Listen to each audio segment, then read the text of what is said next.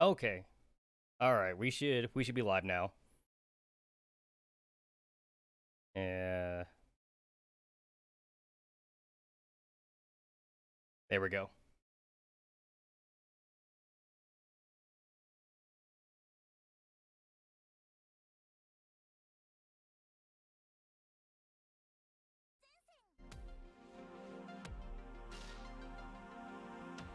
All right, cool. Hey, look at that new banner. I don't even know if I'll even get to the event today. Today I'm actually more concerned about completing the fan-made game than doing the event. I mean, the event will still be here, so it's not like I'm gonna miss anything. But first, we need to do gacha.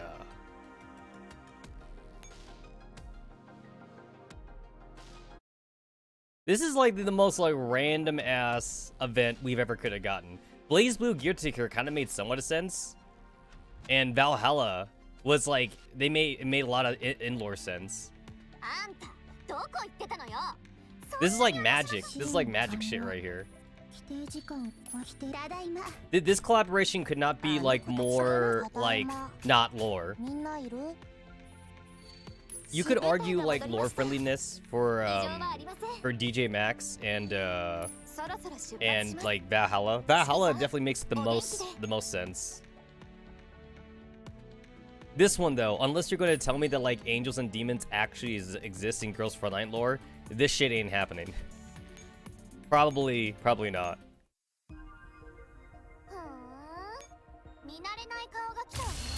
Oh wow. Was that a 5-star? I think that was a 5-star. I'm gonna have to double check that. I don't know what that was. Yeah, what did I get?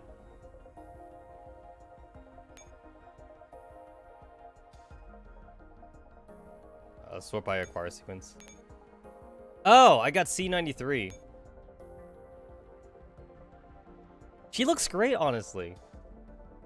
She has like this cool like motif with like the blue butterflies and shit. It's too bad like her skills way more complicated than it needs to be. Usually like I don't level up a girl until I know she's meta or not. I thought she was gonna be meta. What are you talking about? This on time, bro. This is on time. This is on time. But oh,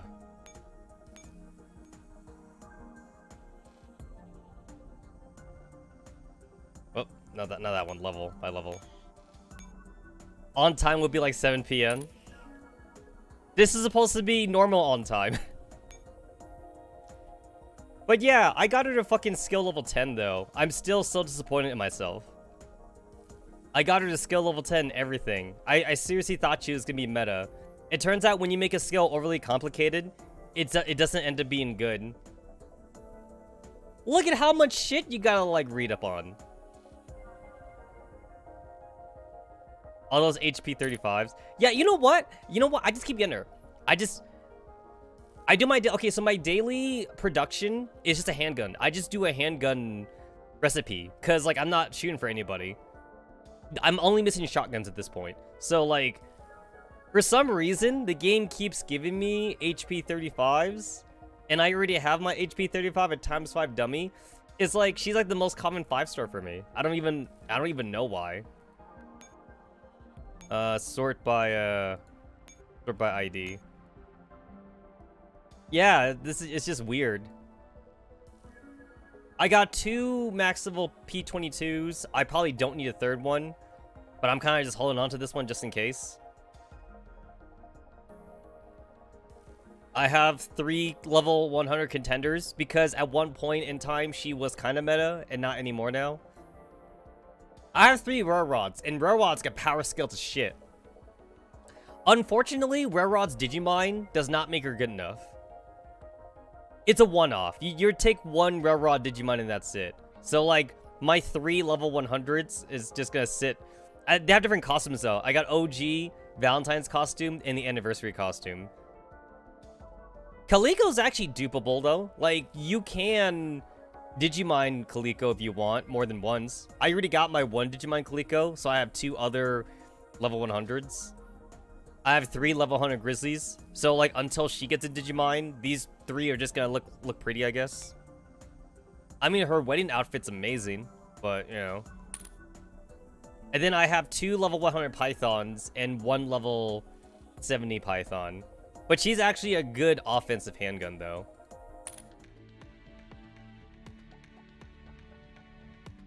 So we're still in the same gacha. But there is a costume.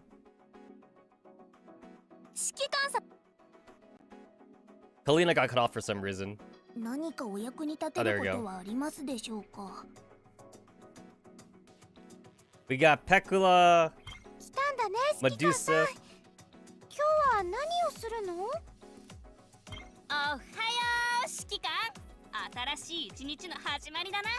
I do think I actually want to get Minos. I do think I want Minos' costume, actually. I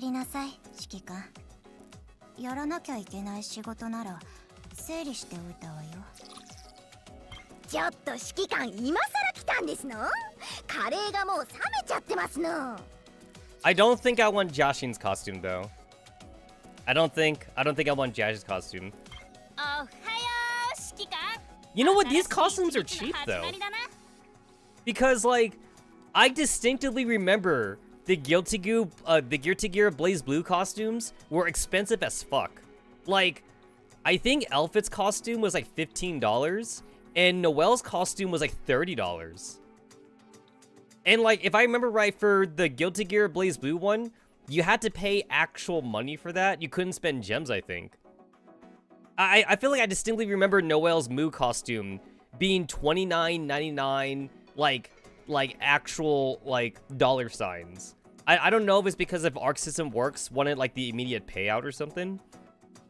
I mean, I'm sure it's an agreement issue with Mika and the collaboration things, but like, I think at this point, like, even the Valhalla costumes are cheaper. It's like the most expensive costumes you have in game was Gear to Gear Blaze Blue. Like, Noelle was my waifu in Blaze Blue, but like, I sure as hell wasn't gonna spend $30 on a freaking costume, especially for a character I won't use that often. I use Jill almost all the time, but I never use Noelle though, which is kind of sad. No, not that one. Here we go. So like, I actually always buy one of these every month. I always buy one every month just because like I slowly procure it. So that way, like, you know, like when another ringleader comes out that I want, you know, I can get it. Also, wait, is my gym package, did that expire? Did that expire? I always like forget to check if it expired or not. Oh, what's this? What's this? 88 cores, 500 calibration tickets, 1,500. Really? This seems like an odd package. You're essentially spending $10 for the cores because like everything else you could kind of just get. The most useful thing you hear is the cores, but like you can also still farm for cores though. This seems like a weird package. There's nothing in this package that you couldn't farm in game. $10? That's a ripoff. That is a ripoff. Wait, monthly cards, here we go. Oh, my monthly card did expire. Yeah, because like I actually do get the monthly card. Okay, hold on. Where's the where's my thingy? Wait, where is it? Here it is. Boop. I gotta do that. I gotta do that first. I actually don't remember if any sensitive information pops up on screen here. Oh yeah, that's sensitive information. Okay. My password. That's sensitive.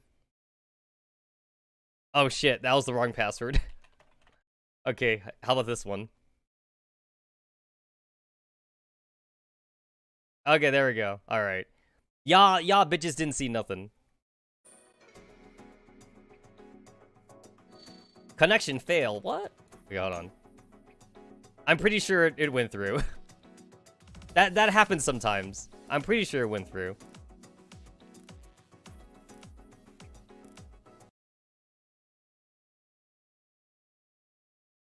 Otherwise, I'm gonna have to send a ticket to Mika. I'm gonna have to send them a ticket. Be all like, "Yo, already hacked," or already got hacked. No, guys, I got a PayPal notification on my phone. Yeah, I got one on my phone. So yeah. It says I sent $3.99 by Google, so like that should be in.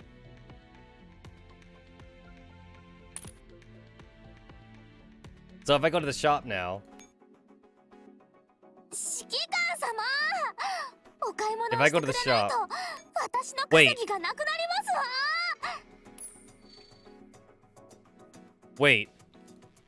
Wait.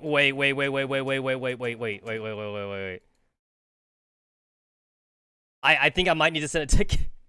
I think I need to send a ticket. Do I need to send a ticket? I might have to. I just got the notification. I just got it. I just got the notification on my phone. So like, yeah, no, I sent it. It's not showing up on my account though. It's showing up. It sure as hell showing up on my PayPal though. It says right here, $3.99 sent via Google. It says Girls Frontline on here. It literally says Girls Frontline on here. So yeah. Yo, where's my fucking gem?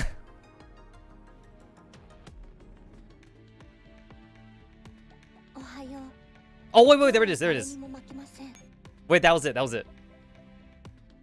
Guys, crisis averted. Monthly gem card reward. Oh, you see? Alright. Crisis averted. We got it. I don't need to send a ticket. I don't need to send one. I was about to send Mika a very angry ticket. I'll be like, yo, where are my gems? See, right here, it says 29 days on here. Where's my gems? Hey, do you guys remember that Family Guy meme of like Stewie beating up Brian? I think that video literally has like 1 million views on YouTube or something. Wait, let me check. How many views does that video have? I think it has like 2 million views or some shit. Hold on. I'm actually checking YouTube like right now. Stewie beats up Brian. It has 1.4 million. Oh, wait, no. Where's my money? 15 million views. Alright. There's one video that says Family Guy story beats up Brian all scenes 1.4 million 8 years ago. And then there's another one. Where's my money? 15 million views 4 years ago. This means a combined total of 16 million, guys. 16 million people watch Stewie beat up Brian on Family Guy on YouTube. That is crazy. That's crazy. I mean, like, it's too bad that video is probably not monetized by whoever uploaded them, because obviously that'd be a copyright thing for Family Guy. But, like, I'm just saying, though, imagine if you actually got, like, money from that, though, for uploading that clip to YouTube. You'd be able to retire, man. Or maybe not retire. Depends how lavish your life is. Alright, so what are the odds I get Ouroboros right now, by the way? What are the odds? I have 6, guys. I got 6. You never know, right? You never know. Hey, listen, if I got Architect, it's like I'm almost obligated to get Ouroboros only because, like, we technically already have Ouroboros, right? We technically already have Architect, and we technically already have Ouroboros. I'm just saying I deserve this. I don't deserve anything. But I would like it though. Can I have it, please? Can I have it? There's actually a few gachas I gotta do though. We're gonna have to switch games for a bit before I go back to the day in sim. So yeah, I'm not really gonna concentrate on the Devil Jashin anime collaboration in today's stream. That'll be like Friday and Saturday. I've been doing a lot of girls frontline shit recently. Oh shit! I reached the maximum amount of coalition units. Hold on.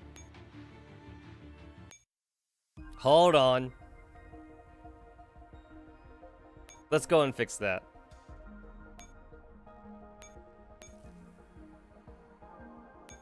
Alright, who needs a dummy link?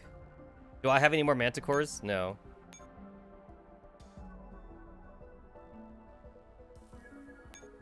I mean, like, it's kind of a waste to buy from the SF shop, though. You might as well just save up for a ringleader.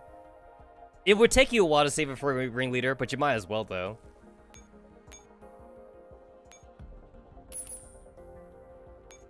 Man, it's a good thing that it only requires one... Whoa, that's a shiny! Oh, that's a shiny! Oh, shit! Oh, I am so glad. I am so glad I noticed that. Okay, wait, we got transfer. We got transfer now. Capture operation. Wait, that's a shiny! Oh, shit! Oh, shit! Okay. Yo, that's my second shiny, I think. Okay, wait. Sort by golden. Yeah. Okay. Okay, wait. How does this work again? Shit. If I remember right, you put the one that you want to transfer. So this one, and then I'm gonna transfer with this one. No, the other way. The other way. Okay. Okay, let me just exit out then. Okay, so... Oh, let me go ahead and unlock that. Okay.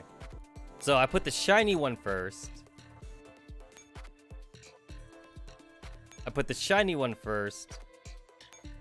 And then I put the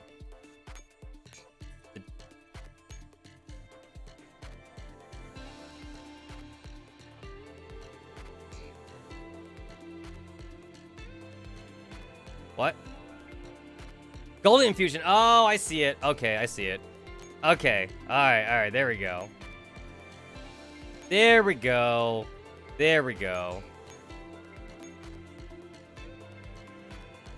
Alright, so then we just transfer it. Okay.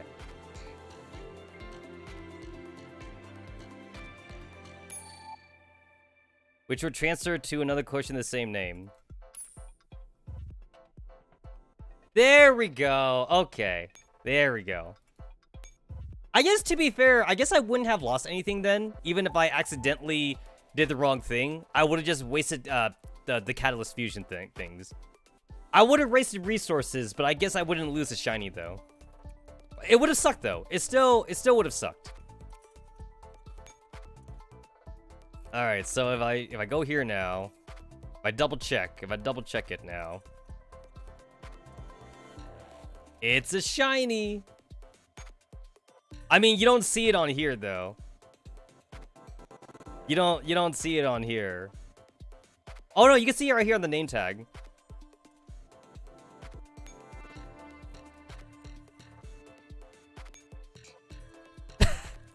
Now that is ridiculous. That is downright ridiculous. It's a walker on top of a tank? That's like double. That's like to counter KCCO. If KCCO is allowed to have Gundams, I'm allowed to put my walkers on a tank, I guess. Wait, how about the Dragoons?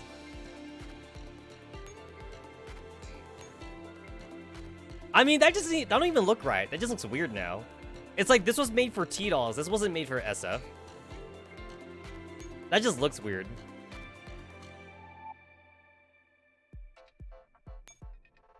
That just covers up the entire face.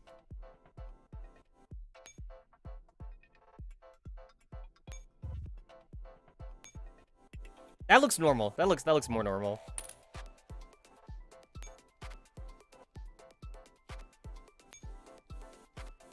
You know what I don't like? I don't like that the ringleaders are so much bigger than regular T-dolls.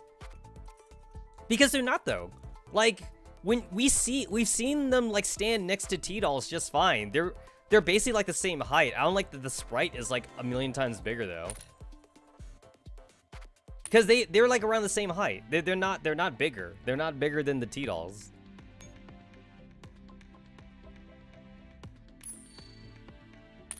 They didn't shrink them. They should have shrunk them down or something. Because obviously they're bigger when you're fighting them, I guess, so it's easier to see. But in lore though. Oh shit, I forgot. I didn't get rid of all my extras like I was going to. I forgot to do that. Alright, who needs a dummy link? Alright. Let's start dummy linking. Not that I need to dummy link, but you know, it's fun to dummy link, I guess.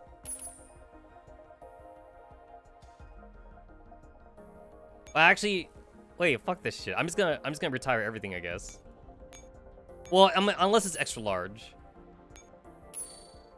Rare body type. I mean, it's not like I need two of these things. Also, it's a good thing that the game asks you when it's extra large, though. That's good. That's good that it asks you. Can I sort by size? Oh, I can. Alright. What do I have that's extra large? That I don't really need to... Okay. Not that I plan on using scouts anytime soon, but you know.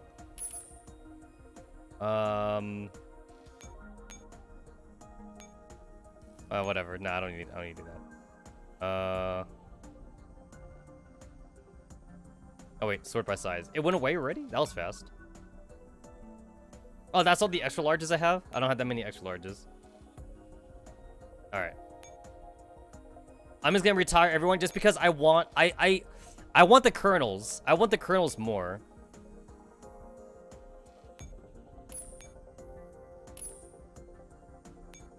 To be fair, the regular Darkstar kernels, they ain't worth shit though. They ain't worth shit.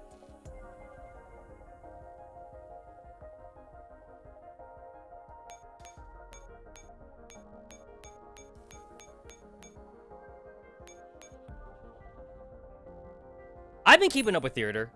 Oh, I almost made a mistake there. Okay. There we go. There we go. I almost made a mistake. I need to relock that.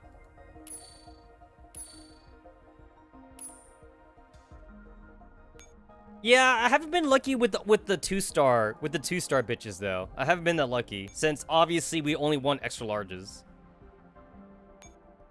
Have not been lucky. Bro, it's only November 16th. It's like I really want to start live streaming Pokemon, but I can't. I can't because it's too early. It's too early. Man, dude, they fucked up though. Like Nintendo or Game Freak, they must be like pulling their hair out. I can't believe the game got leaked so early. Everybody with a fucking homebrew console and with access to a good emulator, like they're already playing it. That is amazing. Honestly, like it feels like whenever release like this happened though, it feels like it's always an inside job to me. It doesn't even feel like it's an accident. I know that the PlayStation 3 was an inside job. Pokemon have been like this for years now. What else is new? Well, you know what though? You would have figured that like they'd learned their lesson a little bit when people hacked the Sun and Moon demo and found out like all the Pokemon like so far in advance. I remember when we all downloaded the Sun and Moon demo and then the hackers like, oh hey guys, did you know that the whole game's in there? The whole game was in the fucking demo. Looks like I'm not getting Ouroboros this time. Honestly, though, Nintendo security has always been shitty, though. The Wii, the Wii U, the Switch, it didn't take long for any of these consoles to get hacked, like, immediately. The thing is that, like, Microsoft and Sony put up more of a fight against hackers.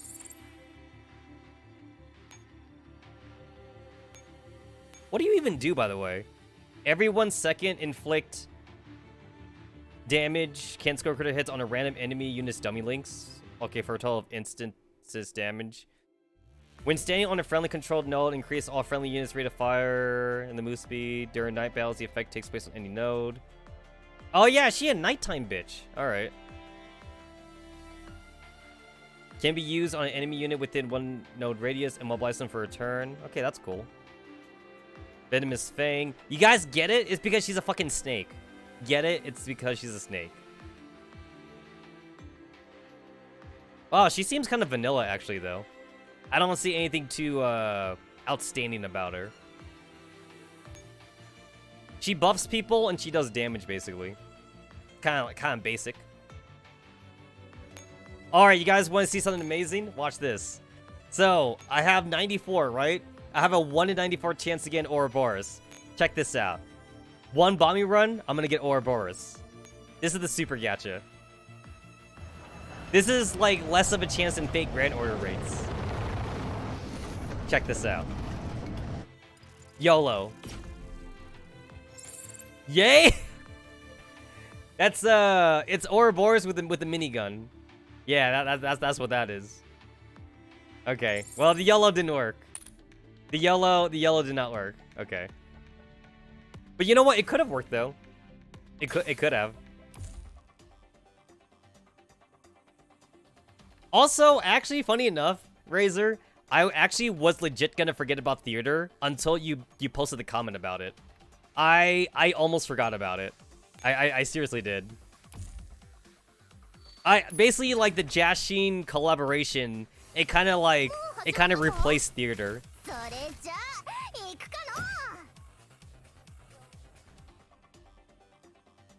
Yeah, no, dude, all of Ian's server is gonna forget about theater. No joke. That's all of Ian's server right there. All of Ian's server is gonna forget about it. I gotta log into my secondary account. I'd be an Ian normie. I won't be a normie anymore once I get my custom VTuber avatar. I'll follow in Sia's footsteps, and I'll get one that's based off a Girls Frontline character. And then maybe I'll get officially sponsored by Mika or something. I don't know. Spend personal money to get a VTuber avatar, and then get sponsored by Mika.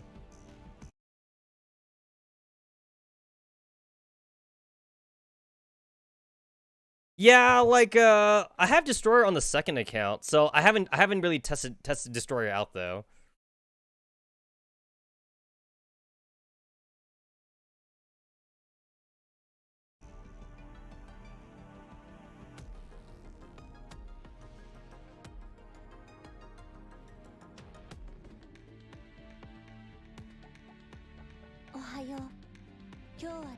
I feel like Destroyer is the one in lore also that gets the most shit from the other ringleaders. It feels like she gets the most shit.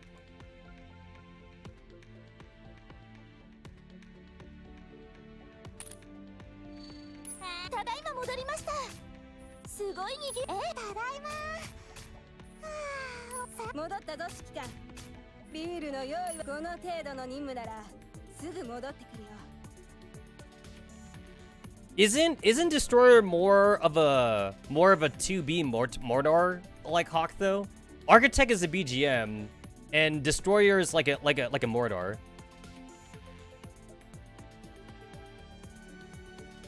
She's this game Chirino. Chirino is strong for a fairy. That has come up a few times.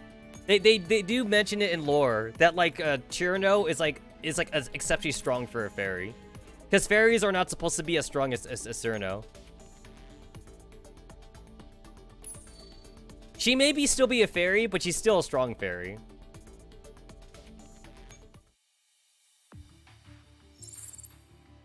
Alright, I got 6 thingies. Alright, here we go. Can I get Ouroboros on the second account for free? So my main account has Architect and Scarecrow. My second account has Scarecrow and Destroyer. You know, it's not like I was expecting to get all the ringleaders, but like, I can't believe how unlucky I've been though.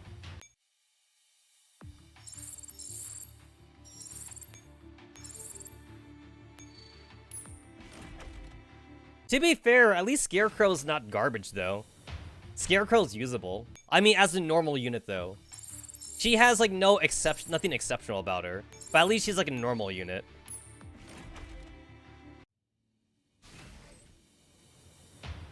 I'm actually gonna be kind of mad if we have to gacha for M16. If she ever gets put in here. Because, like, it's like I'd be obligated to spend premium tickets just to get M16. I'd be so mad. Well, it looks like I'm not getting Ouroboros today.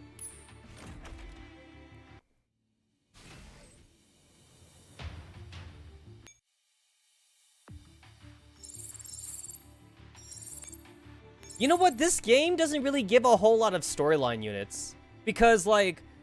So this game... You still hope that she's just a mod? Yeah, that'd be kind of cool if she was just a mod, but I don't know how they're gonna do it though. But like, this game only gave us a few storyline units though for free. We got Anti-Rain for free and that was it. We only got M4, Star 15, Sotmod, and Row 635, and M16. We didn't get Team 404 and Team Defy, which I feel like we should have gotten for free. I feel like we shouldn't have had to gacha for Team Defy and Team 404. But we did, though. Especially since the game's story does make them seem special. And if they are special, we should get them for free then.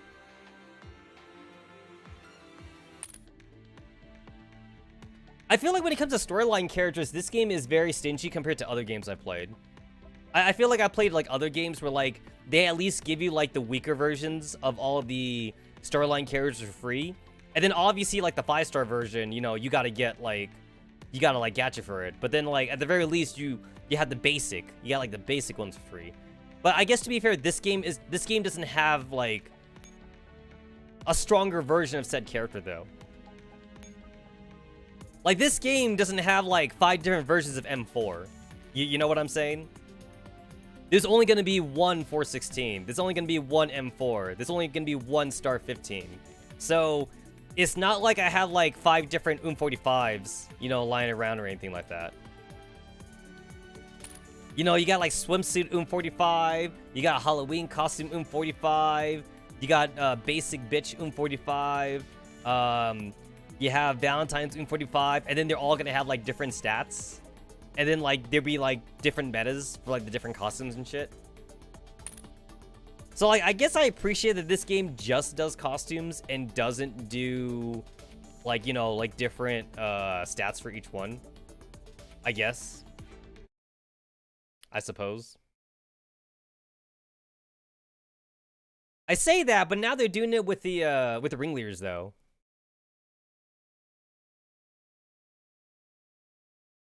If M16 ever gets cleansed, you could be a mod, and Samus M16 could be capturable. The thing is, the funny thing about M16 though is that like she doesn't need to be cleansed. So like M16 is actually kind of in the same boat that M4 is, and that like they both have like their OGOS system activated.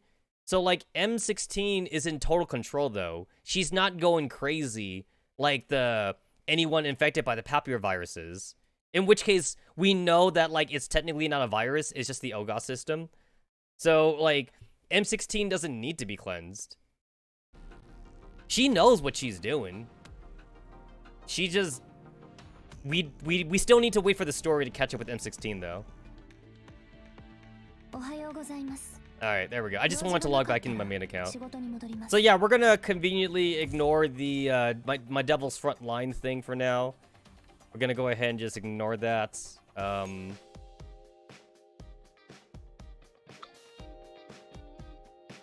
But this is cool to look at, though. This is cool. Hey, look at this, the copyright thing on the bottom too. Copyright comic. That's how you know it's a collaboration. You got Medusa, Minos, and then you have the other bitches.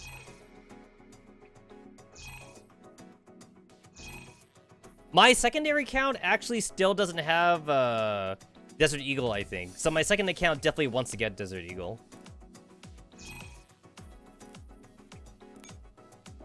Then you got Jashin-chan.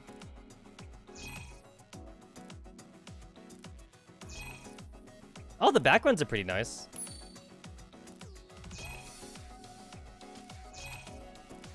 Eden's Apple. What's this do? I assume that these are combat reports, I guess. Combat reports and affection. I mean, like, this doesn't matter to me because I'm never going to use it then.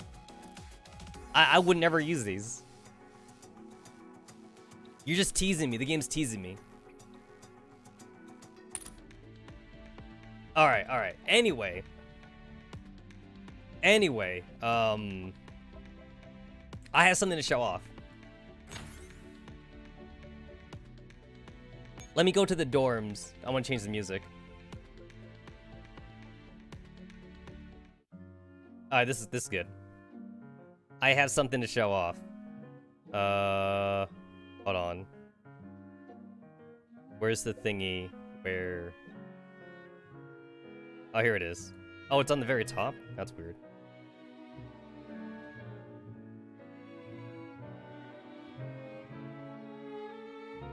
Should not have been on the top.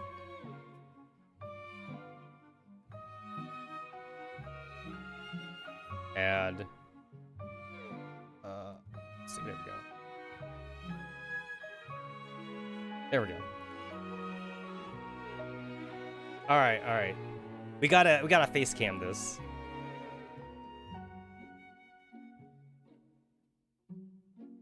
I got something in the mail.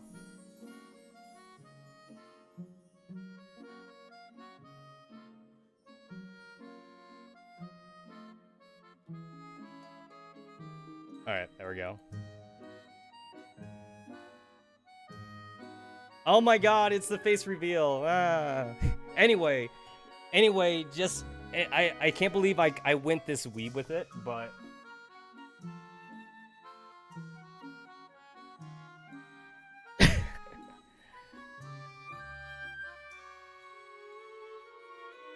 I went and got myself a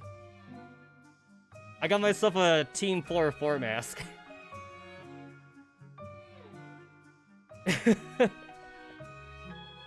So this was $15, by the way. I had to order this online. But I will wear this now when like I'm out in public. And like I just want to know if like I meet any fellow commanders out there to see if like they recognize the emblem. Also, the mask does feel nice, by the way. It does feel nice.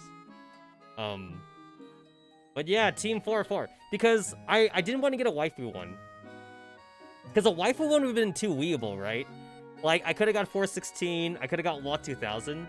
But I feel like having like an anime girl on the face mask would have been a little bit too much. So instead, I wanted to look up emblems. So I thought of Anti-Rain. Taka would be able to stream with me at this rate. But yeah, like, it was either, like, Anti-Rain. I either was choosing Anti-Rain, Team 404, or I could have chose, like, the Griffin. The Griffin and Kyogre, you know, emblem. I feel like the Griffin and Kyogre emblem would have been a little bit too basic. So I decided Anti-Rain and Team 404 were more eye-catching. So I went with Team 404. Also...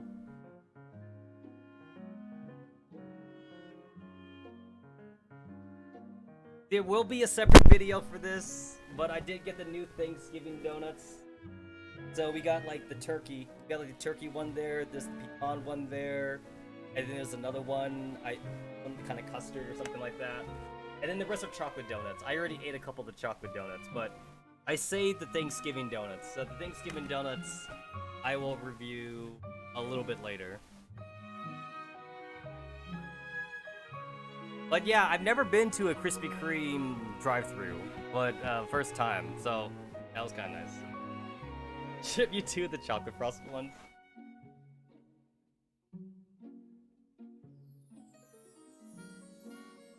But as you can see, there's still cardboard boxes all around me, so like I'm still unpacking everything.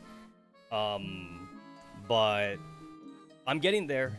I did have to order a new entertainment center online, so I'm waiting for that to get shipped out to me. So eventually, like, I should have my furniture thing all set up. So, yeah. But soon, like, I'll be in a livable position, I guess. So things shouldn't look that bad no more.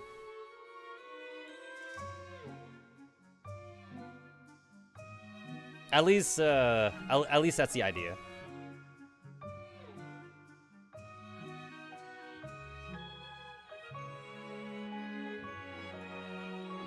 All right.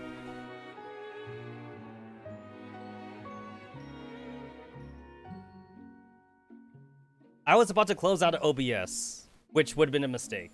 Well, OBS does have a... OBS does ask you if you're sure you want to cancel. I see the big giant X button, and I was gonna click that X button. I need to run gachas right now. So... Gacha. Gacha.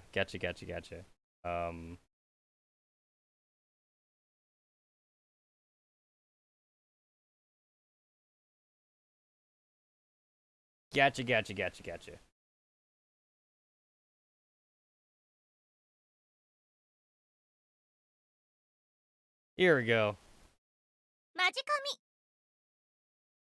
I need to do some gachas, and then we'll go back to the Girls from Line visual novel.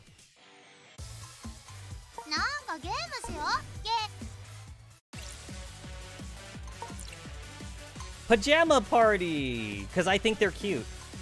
I think the pajamas are adorable. This seems way too girly for Akisa. I feel like Akisa wouldn't wear this. Akisa feels like she's like more of a bathrobe kind of girl. Like I don't see her wearing something this dolled up just to go to sleep. This one though, this one's pretty nice. All right, let's go.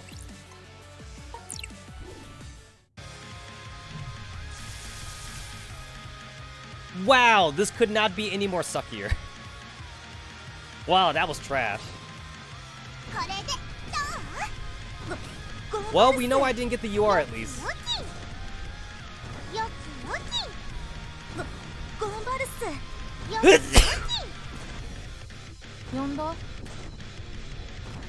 What'd I get?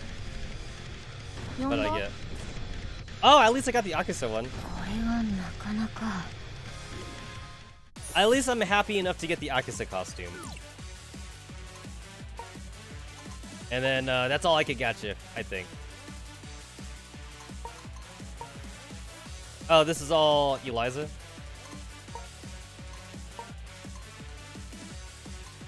Oh, I have a UR ticket. Yeah, let's use one of those. What do we get? Do I have this one? Is this new? I got the Evo Kaori. Oh, that is new. Oh, I didn't have that before. That's cool. It's too bad Kaori is like the normal fag of the group, but whatever. There's nothing wrong with being normal. There's nothing wrong with that. Being a basic bitch is not a bad thing. This is new. I definitely don't have this one. What is this? Oh, this is the maiden outfits. Okay. I don't even recognize that one.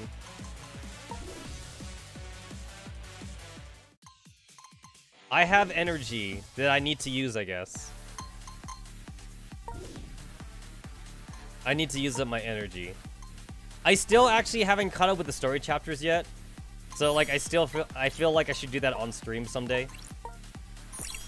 I don't know. Alright, well we're done with this. Alright, cool. Now I need to switch. Because there is a special gacha going on in Miss Train Girls as well. So I definitely want that.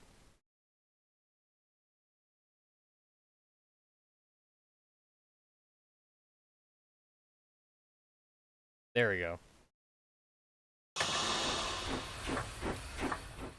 Guys, you can feed your gacha addiction by playing more than one gacha game at a time. I want the Ohana. I want the Ohana costume. Ohana, she's everyone's mom. I want this one. Everyone's mom S Ohana. I don't even need. Oh wait, no, that's not the one I'm talking about. I want this one. I want Flower Dance Fighting Master Ohana. That's the SS one. That's the one I want. That's the event one. That's the event one. But I want the gacha one though. I want the gacha one. SS Ohana. I want the SS. Alright, let's go. Let's go! There comes a day when one must ask, when did we get so many gadgets under our belt?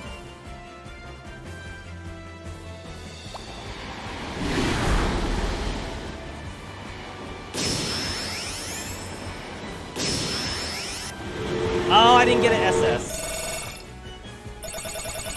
やあ、僕はネピド。水中神殿に勤める宮廷魔術師だよ。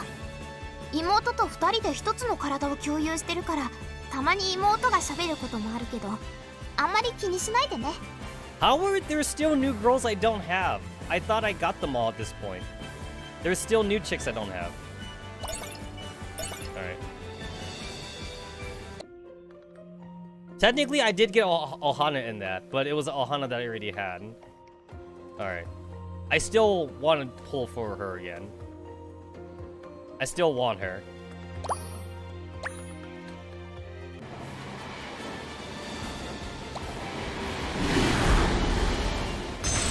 Oh, okay, that's cool. That's cool. Paddington did the Hawawa thing. I did not get an SS though. 私はラスベガス。カジノ Oh, の I ディ got ーラ Las ーだよ。 Vegas. でも蝶がつく不幸体質。私が行くところすべてに不幸がやってくる。でも不運と幸運の量は同じだから、不幸の後には必ずいいことが起こるって信じてるの。 The Master Dealer Las Vegas. 車掌くんに出会えたのは幸運だよね。 So wait, am I obligated to use Las Vegas now? Hey, look, I got Ohana again, but just not the one I wanted.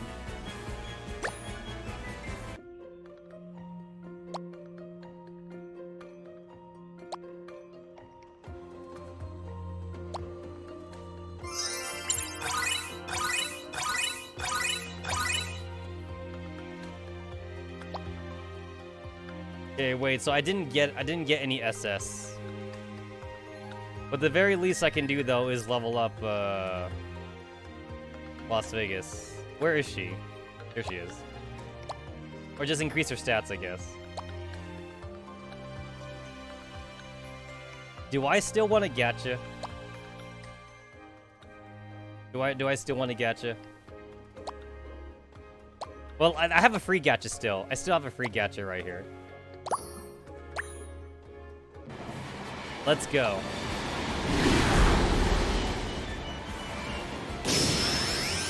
Nope. Alright, not necessary.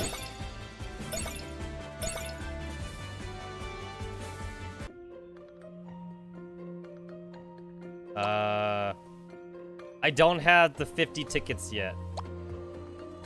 I'm still holding out for this SS guarantee ticket.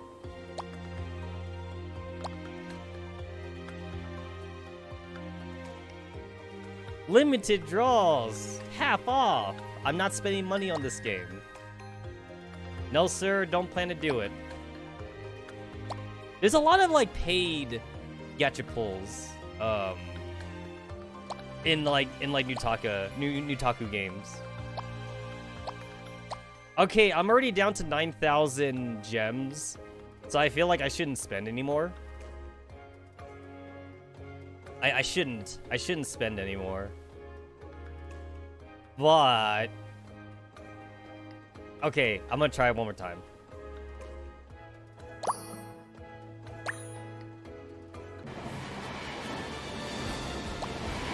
Let's go. Oh my god, you gotta be kidding me. Wow, that was garbage. That was absolutely garbage.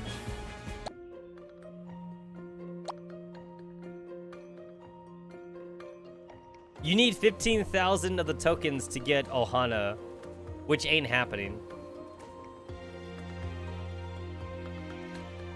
That's not happening anytime soon.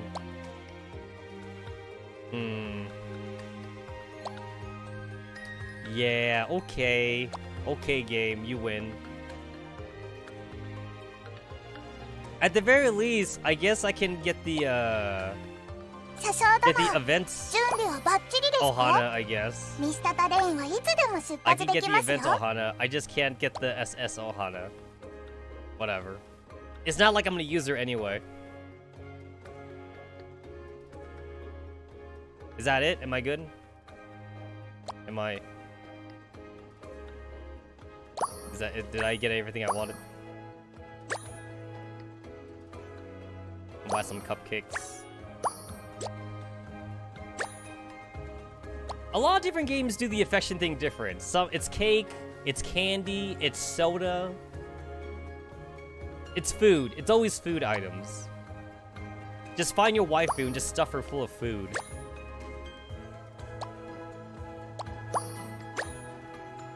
I keep getting these casino coins, but I haven't unlocked the casino yet on my main account. Oh, not main account, on this account, because I'm still shooting the recorded videos for that. Alright. Alright, I think we're good now. So I'm gonna go ahead and just get rid of that. Put this over here. Okay. So, once again, we're going to conveniently ignore the current Girls Frontline collaboration, because I really want to finish off the visual novel, because it seems very interesting. It seems that we're stuck in the Team 4-4, like, chapter, I guess. Also, like, I haven't really came across any parts where, like, you actually date the girls yet. I haven't come across into anything like that. I'm not sure if that's going to come across later, or if I'm technically doing that right now. This is supposed to be the first 7 days of the new update. Because the first update was 1 day. And this is 7 days.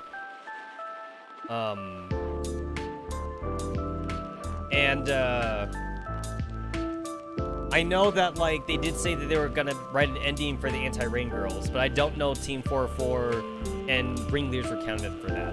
I know they did say the Ringleaders were gonna show up in the game, though. I just don't know if we're gonna ever see that right now.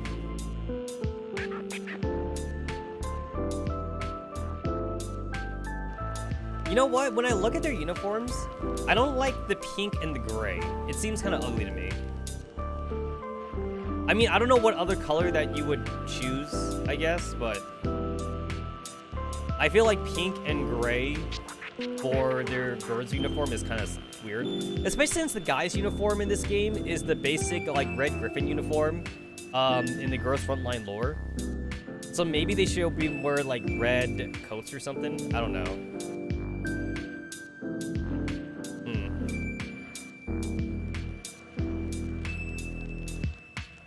They are supposed to be making this game entirely, though, like, its own thing, though. So, like, they are hiring, like an actual, like, music creator, writer thing for this, and they have their own artists. So, basically, this game should have, like, no pre-assets. And they have, like, a separate artist for backgrounds, too. So, they are trying to work on trying to make this into a full-fledged game. So, they have a separate artist for backgrounds and for characters. They got one doing they got a person doing music, and they have like 5 people doing the story. So this could be maybe this could be like hashtag canonized in the future. I don't know. I don't know if I've ever seen Mika devs talk about this game. I don't know if they know this game exists yet. It is kind of cool how like the 416 fan game that was being made got canonized by Mika, because like that got greenlighted. But it is interesting to see if a game like this would ever be semi-canonized by Mika. I mean, we could just say it's an alternate dimension, right? This is the dimension without World War III, so it doesn't have to be canon.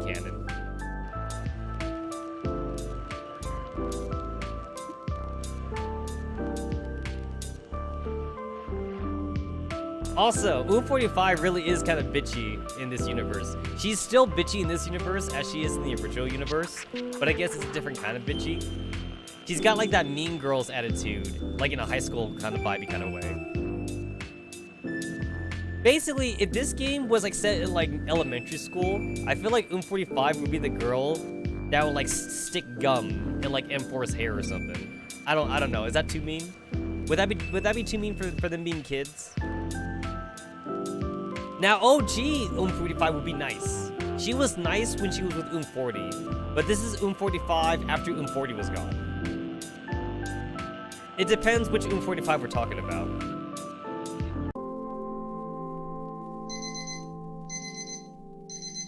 That's your guys' alarm. Wake up. It was a dream. Wake up. The accident wasn't your fault, Shiki-Kan. You have to learn to let go. Singularity wasn't your fault. I actually wonder how different would the story be if like if Elisa ever actually got to merge with M4 like at the start of like chapter 6 or something. I think it was like chapter 6 or 7 when like Elisa was getting somewhat close to getting M4, I think. If like M4 got merged and then all we had left was like the rest of Anti-Rain, I'm pretty sure we'd be dead.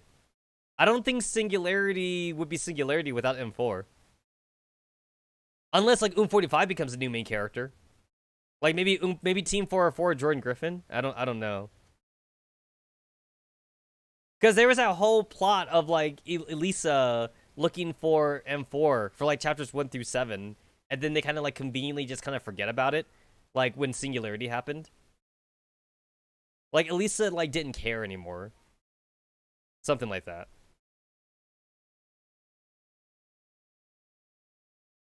Either Super M4, early SF capture, or everyone be fucked. I do know that like Angie with the dirty bomb needed to go off though, because everyone was getting fucked other than KCCO. KCCO was winning Singularity basically. Like SF was losing, but so was Griffin though. Griffin was also losing. So like unless SF and Griffin would like somehow combine forces during Singularity, none of that shit was happening. So like Angie needed to set off the dirty bomb. That was the only thing that like kind of equalized everything in Singularity. Alright, let's get back to Rod waking us up. My alarm blares as it wakes me from my slumber. I groan as I reach over to the bedside table with one hand. Eventually, I manage to turn it off. While it might be Saturday, it's still a school day for Griffin. Ah, Japanese schools. Actually, it's not just Japanese schools. I think it's most Asian schools in general. It's like only Western schools that have like 5 days and then 2-day weekends. Asian schools tend to have 6 days of school and 1 day of weekend. Yeah, it's a Western thing to have like 2 days off. But Japanese and like Asian, all the Asian schools, they'd be like, nah, you go to school every day, son. While it might be Saturday, it's still a school day for Griffin.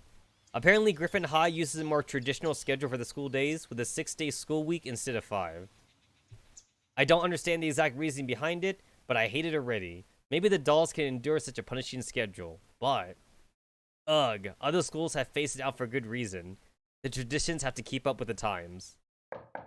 A knock on my door gets my attention, where Rod's voice is slightly muffled. On the other hand, what's considered a failing grade in JP schools like 30%? Like I know I know that America has definitely like loosened up on their grading scale. Japan has remained strict though, so like I never remembered like what the actual percentage was though.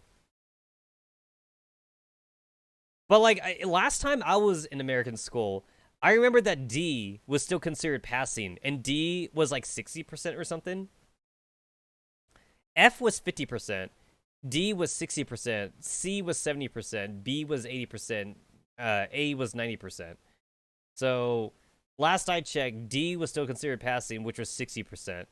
But I think now actually in American schools, I know that for some districts, 50% is actually acceptable too. It's still an F though. It's still an F, but like as long as it's 50 to like 50 to like 59 or something, then like it's still passing. Yeah. D bottomed out at 70 where you're at. Anything was below fail. Dang. Dang, really? Holy shit. Yeah, no, like when I was going, yeah, D was 60. D was 60 to 69. Nice. But yeah. And then F was 59 and below.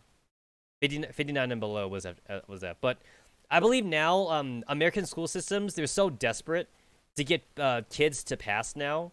So like now you could go up to like 50 and 59, and I think some even go up to like 40 and 49 passing. Basically, you just have to show up, honestly. You just gotta like fucking goddamn show up, and like you're passing basically. Because your attendance is already like 30% of your grade basically. But yeah, American schools are desperate to get people a diploma. If I remember right, I think it's also because parents were also getting upset that their kids were getting held back or something. If I remember right, it was a parental thing. Basically, like, parents were like, hey, how come you failed my kid? How come he's being held back? It's because your kid didn't do the work? Your kid is dumb? I mean, obviously, they probably didn't say the kid was dumb. They probably used more fancier words. They're like, your kid failed math, and, like, you know, he didn't do the work or something. He's lazy, or, like, some shit like that.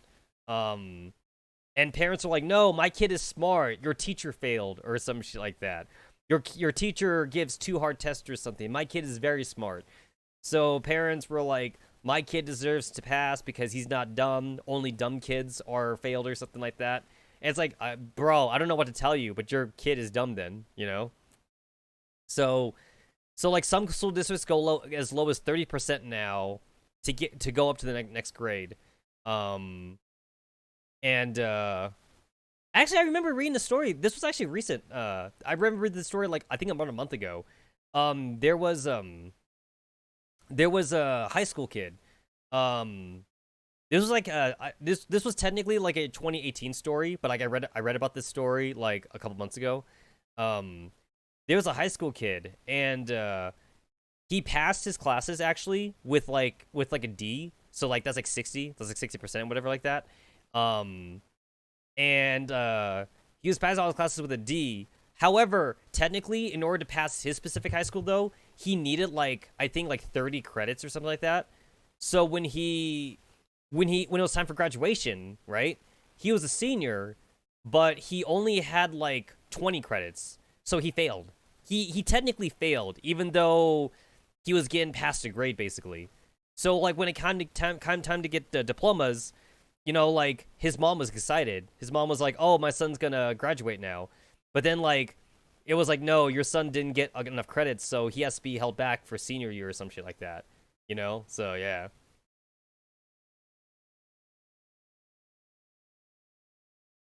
You're hearing that this is a holder master's degree where you were forced to get 3.0 just to pass? Yeah, no, like, it's different. It's definitely different now. Honestly, when it comes to getting a degree now, it just feels like you just need money. As long as you have the money to pay for classes, it's like you could straight up just buy your degree now. Honestly, just pass everyone, right? Just pass. Which is kind of crazy because like it basically signifies just like how desperate at least American schools are just to show off that like people are like actually passing their college or passing their high school or whatever. It's like, look, we're a good school, see? We have, like, a up to 90% passing rate. But the thing is that, like, they're essentially lying, though. Because, like, from what I read last time, what I read is that, like, a school's budget is based on passing rate, basically. So, like, if a school fails a lot of students, it shows, like, the school district that, like, maybe the teachers are not teaching right or something, so that school doesn't get a whole lot of budget. But then, like, if you have a school with, like, a 98% passing rate or something, then, like, the school district's like, oh, like, you must have good teachers, so we're gonna give you a higher budget. So, essentially, like, teachers now are just passing anyone, you know, they're just passing anyone just to get that budget. Both of you just assume we're gonna ringleader. Hey, it could have happened. I could have gotten one. I didn't get one, but you know, I could have got one.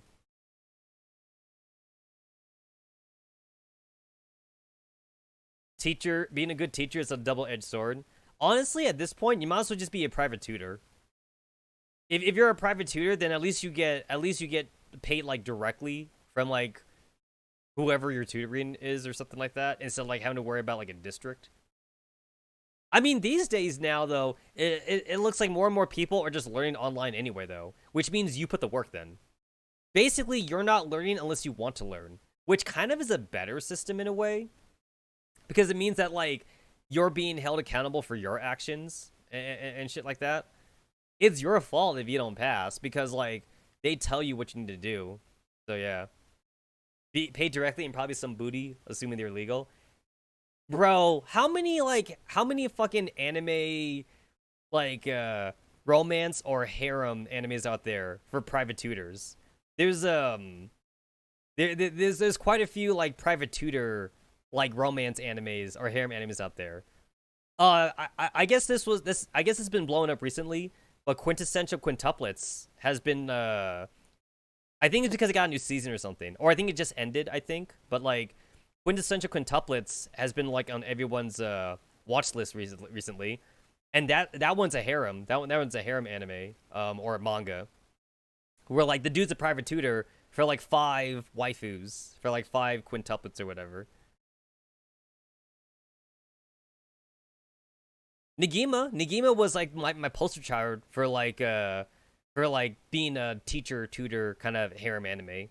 Nagima had 30 students. Although, to be fair, not every one girl he had wanted to bang him, though. I think, honestly, it was only, like, maybe half the class. Out of, like, 31. Out of 31 students Negi had, I think he only had, like, maybe 14 or 15 that wanted him. Yeah, no, I heard that, like, the main character for Quintessential Quintuplets, because I only saw, like, the first season of the anime, so, like, I didn't really read the manga afterwards. I heard he actually picked a girl, though. I think I got semi-spoiled. I think I got semi-spoiled on it or something. Although, like, I still want to give it a read, though. But, like, he did pick a girl. And so one girl did actually come out as the winner. They didn't do, like, a bullshit ending, at least from what I heard, where, like, he said he couldn't, like, choose her or something like that.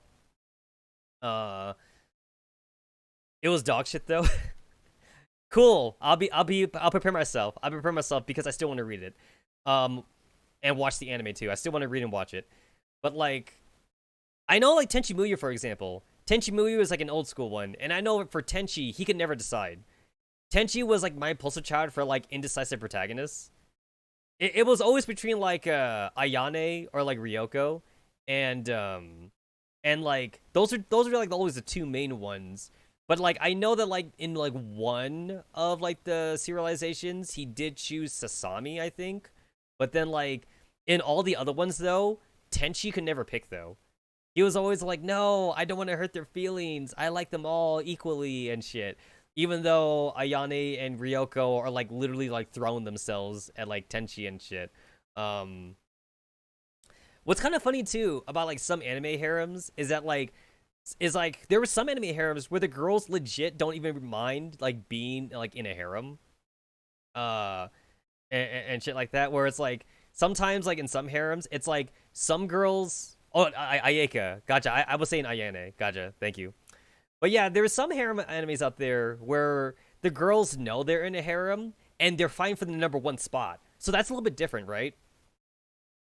There's a difference between the girls fighting for a #1 spot and the girls fighting to actually, like, get married and shit. I want to say that most basic harems have the girls trying to fight to be the one that actually gets married, with the protagonist. But then there were some other ones where, like, they're okay being part of a harem as long as they're number one, and sometimes they're okay with being number two or something. Um, like oh shit, there was a good one that I read a couple years ago. I didn't finish it because it wasn't finished yet, but I think it's finished now. There was a good one I read where like, well, like there was like maybe 3 of the girls that were fine for the number 1 spot, but then like the other girls though, they were okay not being number 1. They were basically okay being booty calls. They still wanted to be part of the harem though, but like they're like, oh no, like we can be like 2nd or 3rd. It's okay with us. If we get 1st place, that's awesome. But you know, we just want to be part of the harem. Just because, you know, the protagonist is like your typical nice guy, you know, it's like, oh, the protagonist is the only dude that like talked to me or something, and that's why I love him, or like some shit like that, you know? So like for them, it's like just being around the protagonist was good enough. Whereas like the other 3 girls were like, no, we want to be number 1 and shit. I feel like it's only ever in Dane Sims where like it's acceptable for like every girl to actually get knocked up by the protagonist and like have them be okay with it or something. Obviously, the girls still want to be like the number 1 bitch, but I feel like I played a few Dane Sims where like the girls were actually kind of like semi-okay with being a harem. Basically, as long as every girl got impregnated, that was okay with them then. Can you guys imagine being in that kind of family structure if you were like actually a kid born from a harem? Basically, you got like a lot of half-siblings, right? It's like this one's my mom, but then the other ones are like my stepmoms. We all have the same dad though, and these are like my 5 other siblings. We're all half sibling. We're all like half siblings or something though. I feel like I played a few Dane Sims with that exact premise where like, again, the girls just want to be impregnated. I don't remember their names honestly, but like I played a few though. I definitely played a few. It's actually been a while since I last played my since I actually played an Arrogate to completion, actually. I feel like as far as like current Arrogates are concerned, I really only played just like, I guess Magikami and Mistrain Girls. I haven't played like a single player Arrogate for a while, mostly because I've been busy. You guys know I've been like moving stuff around and shit. I've been unpacking. Once I get a chance to actually sit down though, I might want to pick up like an actual Arrogate. Like that Arrogate that you guys posted in like the file sharing one recently, like I played that for like an hour and then like I haven't gotten back to it just because I've been too busy. So yeah, like I've just been yeah, I've just haven't gotten time, which is why like I appreciate these live streams I do. Is it good? I mean, I only play like an hour of it, so like the one that you guys shared in file sharing, like it had good voice acting at least. It had good voice acting, and the characters seemed kind of fun, I guess. But yeah, no, like I haven't gotten far enough into it though. There we go. It's a one that Cypher posted. He posted Dona, let's do bad things together. Yeah, that's the one that he posted. I played it for an hour, but I didn't get any further than that. The only thing I got from playing an hour of it is like it's a horror game, I guess. But yeah. You have sluts. You got a bunch of sluts, and you basically whore them out. So that's the only thing I got out of it. So yeah. But anyway, yeah. Okay, we got a little off topic there. Hey, let's get back to the robot waifus, right? Wait a minute. Wait a minute. I'm playing a fan-made dating sim for Girls Frontline. So wait, how can this possibly end? They're robots. Like, how can this end? So basically, it's like, okay, so the main Shikikon is going through a robot high school, and then like I assume if you get the good ending for any of the girls, you confess to them or something. But then what happens after that though? They're robots. Is the womb force, is that like canon to this universe? How do you like satisfyingly end a robot harem? It's like, okay, Shige-Khan like is rich, right? He's the son of Javier, so I guess he's rich. He could buy M4. If we assume that like I go the M4 route and I buy M4 as my personal maid bot, what happens then? They just live happily ever after? But it's like, what happens when like Shige-Khan needs to have a kid or something? Does he have to get a human waifu still? It kind of feels like Kalina at this point is like already canon then. Unless we're gonna introduce like more human waifus in the game, it's like he's always gonna get with Kalina then, just to at least have a kid, and then like he could have like a harem of wife bots then. In this case, he might as well just go for a harem route then. You might as well get all of Anti-Rain then, because robots can't have kids. I mean, it probably won't be seen as like a marriageable thing in this universe.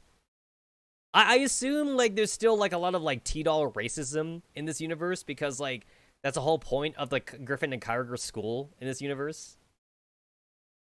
No need for kids. Fuck the crotch demons.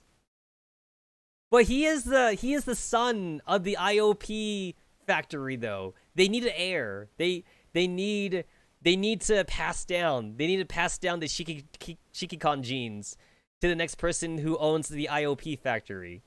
Javier wants grandsons, man. Javier wants grandkids. Transfer your brain to a doll. Just live forever, I guess. Have you guys seen actually some of the male T-dolls for Neural Project? Some of them like legit just remind me of Arknights. Like it honestly like it just some of them look like total OCs too. Like some of them look like way too badass to be taken seriously to me. I know that I saw one recently, a couple days ago. It was on Twitter for like Project Neurocloud. I was all like, that's a dude? Holy shit. Guy looks fucking jacked as crap. Like transfer your brain to that dude, my god. I honestly like I really do get reminded of Arknights dudes. I mean, like, I guess I'm not saying that that's necessarily a bad thing, I guess, because some of the Arknights dudes are pretty cool. But some of them definitely seem like OCs, though. They seem like super generic OCs. Also, I think my face just froze. What happened to my face? My face.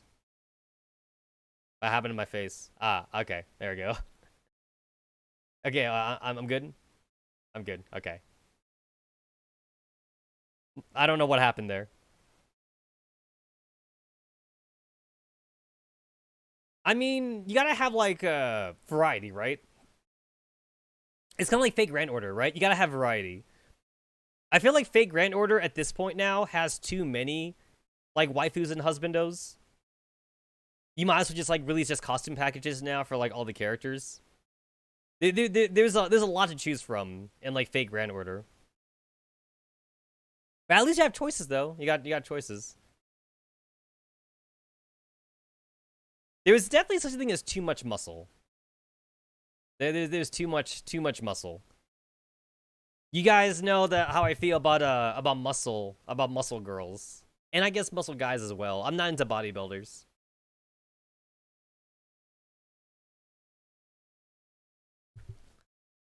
You guys remember that anime with the theme song, the catchy theme song that everyone was singing at one point? Onagai Muscle. I like that anime. I did like that anime, and I did read the manga a little bit. It was funny. But like I also like it also kind of put me on edge a few times. I was always scared when one of the dudes showed up in the story for Onagai Muscle, because I was like, oh god, the shirt's gonna blow off. Shirt's gonna blow up right now. I know that it was done as a joke though. I know it was done as a joke, but like still though, it's not my cup of tea though. It's usually not for me. But the jokes were good though. I thought it was funny. You need to stop reading the manga. It got you super horny. Though the waifus were great though in Onagai Muscle though. I definitely like them. I actually think I would have liked it if it wasn't pure comedy though. If Onagai Muscle was was more, I guess, like drama romance. I think I've actually would have liked it a lot more. But it looked like it would never get that deep though, at least to me. It was just like it was like a four gag. It was just like a four gag comic more. Everything was made for jokes. I kind of want to see more character development for all the characters. Maybe even see some romance or something. But yeah, more slice of life, no dream drama, please. Like at the very least, I was pairing up like the gym main dude with the girl main character. I was kind of pairing them up for a little bit. But it just didn't look like the story was ever going to get that deep though. Also, like I also didn't like how I guess I didn't like how the original premise of the story was how like she was like, "Oh, I just wanted to go on a diet," which is like the most stereotypical like like waifu reason to go on a diet, and then like that kind of remained as like her whole reason for wanting to work out in the first place. I kind of was expecting something more eventually. Maybe she would like find a sport that she liked or something, or maybe like she was like, oh, like maybe I should be like a health guru or something. I remember that being actually part of a Dane sim that I played one time, where a girl did like become one of the waifus did become like a health nutrition. That's what it is, like a health nutritionist or something. That's what it was. Now she likes exercises so she can eat a lot. Yeah, but that goes back into dieting though. But basically, like if she gives up, if she stops, then she'll just end up like getting fat. I was kind of hoping like she would find a career from it basically. Like I'd be okay even if she decided she wanted to be a bodybuilder. I was thinking that maybe she would find a career like while she was doing it. Like again, like nutritionist, or maybe she'd be a boxer. I don't know, or something like that. Because again, that was her original reason. Her original reason was dieting, which didn't seem like it was that big of a deal, for her in the first place, because it seemed like she was actually already getting decent exercise. Actually, it didn't seem like she even had that big of a problem to me. But I guess maybe off camera, maybe off camera she probably like ate a lot more. Because like her other friends and the other characters in Onegai Muscle, they either had jobs or they had like actual careers that they were already in. And she didn't really seem like she had a goal in life. And I wanted her to gain a goal in life or something. Read the manga? That's something that, like I said, like something I was doing a little bit after the anime ended. I think I read like I read like maybe 30, like 20. I think I read like maybe 20 chapters after the anime ended, and then like I started like just doing other stuff. I think it's because maybe I caught up with it or something. No, I don't think I caught up with it. I think I just like I eventually got to a stopping point. I probably had to like go to sleep or something, and then like I never got back into it. I watched like all the anime, and then I read like maybe 20 chapters afterwards, I think. And then that was basically it. And then like I had to stop for whatever reason. Job, go to sleep, something like that. And then I just got into other stuff. But like I said though, since it seemed entirely comedy in the first place though, I'm not sure if it would have even kept my attention. Because I'm wanting something deeper, but it doesn't look like it's going to get deeper for me. And that's actually kind of like how I view most comedy stories in the first place. Let's take Azamango Dawa for example. Like that one's a classic for like four gaggy stuff. Like you got your girls and they do funny stuff or something like that. Azamango Dawa, if you wanted the girls to like find passion or something like that, that was never gonna happen. Basically, when it comes to comedy stuff, I could only like watch it in short sprints. Like, what's a meme one that like everyone got into for a short while? Nichijou, right? Nichijou was like so crazy. That was so crazy. That was so hectic. That was something that everybody memed the hell out of, like when it first came out. And for Nichijou, again, that was something that was like, I saw it and I had to watch like, I could never like watch the whole thing in one sitting. Because I knew it was not going to go anywhere. But thankfully, the animation kind of helped me out with that too, though. Like, I knew it wasn't going to go anywhere. I know that, like, on Donborough, I would often read, like, 4-comma gags that I thought were pretty funny. But they're funny because I would read them, you know, like, whenever the artist would upload it. And some artists, they don't upload a gag comic daily. They do it, like, every 3 days or something. Every 2 or 3 days. That's okay, then. You know, like, you read, like, a short joke for, like, what, 30 seconds? And you're like, oh, that was funny. Okay, moving on with my life. It's different when you watch a whole anime, though. Like, oh, crap, what was it? Damn it, I forgot. There was a 4-comma that I was reading on Donborough, and eventually it got turned into an anime. It got, oh, yeah, no, there we go. It's the one by B-Cub, BKUUB. It's his anime. I forget what it's, I forget what his anime was called. But like, his anime was like entirely like a trip though. It's Pop Team Epic. That's what it was. I had to like YouTube it. Pop Team Epic is entirely nonsense, and that's great. You know, that's great if you're looking for a laugh. But like, the longer I like watch something though, the more attached I kind of try and get to characters. But then like, there's nothing to get attached to. The girls are just there just to make fun of each other and to like gag off each other. Oh, I know another one too. Kill Me Baby. Kill Me Baby was another comedy series that people were talking about, like the dance opening, I think, or the dance ending. That one got very memey for a little bit. I watched it. I liked it. I like Kill Me Baby. But again, that's another one where it's like, it's cute girls doing cute things, but it never gets deeper than that.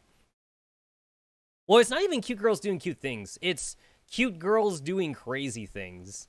And like, there's no repercussions for like any of the bad shit they do. Like, you know, they shoot a rocket launcher at each other, or they fight each other all the time.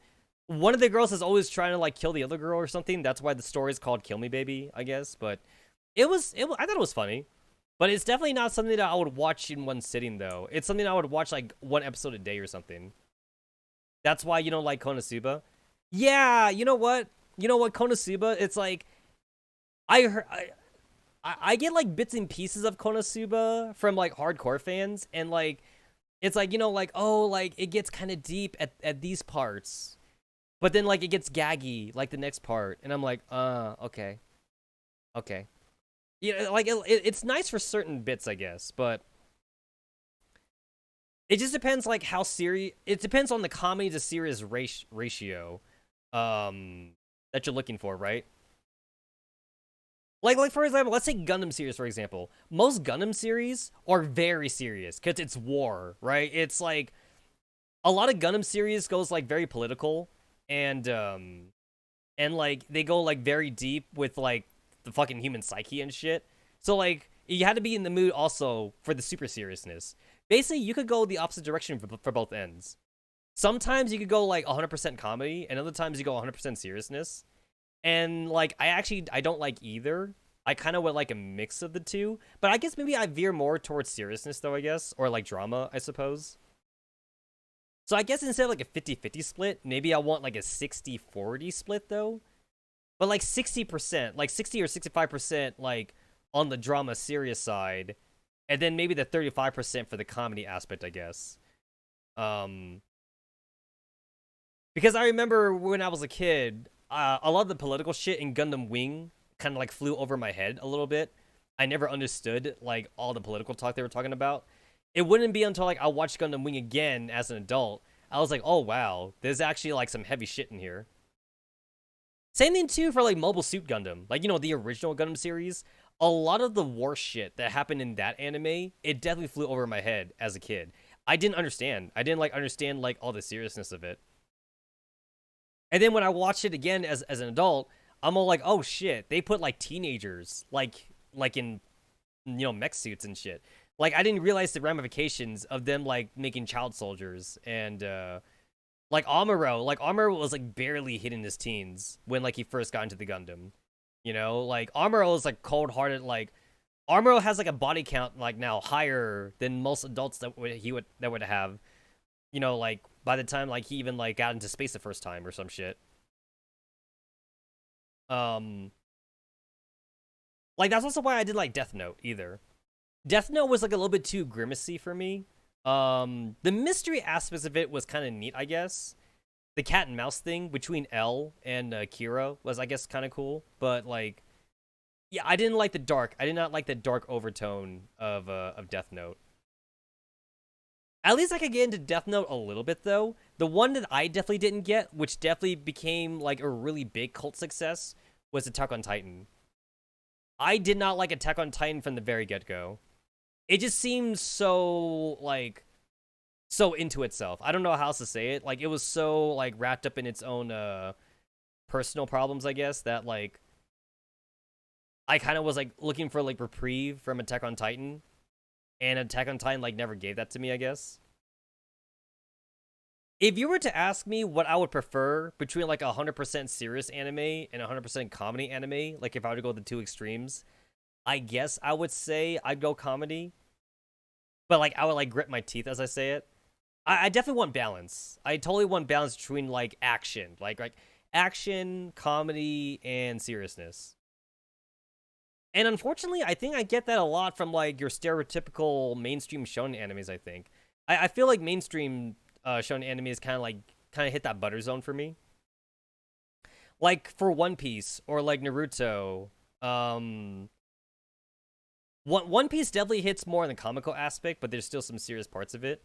Naruto, Naruto and Bleach, I think, are two examples where like a show is very comical at the very start, and then like eventually becomes so super serious at the end that all the comical aspects kind of like disappear from it. Naruto used to have fart jokes, like very childish fart jokes. Did you guys know that Naruto literally won a fight, like when he was a kid, by farting? Yeah, like it was that childish. If you were to show someone who was like not into Naruto or didn't know about Naruto like that one scene out of context, they'd be all like, "So it's about a farting ninja," you know? Like the show itself wouldn't look that good like at all. But then like by the time like after Naruto becomes like an adult, obviously the fart jokes are basically all gone. They don't do that shit no more. A lot of shows undergo that kind of evolution. Well, like they start off like not caring about the plot, and then later on it's like 100% like plot, plot, plot, plot, plot. I'm not saying plot like unironically. I legit mean just pure plot. I'm not. I kind of like don't like it when a lot of series like, evolve like that. I want a series to be consistent. Just because like when you watch the series in the beginning, it just seems like a completely different show. Like if you were to talk about like Hajime no Ippo, for example, the boxing manga, that one I think remained consistent. That I think that one like from the very start to like now, which I think now we're like 1,000 chapters into it, it still remains I think kind of like the same storytelling that it's been telling. Whereas like again, if you look at like Naruto or Dragon Ball, Dragon Ball is a really big one too. Dragon Ball also really transforms from when Goku was a kid to like when he became an adult. It's basically like two different kinds of series. You can say that you hate Dragon Ball, but you like Dragon Ball Z. But then you could also say that you like Dragon Ball, but you hate Dragon Ball Z. Or you could say you hate Dragon Ball Super. Same thing there too, right? Which I think a lot of people hate Dragon Ball Super. Honestly, I hate Dragon Ball Super because of the gods. I hate the god characters so much. It was okay when like the god characters was just like King Kai or something, or like Grand Kai or Supreme Kai, I guess. But like, I hated that now there's actually like a hierarchy of like gods and shit and alternate dimensions. I think they really jumped the shark when they started talking about like different dimensions and shit. I definitely don't like Super for that. I'm actually okay with a Super Saiyan Blue. If Super Saiyan Blue was shown off in Dragon Ball Z, I would have been okay with it actually. I just hate Dragon Ball Super as it is now. It's just gone way off the rails. End it on Dragon Ball Z, please. Let Dragon Ball Z just be the end of it. Please stop milking Dragon Ball. The thing is that, like, they were already milking Dragon Ball Z anyway. They were still making video games. They were still making video games and arcade games, and they were making, like side comics or something. They didn't have to make Dragon Ball Super. But I guess they needed, like, new material to work with or something. I don't know. I just don't like the idea now that, like, it literally is canonized now that, like, you could have someone as powerful as, like, God of Destruction destroy, like, an entire, like, planet just by flicking his fucking finger or something. I mean, we've gotten way ridiculous at this point. You remember when it was just about martial arts? You know, punches and kicks? And not about, like, you know, like, oh, my one pinky has, like, the power level of, like, 10 billion or some shit like that. I can shoot a Kamehameha wave through my eyeball. I could blow up, like, an entire city now. It was a big fucking deal when, like, Nappa, like, blew up a city just by raising his energy. And now that shit ain't nothing. I hate it when, like, long-standing series, like, power creeps that hard, though. Dragon Ball Z is just really bad about that, though. I feel like other series don't get nearly as bad as Dragon Ball. Dragon Ball is the worst when it comes to power creep. Power creep will exist in every action shonen manga. But I think there's nothing worse than Dragon Ball. Naruto doesn't get that bad. Bleach doesn't get that bad. Naruto got a little bad. But not like I could blow up the whole planet bad. I don't think any shonen character should ever be able to blow up the planet. Luffy's never gonna be able to blow up the planet in One Piece. The dude's power is I'm fucking Mr. Fantastic from Fantastic Four. The dude stretches. Does someone want to tell me scientifically how Luffy can blow up the planet? He can't. He's never going to get that power. Not unless, like, One Piece starts introducing energy beams into its story that everyone can learn. One Piece will never get to planet-destroying levels, and I'm okay with that. Instead, it's just more about, like, very smart applications for how to use your powers. Toriko was all about eating food, eating good food and shit. So, like, that never got too serious. Okay, we got off topic again. My character is still waking up. We're still waiting for Railrod. We're still waiting for Railrod to wake us up.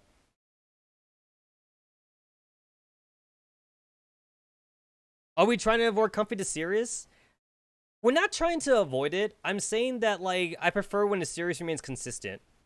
I don't want the series to basically, like, evolve into a brand new series, basically. I want to have a good idea on, like, what your anime or manga is from chapter 1, and I wanted to kind of, like, just kind of keep that same pacing. Like, let me put it this way. Let's say you're watching a harem. Let's say you're watching, like, a harem anime. And, like, you're like, oh, this is cute. And then let's say, like, near the second to last season, one of the waifus just dies. Wouldn't that kind of just turn you off? Oh, it's a realistic harem, too, by the way. Like, it's set in modern it's been set in, like, modern Tokyo. There's no magic. There's no magic or anything. Let's just say one of the waifus she gets a heart attack. No. Let's make it worse. She gets cancer. Let's say it's been, like, 3 seasons, right? It's been, like, 3 seasons, and like, it's been all fun and games. It's in modern Japan. The girls went bowling with the protagonist, like, in the last episode.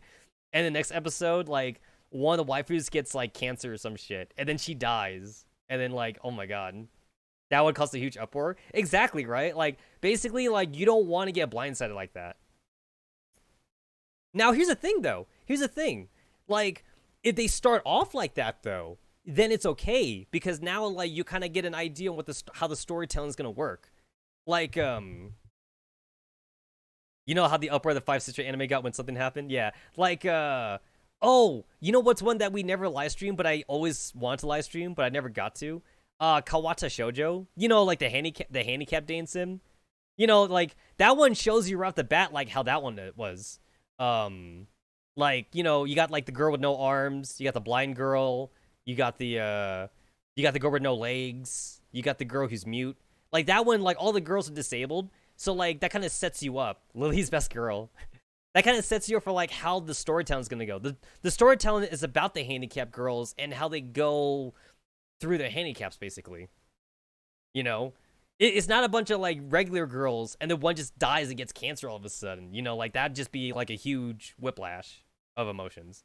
What if it's Magica Madoka? So Magic Madoka, I think it's okay only because that one was meant to blindside you in the first place. Like they didn't wait until like a whole season to do that. They did in episode 3. It would have been worse to actually wait, by the way. Like if it was like a happy-go-lucky magic girl anime, like basically imagine Cardcaptor Sakura or Sailor Moon. Imagine Cardcaptor Sakura, and then like in the second to last episode, Tomoe dies. And then Sakura's like, "Oh, my best friend just died." And then like she talks to like you know, like her mascot character. She's like, "Can we use magic to revive Tomoe?" And then like he's like, no, magic can't do that actually. It's a law. The law of magic literally says that we can't revive a person." So she dead. And then like Sakura turns emo for like the rest of the series or something. Like that would just no, that would just be that'd be a whiplash. I think Magic Madoka is fine though. If they showed me like 50 episodes instead though, and then they killed Mommy off like in episode 51, I think more people would have been hurt, and I think a lot of people would have dropped the series at that point. You have more emo episodes in Magic Madoka than you do happy episodes, so I think in that case, the working backwards thing is fine then. But like I don't oh, you know what? Wait, you know what's a really good whiplash one? Negima, the anime. A lot of people don't like the original Negima anime because that's literally what happened. It's a harem. So like everyone, okay, so like Negima is a harem. It's a semi. I don't even want to call it a harem anime actually. Negima is kind of like a semi-action harem series, I guess. Well, when they were doing the anime though, they had to like kind of do a 24 episode thing, but they couldn't do the manga because the manga was still ongoing and it wasn't mainstream. So they had to do like a 24 or like 26 episode anime. So they kind of had to like make up their own story a little bit. So for 22 episodes, it was all fun harem shit, right? In the 23rd episode, they literally kill off the second main character. Like, not even a side character. They kill off the main waifu. And then, like, I remember the forum. I remember like, watching the episode, like, every week that it came out. I remember the forum blew up on that. They were like, wait, did they seriously just, like, kill main girl? They actually killed main girl. And, like, it wasn't, like, a dream or anything. Like, she actually just died. And here's the thing, she died in like the worst way imaginable. She just like up and died. Like, she didn't get sick. There was no warning, like whatsoever. No. No. You want to know even the best thing too? She died on her birthday. No, there was a whole birthday episode. There was a birthday episode, and all the other girls, they were all like, "Oh, happy birthday to you, happy birthday!" And then like, they're all having a good time, and then like midnight happens, and then she just dies. And then like everyone in the forum, because you know this was before Discord, obviously. Everyone in the forum, they're like, "Wait, was that real? Did we just dream that?" And then like in the next episode, it's a funeral episode. Like everyone's at the funeral, they're crying. They're like, and it's like you're watching this, you're like, she died. She just died. Like, what the hell? She does come back to some, like, magical bullshit, though. But, like, the thing is that, like, if you were gonna revive her anyway, why'd you have to kill her? There's, like, literally no reason to kill her. It's almost like they did it just to spite people or something. Like, maybe someone in the director team didn't like Asuna, so, like, they had to, like, kill off or some shit like that. I don't even know. Is Isekai Mao and Nagima reference? I've been meaning to watch that one. Haven't got a chance to download that one yet. But yeah, no, I hate whiplashes though. Oh, speaking of Magica Madoka, remember how they pulled out that same stupid shit in the Kantai Collections anime? Yeah, no, I hated that though. The Kantai Collections anime definitely was way worse. They killed off Kirasaki in the 3rd episode of the Kantai Collections anime. And then the 4th episode was like a big old mood whiplash between like Kongo being happy-go-lucky, and then like Fubuki and like Murasaki being all sad that like she died and shit. Like the 4th episode was horrible in Kantai Collections. Yeah, no, it wasn't in canon because it didn't fall in the manga. It didn't happen in the manga. The anime made up its own ending. So yeah. So basically pacing, yeah. Like,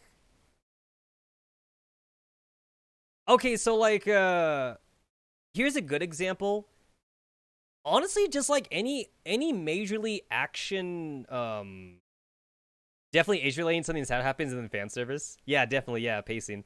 Like if you show me like an action anime that's like literally all action and like, you know, fighting scenes and seriousness, and then someone dies in the middle of like a tournament arc, that would be normal. That'd be normal pacing. I wouldn't get whiplash by that. Actually, quite a few important characters actually died in Naruto, actually, but it was never mood whiplash though. Like, funny enough, like, yeah, like, you can make fun of Naruto for being very mainstream, but actually Naruto did its death scenes, like, very well, actually. There was not a single character, not a single important character that died in Naruto where you weren't, like, blindsided by when they died. They died in the middle of combat. They died in the middle of combat, and, like, they already told you, Pain arc was peak Naruto. I love the Pain arc. Pain arc was great, yeah. Like, I remember everyone cried when, like, Asuma died. And, like, it's like you kind of saw his death coming, but you were kind of hoping he would survive it, though. But, like, it didn't feel like bullshit to me, though, when he died. Because, like, it was in the middle of combat, and, like, it was, like, versus, like, 2 very, like, endgame bossy enemies. It's all, like, you know, like, you kind of saw it happening. Same thing, too, for Kakashi. When Kakashi got his first death, I mean, technically he got revived, but whatever. But, like, when Kashi died, he had no chakra. He had no chakra. He had no energy. He even used the rest of his energy to, like, save Choji or whatever like that. So, like, I do feel like a lot of deaths in Naruto didn't feel bullshitty to me. You know, again, like, this is, like, versus, like, Mami's death in Magica Madoka. Or, like, you know, like, Hirasaki's death in Kantai Collections. Where it's, like, you blink, right? You kind of, like, blink your eyes, and then, like, someone died. It's like, wait, what? Was I supposed to care about that? I didn't even notice. Someone died. I guess someone did because everyone in the episode's crying now. It's like, no, she's dead, even though I only met her like 2 days ago. Ah, we were the best friends. And then here comes Kongo, you know, burning love and all that shit. Oh yeah, let's throw in some Kitakami and Oi lesbian funny shit too, I guess. I don't fucking know. Okay, we got the lesbian jokes out of the way. We got the comical stuff. Let's go back to Fubuki and Murasaki crying now. Yeah, no, like, you're right. Comic relief, but poorly executed. Wait, you know what actually you know what actually pissed me off though about that episode in particular? Um what really pissed me off though is that it seemed like no one cared actually. Like a comrade in they're in war too. That's a weird thing too about Konko and Azure Lane is that like you kind of forget that they're in war, by the way. So she died, and it seemed like no one cared in the 4th episode. Like the only ones that seemed to cared was I guess maybe like the Jinsu Sendai squad and I guess Fubuki and Murasaki. But then like all the other characters are kind of like acting like nothing happened. Like the Congo sisters sure as hell didn't care, and like Uh, literally any other girl at the base didn't really care or anything like that. It just seemed like no one was even gonna do like a service for her or anything like that, you know? Not we didn't even get like a memorial thing or like a gravestone or anything that says, oh, like, you know, she died as she was fighting the abyssal ships bravely or something. We didn't get that. It was more like, oh, she dead. Well, anyway, shall we continue? It was basically that, you know? Now, here's the thing. I'm not saying that, like, every action anime needs to give me, like, a funeral episode every time someone dies. Because obviously, sometimes you won't have the chance to get that just because, like, it might be, like, a wartime anime or something. So you might not even get that. I'm not asking for a funeral episode. But I'm just asking for, like, the other characters to at least acknowledge that someone died, though. And there was basically no acknowledgement from that, like, whatsoever, basically. In Magic of Madoka, for example, we got like one whole episode of mourning, basically, when Mommy died. And then obviously Homura didn't give a shit because Homura was like in her like 1000 loop of trying to save Madoka. But putting Homura aside, though, everyone was in their mourning phase stage, and I was like, okay, that's normal, right? That makes sense. Like, obviously, like if a character like didn't like the other character that died, obviously that makes sense, but that wasn't the case here, though. You know, for content collections, it's not like Hirosaki was an asshole character and she didn't make any friends or anything. You know, it's not like the other girls were like, oh, I didn't like her, I'm glad she's dead. Yeah, she was a slut, she was a bitch, she always tried to get with the Shikikon or something. It's not like it's not like it was like that or anything like that, because you actually get shit like that in Fire Emblem, surprisingly enough. No, there's like a lot of like frenemies and like I'm only on your side because our leader says we should be working together kind of people on Fire Emblem. And then when someone dies in Fire Emblem, not everyone mourns because some people are actually happy about it. So like Fire Emblem actually is kind of more realistic in that sense. Since Fire Emblem actually sets up like the whole wartime thing. The problem is that Kantai Collections and Azure Lane are waifu series, so like it's kind of hard to take serious sometimes. Girls Frontline was able to keep it serious though for me, which kind of surprised me though.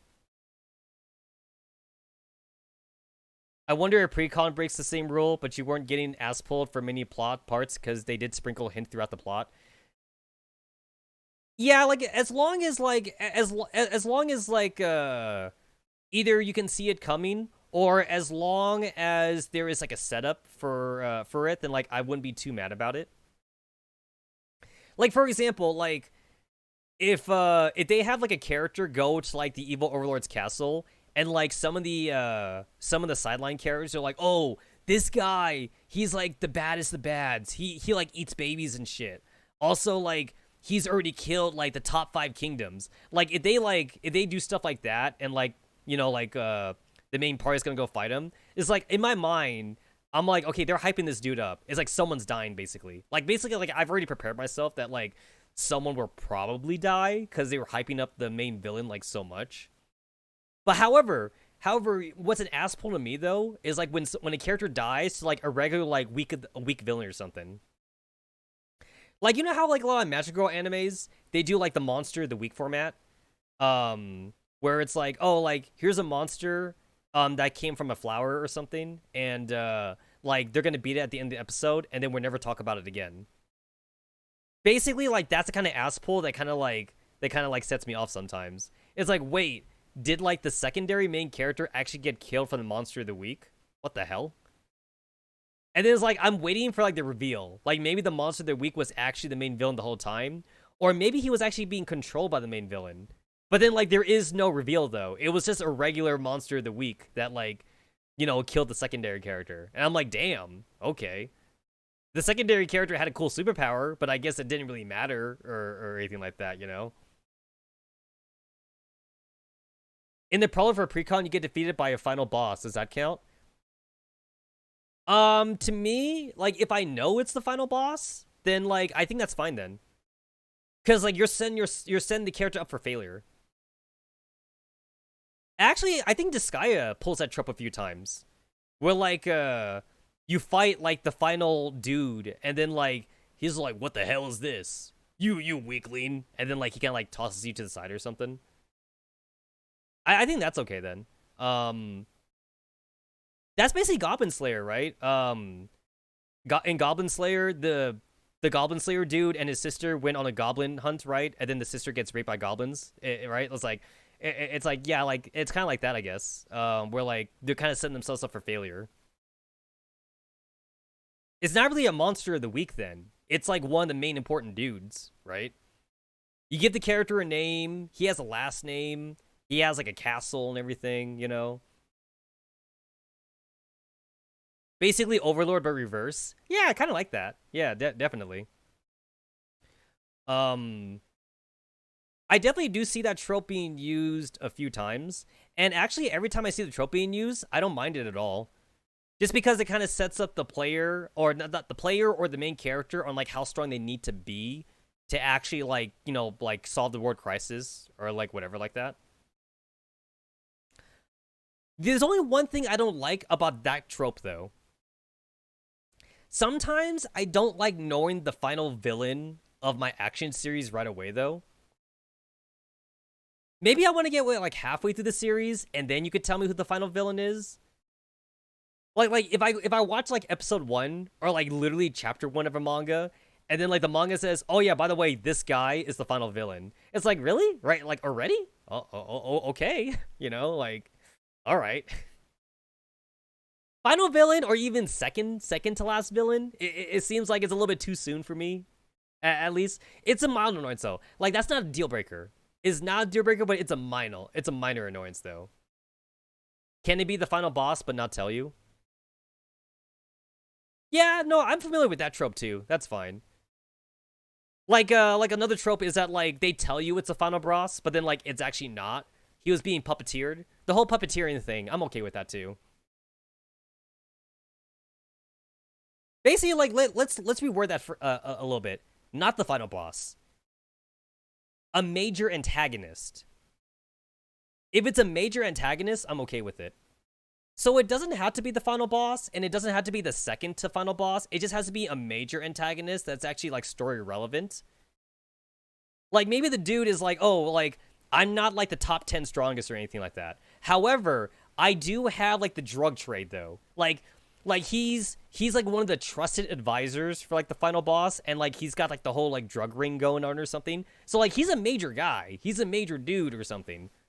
Oh yeah, also like maybe he's like the brother of like one of your like waifu characters or something. Maybe something like that. So like he's definitely a major antagonist, but like he's not super strong or anything.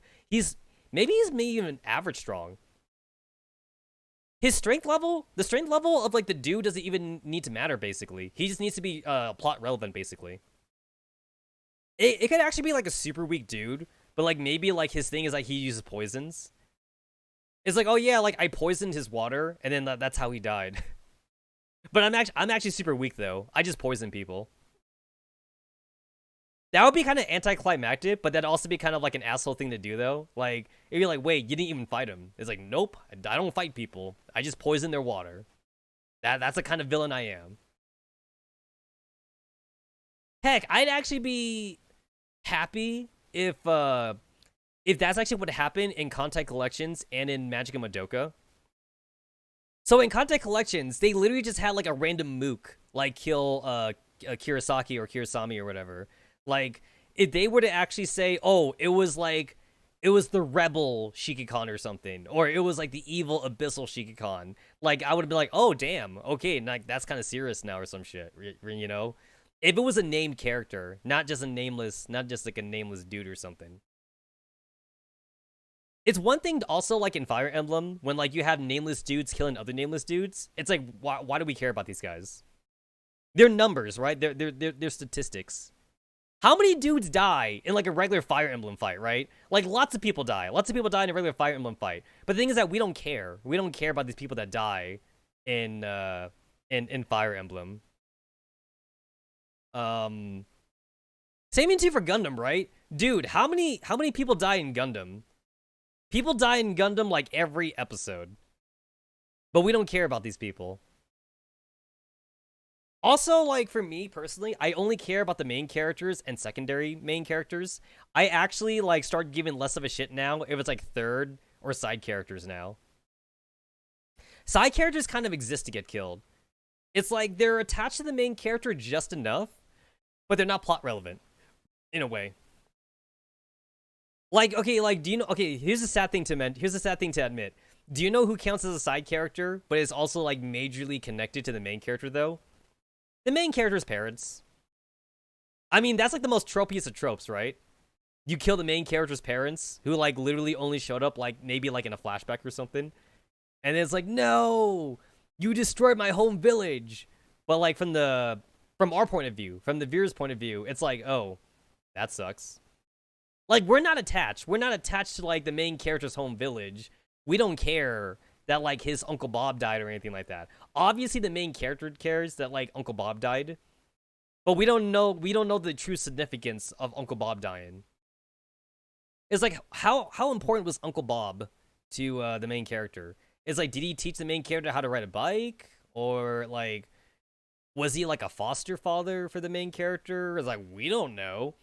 All we know is that the main villain, in order to piss off the main character, he said, hey, by the way, I decided to find your home village, and I burned it to the ground, by the way. And also, just for, like, added insult, I decided to, like, magically record, like, the screams of, like, of all, like, the women and children, so I could play it back for you or something. Like, something, like, truly, like, diabolical, basically. And the thing is that, like, as the viewers, we know that's a bad thing, but we're not affected. We're not as invested in the feelings of that as compared to the main character. At least the way the story is written. At least usually the mascot never dies. So if you kill the mascot character, it's like, okay, this guy actually means serious business. Which actually, I don't think I've ever seen a mascot character die. I'm trying to think of, like, all the action shonen stuff I've ever read and seen. I feel like if you're a mascot character, you're, like, guaranteed to live through the entire series. I know that there are, like, there's some video games and there's some series that, like, kind of like tease you that the mascot character might die or something, but then they never die though. Yeah, I don't think they ever get killed. If you guys want to live, if you guys ever get isekai'd and you want to live through the whole adventure, you guys don't actually want to be the main protagonist. You guys actually want to be the mascot dude. You may not have a human body, but, like, at least you could be, like, a cute cat person or something. I don't fucking know. You guys want to be, like, a cute doggo, like a cute flying doggo, and survive the whole adventure? It's kind of sad because, like, some mascots are really annoying too. They're really annoying, but they still never die. I hated Kon in Bleach, but dude lived through the entire series. It was super annoying. I also hated the mascot character too in Tales of Abyss in the video game. He was annoying. He lived through the entire adventure.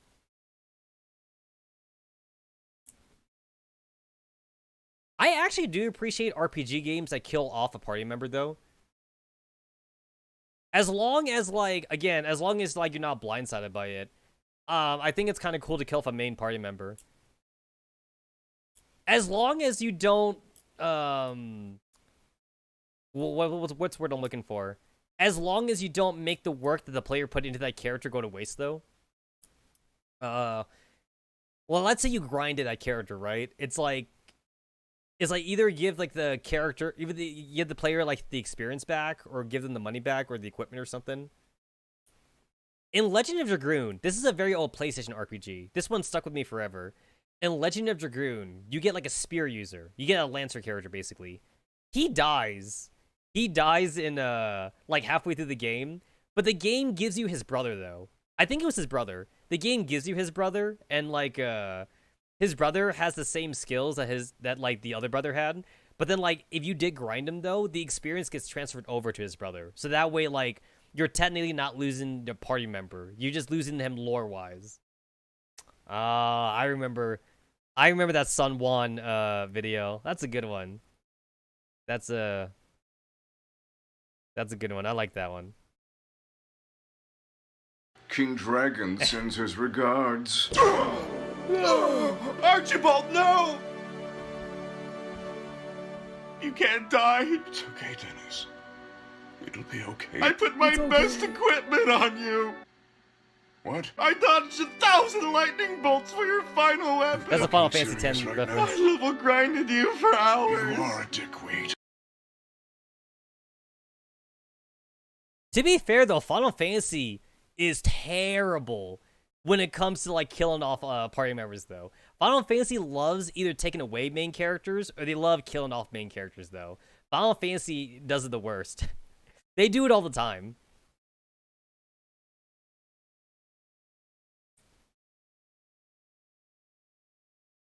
Here's the thing though, I'm kind of polarized about that though.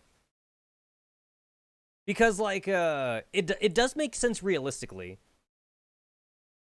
Do you know what was really a revolving door though?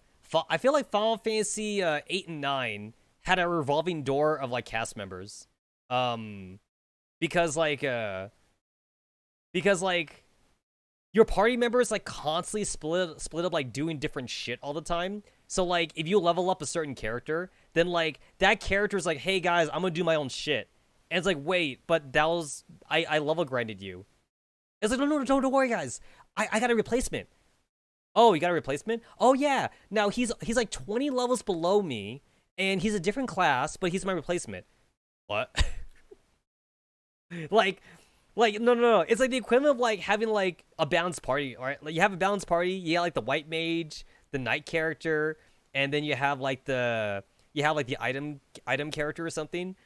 And then your tank character, your knight character leaves, and then he gives you like another white mage. So now your party's imbalanced. You have like 2 white mages, and you have like the thief character. It's like, yo, bro, I lost my tank. What the hell, man? Final Fantasy loves doing that, but at the same time, it does make sense though, because like the party's like not always together. But like it does suck though, because like sometimes I've had to stop playing the story because I had to grind. I had to like level grind a character that I just got because like they sucked. They sucked ass, and I had to like bring him back up to like everyone else or something.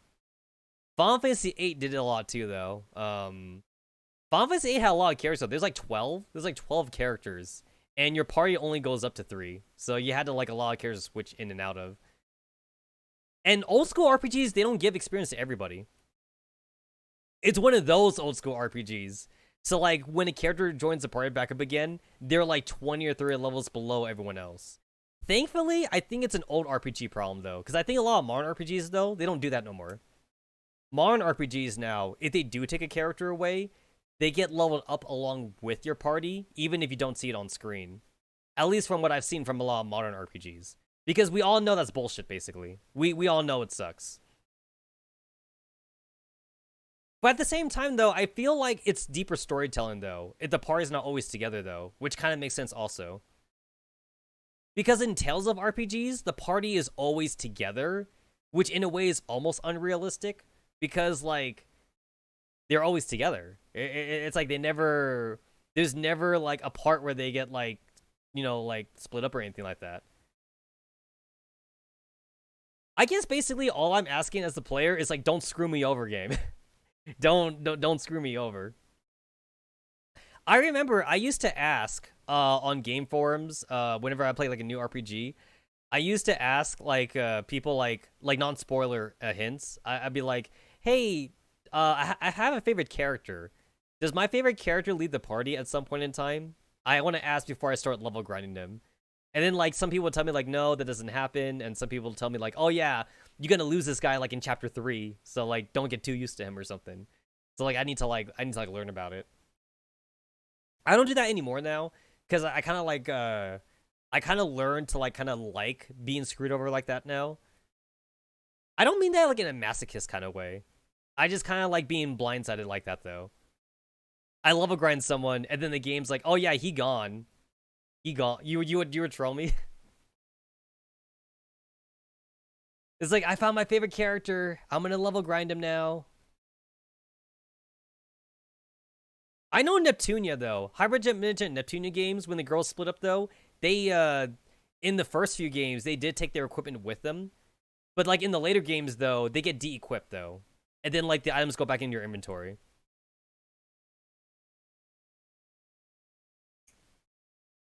Imagine if someone is meta as fuck and they kill him, thus making the game a lot harder. I mean, you could do what Disgaea loves to do. So like what Nippon Ichi loves to do is that like in a few of their games, they literally start you off in the prologue as like a level like 10,000 or something. And then you're like, oh wow, like I start off at level 10,000. And then like they use like magic or something. And then like the character gets de-leveled to level 1 or something. And then you're like, oh wait, I'm weak again. But they let you taste it though. You get to taste like how strong your character was. I think they did that in like Makai Kingdom, where like the dude was like level 5,000, I think, in the prologue, and then like he becomes a book or something, and he goes back to level 1 or some shit. But like you get to like annihilate everyone though at the start of the game. And I think they also did it too for like another one of their side games too. Nippon Ichi, I think did this trope a few times where like you start off like a level 1,000. And then you go back to level 1. I think Atlas did it too. I played a few RPGs from different companies where like you always start off super strong and then you always get de-leveled at some point in time. Oh, Tales of Abyss did it. Your mage caster dude. He was like level 50. He joins your party at level 50, but everyone in your party is like level 10 though when he joins your party. So like he's like one-shot everyone. In the story, he gets his magic like locked or something in the story, and then like he gets back to level 10, the same level as your other characters are. So now like he's not super strong anymore.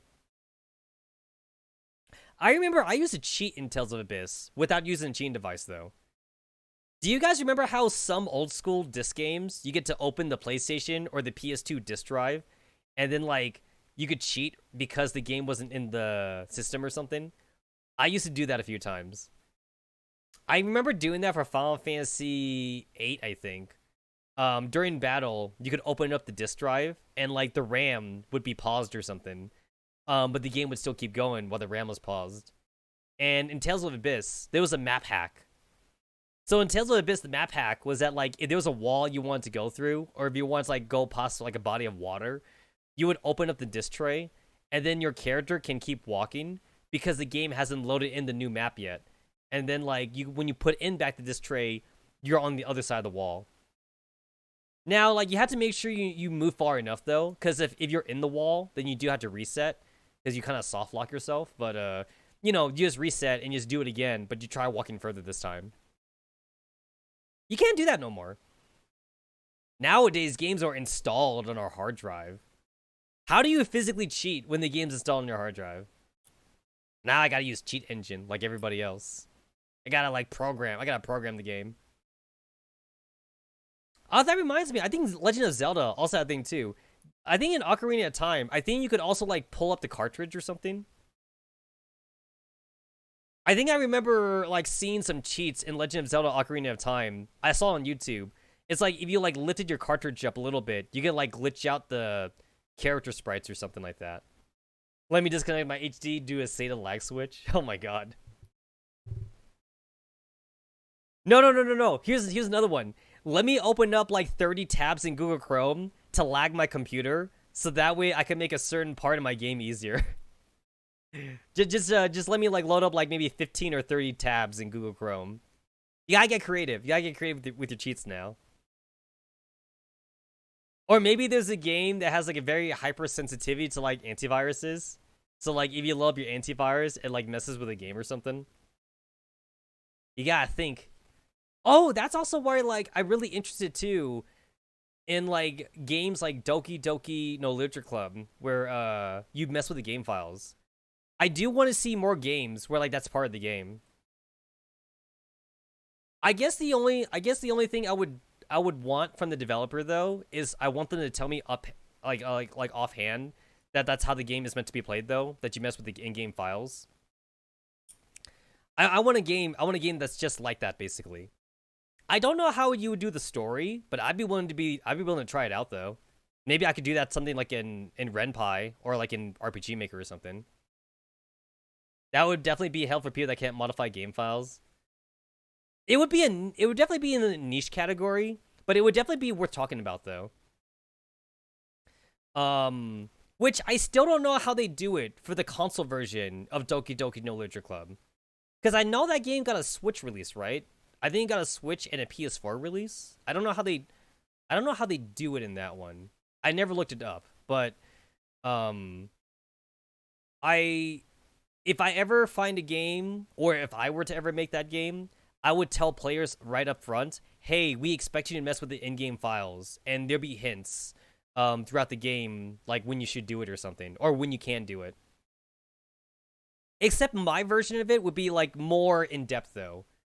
Here's what I'm thinking. So in Doki Doki no Literature Club, like you go in like the notepad or something, and you like you right click on a file, and you delete like certain like text or something. I would do that, but I would add more to it. Like, I would also like expect players to like go in like the picture folder for my game and like drag and drop like PNG files or like JPEG files or something. Or maybe like delete like JPEG files or some shit like that.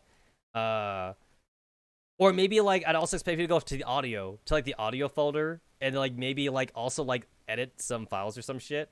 Like that's basically the kind of game that I would want to make or design. Where like you're actually like changing the in-game files. You're not just like changing a 1 to a 0 though.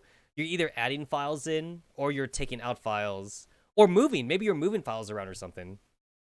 Oh, well, like okay, here's an idea. You guys are free to steal this idea from me if you ever decide you want to make this game. But here's an idea though. Imagine if like there's a game that you're playing, right? And there's a bad guy, right? There's a bad guy you're fighting. He's really hard to beat, right? And then the main character makes a comment. The main characters are like, oh man, this guy's so hard to beat, you know? And like, he's really strong. I wish he was on our side or something. And then like, you go into the game files and you find the game file for that particular bad guy. And then you actually drag and drop it into the good guy folder. And then now when you load up your game, he's a good guy. He's not a bad guy anymore because you moved his file from the bad guy folder to the good guy folder. Like that's basically what I'm thinking. Like that kind of like file manipulation. You guys are free to steal that from me if you ever want to design a game like that. I don't know how you would do it, but it definitely sounds like something that could be done though. Because I know that for Undertale, the game knows when you're cheating at least, or like if you mess with the in-game files. I definitely saw some YouTube videos talk about that. How like I think if you mess with the in-game files too much, like Sans gets pissed off at you or something. If you hack the in-game files, I think. So it definitely sounds like something you could do.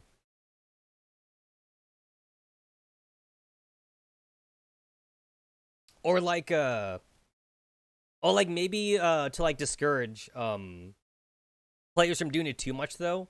Like if you try to like do like the final villain. Let's say you find the final villain file, right? You try to put the final villain into like good guy folder.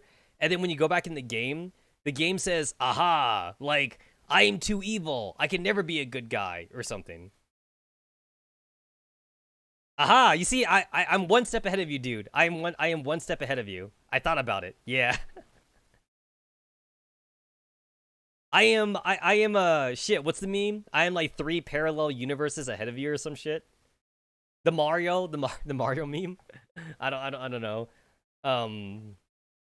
But yeah, like the villain would know the JoJo Part 2 meme. Your next line will be. But maybe you could do that for waifus though, right? Maybe I can make like a dating sim where like you had to like switch certain files around between like the girls to like do some shit or something. Oh, bro, I just figured out a great idea. How about a Frankenstein monster dating sim waifu game? You have a Frankenstein waifu, and then there's files that you mess with. So like, you could like move the files around in the game folder, and then the Frankenstein waifu in the game will change based on how you drag and drop the files. Yeah, there you go. Or maybe not Frankenstein, maybe like a slime waifu or some shit. I feel like Frankenstein definitely sounds like something that could go under. Shit, man, I should write that down. I should patent that shit. Write that down. I got ideas, man. That's also like why like I've also entertained the idea too, where like maybe I'd make a game that says you should actually use cheat engine. Obviously though, that would also have to teach you how to use cheat engine, but like I feel like I would want to make a game where like in the description or maybe at the title screen would be like, you should use cheat engine. Bring up your cheat engine right now. You're gonna need cheat engine. You're something like that. You with Princess Maker. Princess Maker sounds kind of fun to play through again. We played Princess Maker a little bit on my on the main account. I keep saying that. I guess this is the main account now, so I should stop talking in the past tense. But yeah. Huh. It has been like a full 2 hours since I started streaming, and we literally haven't got past waking up. The main character is still waking up. The Shiki-Kan hasn't even left for school yet. I'm basically putting off a dating 45 right now. This is the 45 dating day. So like maybe I'm subconsciously not wanting to continue on with this day. 45 is not giving me a choice, I remember. She called Shiki-Kan in the middle of the night. She's like, yo, we going on a date. And then like now we're going. So maybe I'm subconsciously trying to avoid that. Let's get back to this. All right, let me take a drink of water.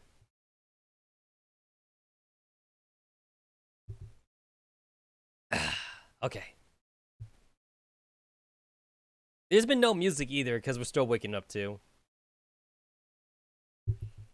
A knock on my door gets my attention. Gerald's voice is slightly muffled. Arise, master! Our daily training awaits, and school thereafter. I'm up, Rod. I'll be there soon. With another groan, I roll out of bed. After our morning workout, I return to my room to prepare for the rest of the day.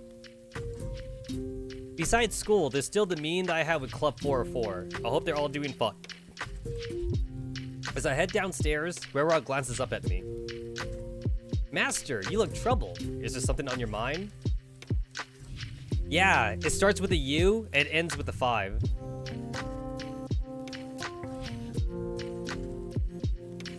Bruh, I feel like Shiki-Kan, he talking to me right now. He's speaking my language. Why do I have to go to school today? It's nothing, don't worry, Rod. Rod blinks. She tilts her head, considering her response to my mutterings. Well, Master, Griffin uses the traditional 6-day school week schedule. I know, Rod. Just, ugh. Rod gently pats me on the shoulder. Stay strong, Master. This is but another trial for you to overcome. You will emerge stronger from this. I hope. Thank you for everything you do, Rod. Rod nods and smiles. Now, let us be off. The day awaits, and we shall face it head-on. After arriving at school, I decided to check in with the Rabaz Club. It's been a while since I visited SOP 2, and I'm a little curious to see how she's doing. I overheard her saying something about an event yesterday. I wonder what that could be. As I approach the club room, I hear a lot of muffled voices from behind the door. What is going on? Curious, I slide the door open and step inside. Someone else shuts the door behind me. The club room is surprisingly crowded. The crowd has formed a circle around something and is cheering loudly. Over their yells, I can make out SOP 2's voice. Ooh, that was really close. Crusher barely dodges in time, as a blast obliterates the spot where she was a second ago. Oh shit, they're having like robot wars. Wait. If robots are having BattleBot wars, isn't that like the equivalent of like humans having like chicken cockfights or something? You're making a robot. You have a robot that's making smaller robots, and then they use those smaller robots to fight other smaller robots that was made by other robots. You guys ever see like the like that show BattleBots or like the other show Robot Wars? That's what it reminds me of. Except at least with those, it's humans making robots. This is robots making robots though. I'm going to assume that the robots made by other robots are also better than the robots made by humans. And she goes in for the melee, but Cookie anticipates the attack and shields herself. Now they circle each other again. From what I'm hearing, Sop appears to be commentating on some sort of fierce battle. A battle inside a school? Is that even legal? I push forward through the crowd, eager to get a better view, and finally arrive at the front row. I look down to see... Oh shit! Guys, it's... Bruh, I want to see this in the actual game. They're having Diner Gate Wars. So they also have like little cannons though? I wonder if those are like energy rifles or something. So guys, I bet you 20 PayPal dollars that Sop Mod's Diner Gate is called Banana. A transparent dome with 2 diner gates inside it. One is painted white while the other is red. They circle each other, locked in a pitch battle. Sop 2 excitedly runs around the dome, describing the fight as if it were seen from some mecha anime. As I look closer, I notice that both diner gates seem to be fitted with miniature weapons. They each have miniguns mounted on each side, and energy cannons on their back. As the fight goes on, I also notice that they have retractable blades in their limbs, and the capability to generate energy shields. 2 dolls on opposite sides have controllers in their hands, mashing the buttons furiously as if their lives depended on it. They're completely absorbed in the fight. This is incredible. Pretty good, isn't it? I look behind me. A beautiful, regal-looking doll stands beside me.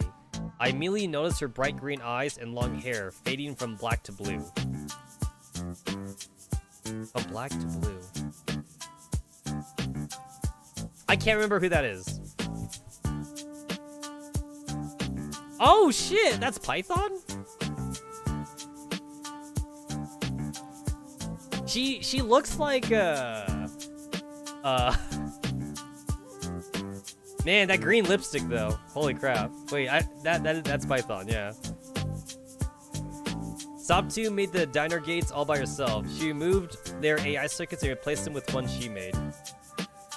They hunt each other down with various tools of destruction. Oof oof oof. You're saying she made these diner gates all by herself? Oh no, just the modifications. She has a steady supply of standard diner gates from somewhere. I suspect she sneaks over to SF High and steals the ones on their campus. Don't quote me on that, it's just... Oh guys! We got name dropped! Alright, so Sampis Ferris is a different high school. So that means there's a high school with like Vespids and Rippers and the ringleaders. The ringleaders probably got to be like club owners or something. Oh, look over there. The fight's almost over.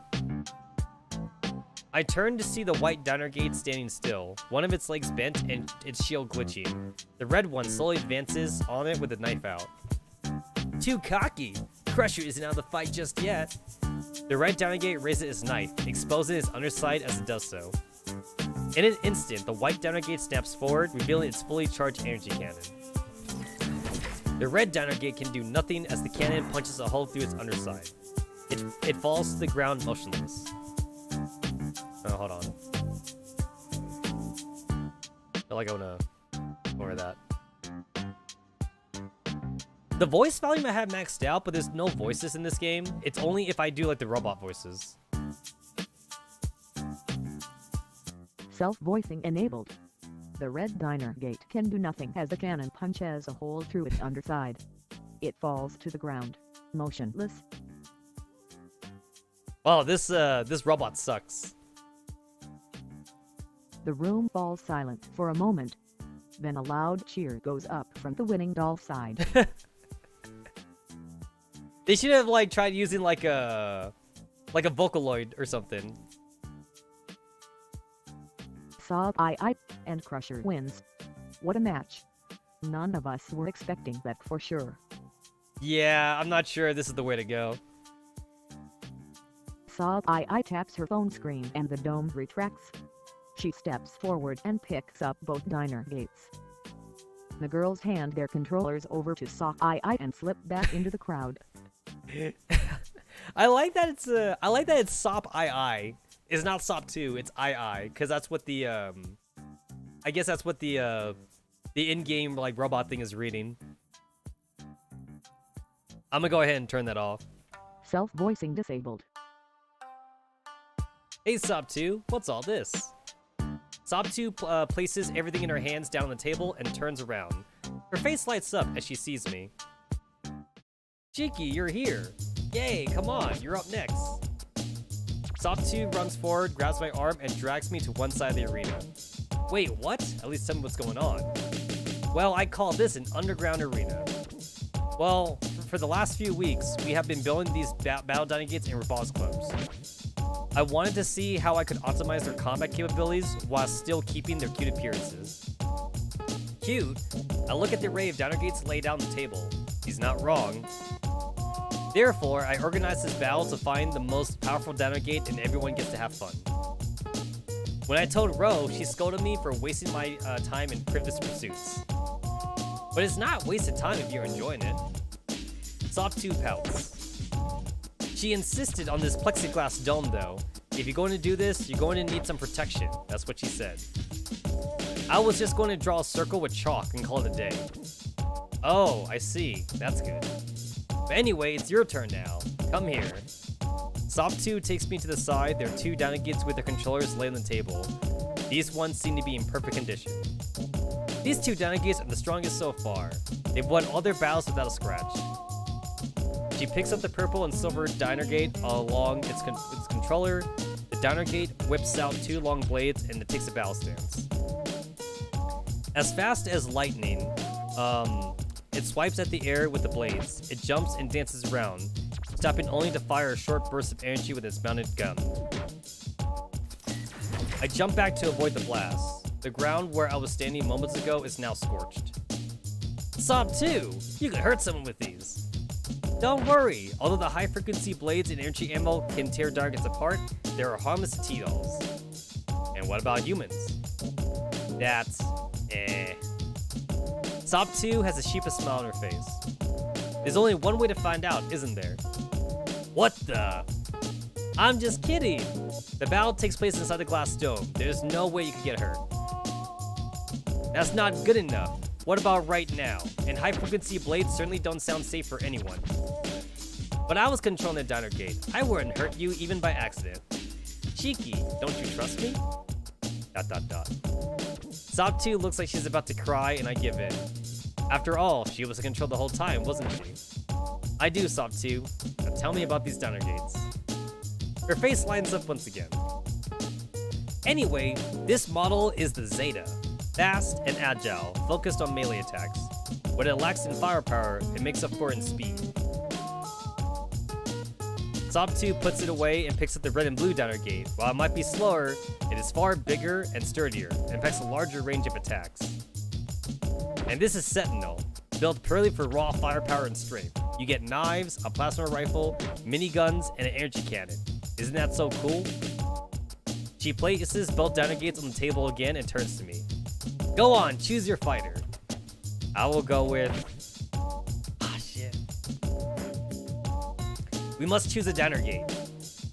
Do we gotta go fast? Or do we go for power? Speed. I am speed. I need more power. I feel like if it's power versus speed, I feel like speed always wins. I feel like speed always wins. Gotta go fast. Gotta go fast. I choose a faster diner gate. I feel that skill and technique will matter no matter who has the biggest gun. Ooh, interesting choice. Most people would have gone for the stronger one. SOP 2 pushes the controller in my hand. Here, take this. I'll teach you how to use it. She explains the controls to me. They are surprisingly intuitive. Within minutes, I'm ready to start. Alright, Cheeky, your opponent will be me! You? Aren't you organizing this whole thing? Yes, but that doesn't mean I can't participate. And guess what? You're up against the prototype version of my new project. The one you were talking about during lunch? Exactly, meet Banana! Mark 0! Guys, I told you it was gonna be called Banana. Y'all bitches owe me 20 PayPal dollars. Oh, wow, it even... It legit even looks like Roll 635. It's the same. It's pretty much the exact same same thing as like in-game banana. This is the Mark Zero. This means the very first version. This is banana versus regular red-blue downer gate, I guess. Guys, this is a weapon to surpass Metal Gear. Metal Gear. She produces a yellow and black downer gate. It has no visible weapons, yet it gives us a missing aura for some reason. We move to opposite sides of the circle, the crowd cheering us on. As we set the downer gates down, Sop2 comes over to me and whispers in my ear. Let's make a little bet to spice things up, shall we? It's just for fun, so please? Sure, why not? What do you suggest? If you win, you get to be the Rabaz Club head until summer break. If I win, then you're coming along with us tomorrow and treating us off for the whole day. Sound good? Alright, wait, what do you mean tomorrow? But Sop2 doesn't wait for my reply. She returns to her corner and pulls out her phone once more. Ready? Go! She taps the screen and the glass dome closes once again. What is she planning? Sop2 puts her phone away and turns to her downer gate. Banana! Launch! The downer gate front panel lights up and rushes towards mine. I barely manage to get the shield up in time as it hits mine with a knife. Pops out a gun on its back and rains bullets. As the fight goes on, the difference in our skill becomes increasingly apparent. I can do nothing but try to dodge and shield against Banana's relentless onslaught on Zeta. Bang, bang, bang! Destroy them all! Ha ha ha ha ha. Oh, wait a minute! I think that's actually Sopmod's actual voice line. Let me look this up. I believe that's actually a voice line. Let me see. Sopmod.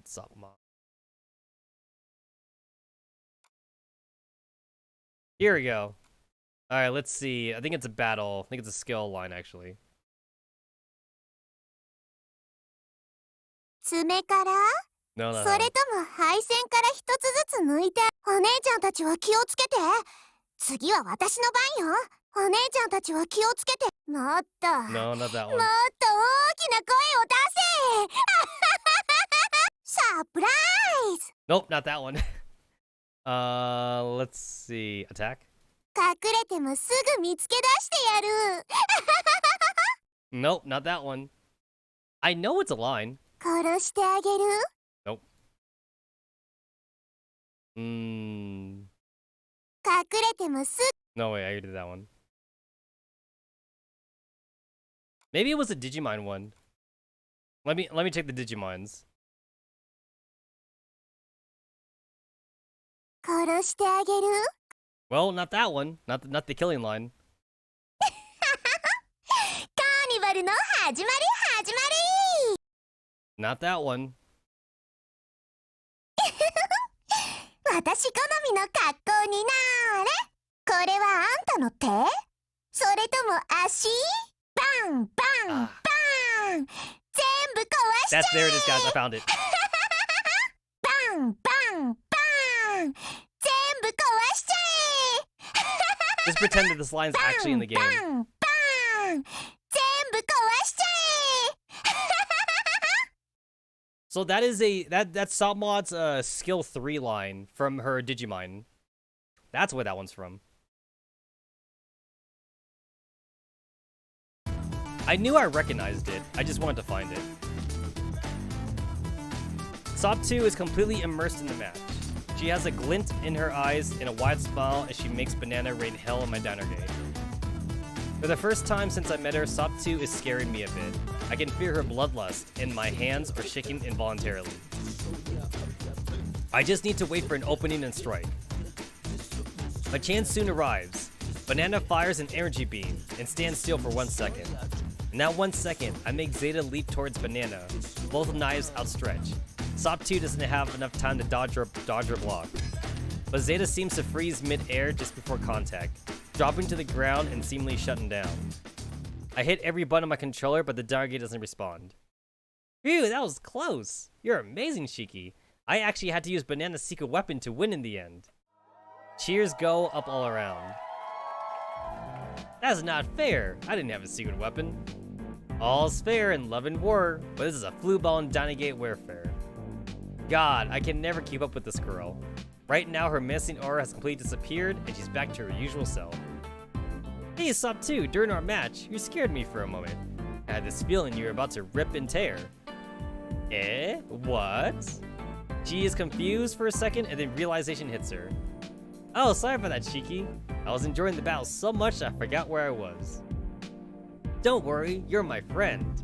I would never hurt you. Before I can react, Sop2 runs forward and hugs me, leading the crowd to cheer and applaud again. Sop2, it's okay. Now get off me before you crush me into a pulp. I push her off and give the controller back to her. We all start cleaning up the club room. The bell is about to ring at any moment now. I take this opportunity to ask Sop2 one thing.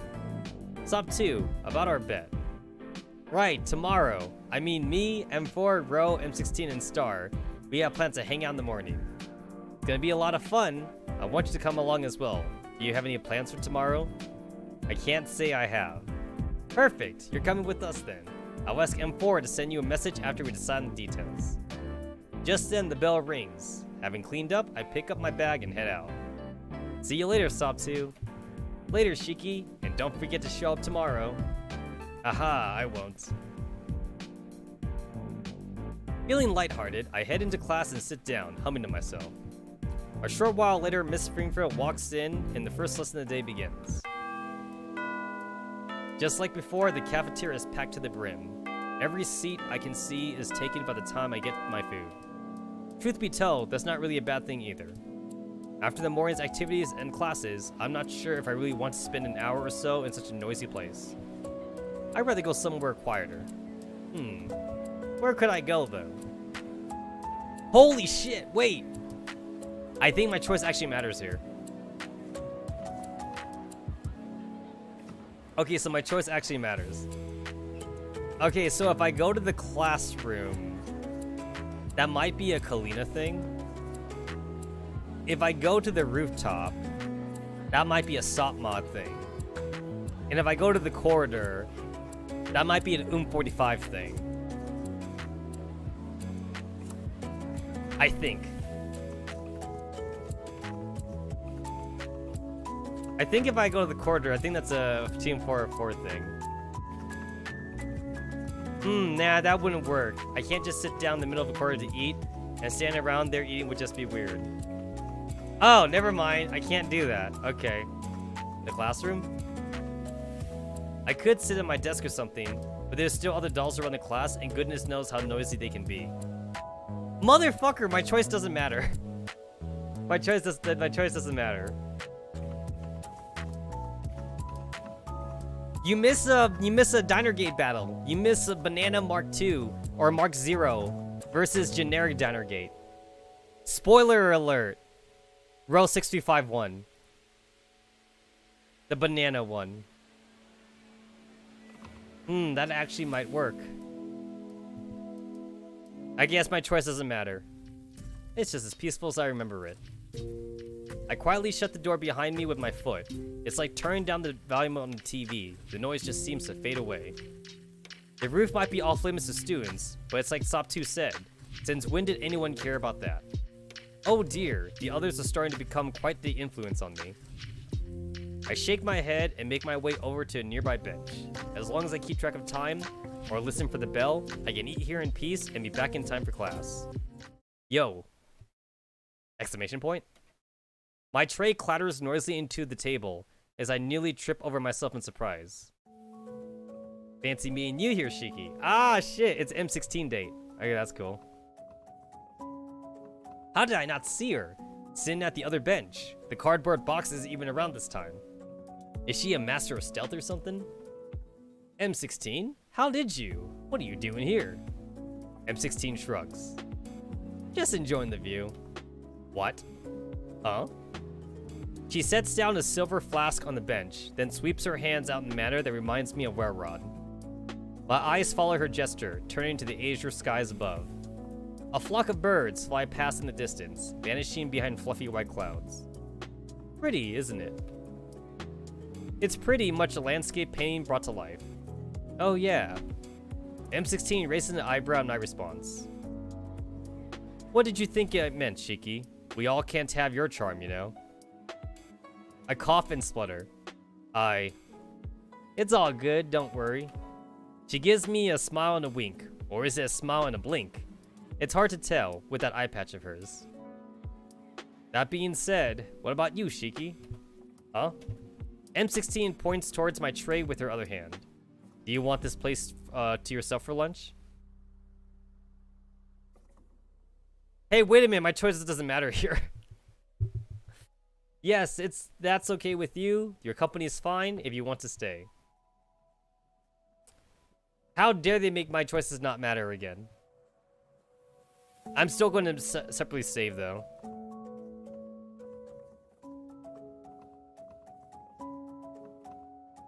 Cool, well then.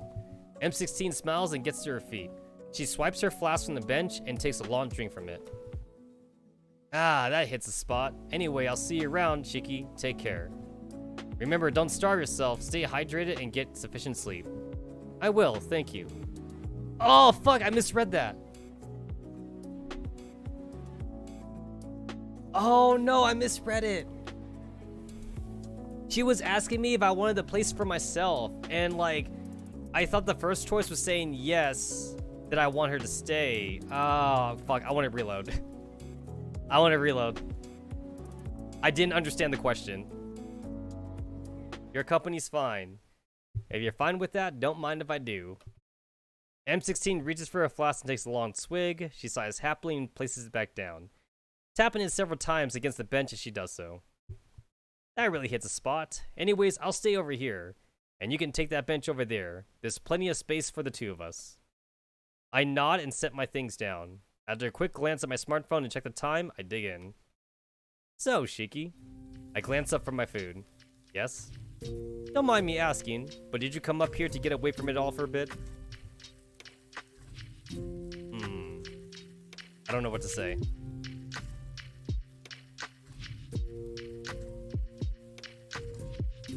Dot, dot, dot.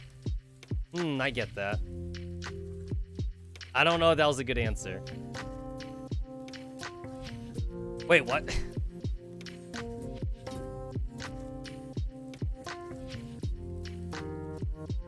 My choices don't matter. It didn't look like it mattered.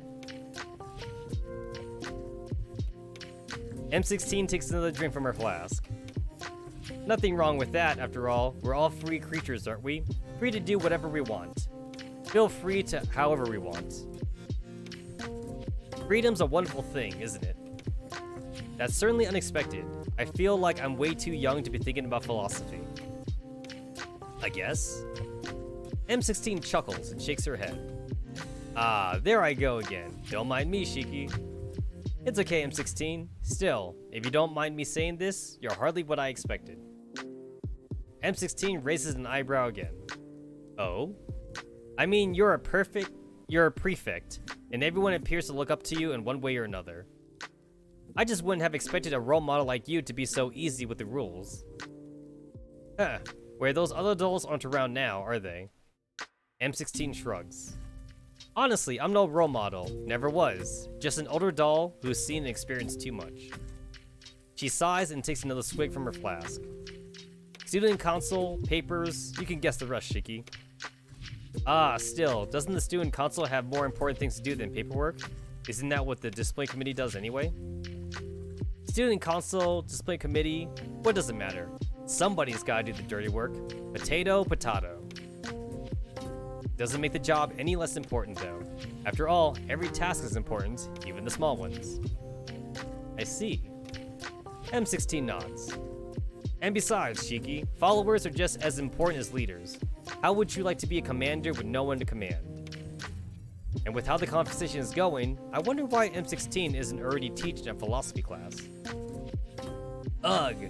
Isn't it supposed to be lunchtime, M16? Why am I still in class? M16 chuckles. Never stop learning, kiddo. Oh, speaking of that. M16 raises her flask to her lips, then decides against it for some reason. She sets the flask down and gets to her feet. Thank you, Shiki. Huh? She bows to me, then straightens up and gives me a crisp military salute. What? Hey, no need for all that. You're welcome. I'm not sure what you're thanking me for, though. M16 chuckles and relaxes her stance. You're a good influence on the others, Shiki. On everyone, I'd say.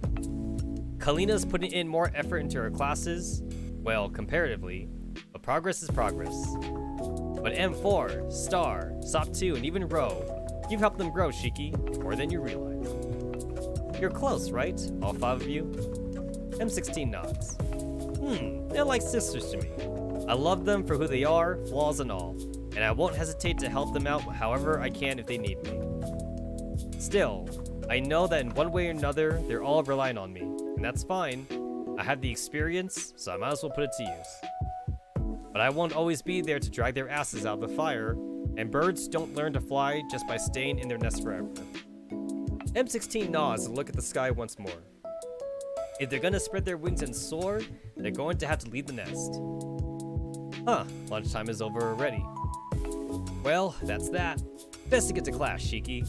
And don't worry, I won't tell a soul you were here. Again. I laugh and gather my things. I feel fairly confident in taking M16 at her word. And besides, she can't tell others I was here. Not without selling herself out, that is. Thank you, M16. I'll see you around. The rest of the school day goes by in a blur. Truth be told, I don't really understand this older schedule Griffin is using. Art education is important, but still, 6 days of school in a week? That's just overly exhausting, both physically and mentally. It doesn't help that everyone was getting increasingly antsy as the day went on. I don't think I can remember anything from the lessons earlier.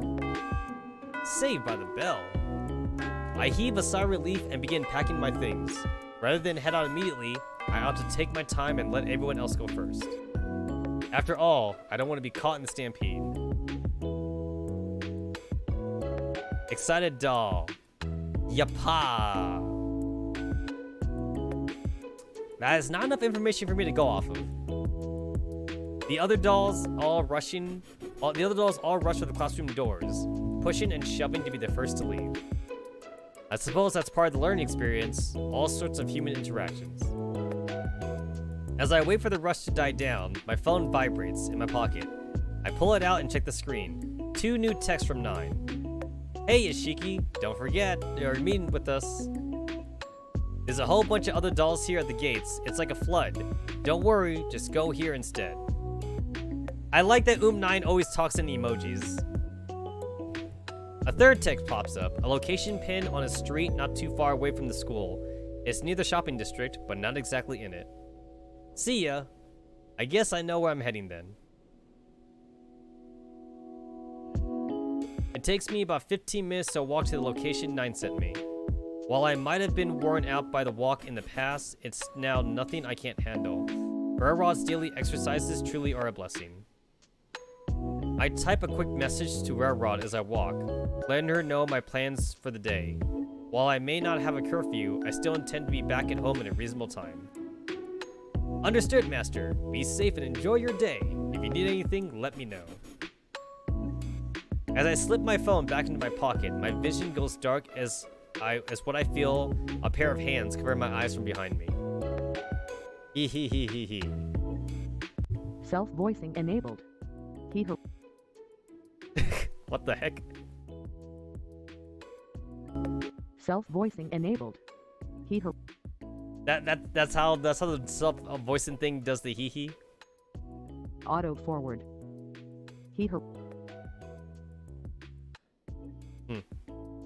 History. I push forward through the crowd, eager to get a better view, and finally arrive at the front row. Okay, no, we're done with this. Self-voicing disabled. That laughter is awfully familiar. Guess who, Shiki?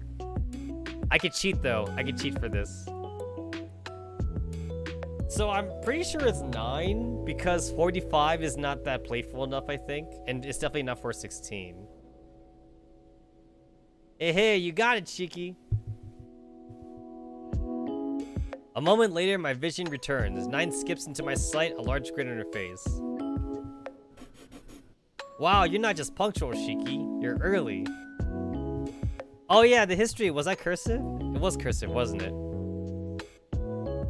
I mean, not really. Yeah, it's kind of like a crop mix between cursive and not cursive. It's not really cursive. It's curvy. It's curvy is what it is. I heard they don't teach cursive in school anymore. I learned cursive when I was in elementary school. She certainly has plenty of energy for someone who just leaving school on a weekend. Thanks. Hey, it's good to see you. I give 9 a smile as I glance around the street. The other members of Club 404 don't appear anywhere around. Say 9, where are the others? Oh, 416 and G11 went to get drinks, while Sis said she'd be running a little late. 9 winks. Nothing to worry about, Shiki. They'll all be along shortly. Right, so why here of all places?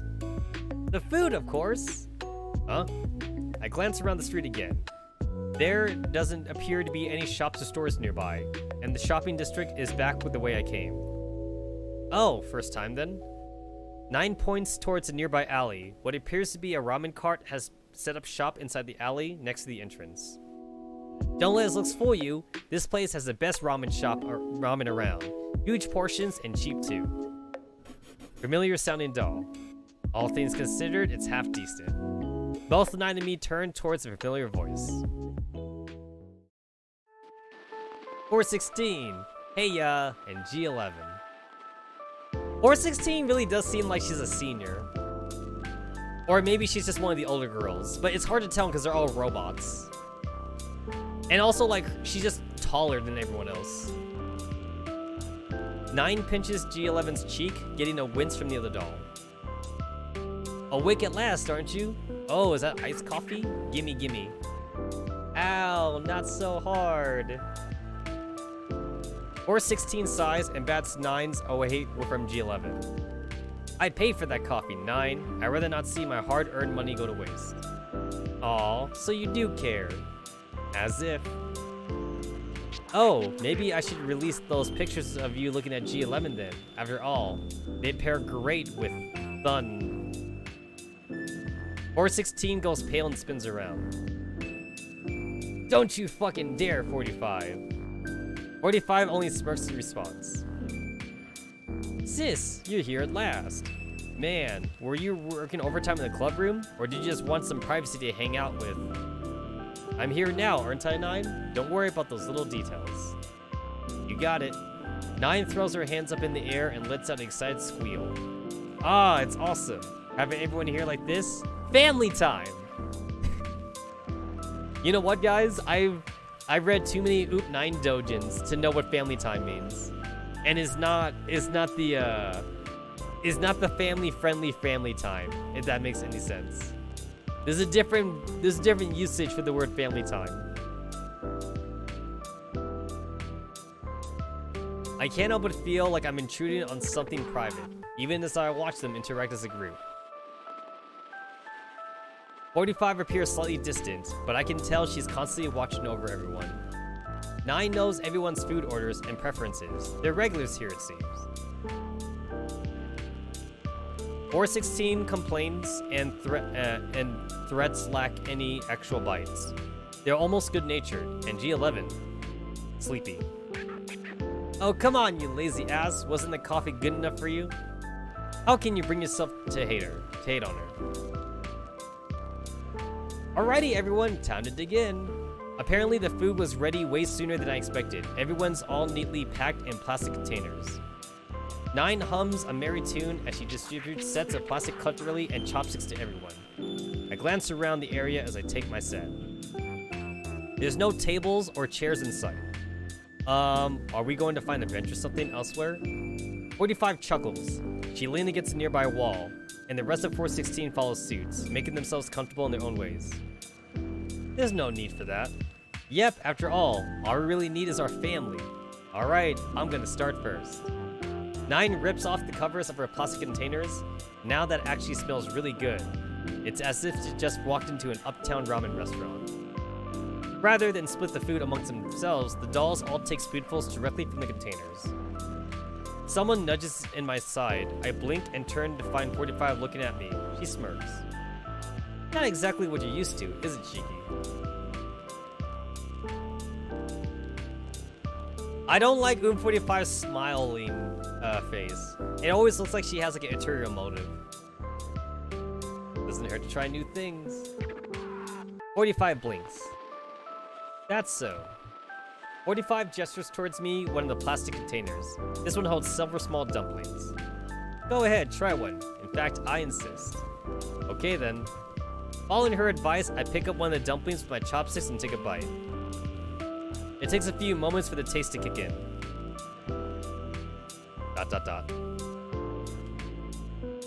Or rather, the fire spice. After all, they're known as incendiary grenades. Oh, get it? That's cool. They had to tie in a grenade thing because of Skur's Frontline. Water! Guys, never use water if it's spicy. If you use water, you're just spreading the hotness around. You want something with high fat content. You guys either want milk or you want like peanut butter or something. How can something that spicy exist? That's a fire hazard right there. Laughter fills my ears as I grab my backpack, searching for my water bottle. Oh, you okay, Shiki? You look like you're on fire. Heh. ... G11 doesn't respond or comment on my situation.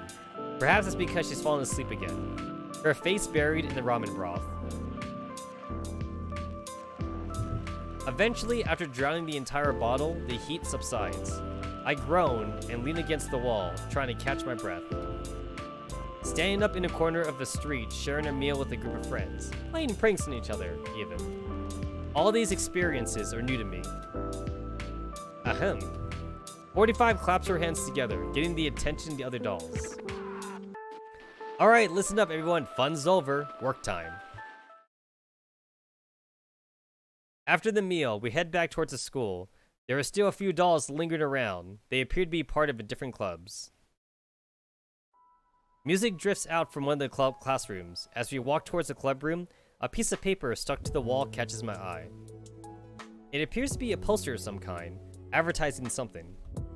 Griffin Talent Night? Shiki, come on, you're gonna get left behind. I shake my head and turn my attention back to 9. Right, sorry. As we head into the club room, I notice another one of those posters stuck to the door. 45 pulls it off and shuts the door behind her. In here, the music from earlier is barely audible. Alright everyone, first off, our latest funding request didn't get completely rejected this time. Fucking finally. Nice. M45 smirks. So, on behalf of Club 404, thank you so much, Shiki. No problem. Next up, the student council elections. Everyone knows their assignments. G11 yawns and to my surprise raises her hand. 45 nods in her direction. Take pictures. Write articles. Take pictures and write articles. Good, good. That's settled. 45 raises the poster in her hands and waves it about. We'll cover the event as well the same way. We already have some stuff on the band, but this solo guitar act's pretty intriguing. 416, G11. See if you can get any words from this. M200, preferably sometime soon. Oh, get it? Because like they pretty much canonized in the little chibi comics that M200 plays a guitar. Ah, I think I still have it. I think I still have the picture. Let me see if I can find it. Let's see. Yeah, this one right here. Okay, well, okay, that's one that I made for the contest. That's not the original. Where's the original? Oh, I don't think I had the original anymore. Okay, so like, that's not the original, but yeah, this was the very first one, I think, with M200 with the guitar. And then that's shit, I forgot her name already. That's not Dandelion. That's the other Naito. That's the little girl Naito. But this was for the community event, and this was my my entry. And like my entry was that like M200 was like singing a very inappropriate song for her. That's why G36 and Springfield are angry. Yeah. I didn't win, obviously. I didn't win. Maybe it was too risk or something. And then there was also like another community event. It was this one. 416.3 Digimon unlocked. What is it? Do you have anything to say? Spit it out. And then like little Naito Loli talks, and then like 45 says something, and 416 gets angry. Shit, who was that again? Was it Alice? Was that her name? No, I don't think it was Alice. I forgot what the Loli Naito's name was. Whatever. 416 grunts. G11 nods sleepily. 45 turns to me. Shiki, if you have time to spare, we certainly won't turn down any help from you. Of course. 45 smirks and nods, then looks away. Oh, and 9, don't forget to check in with our contact regarding the latest student gossip.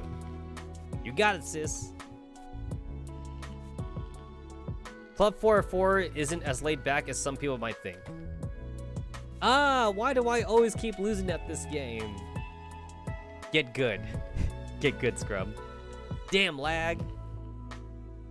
Sure, they may not have the finest reputation, but that doesn't mean they're shirking their duties either. They don't put on airs or appearances with anyone, and they certainly put in as much effort as other dolls in their work and plans. Maybe even more. It's a shame that it seems to go unnoticed, but perhaps they prefer it that way. Sis, come kick 416's ass already. Boom 45 looks up from her computer.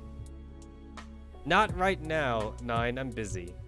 416 glances over at 45's screen and snorts. I don't blame you, 45.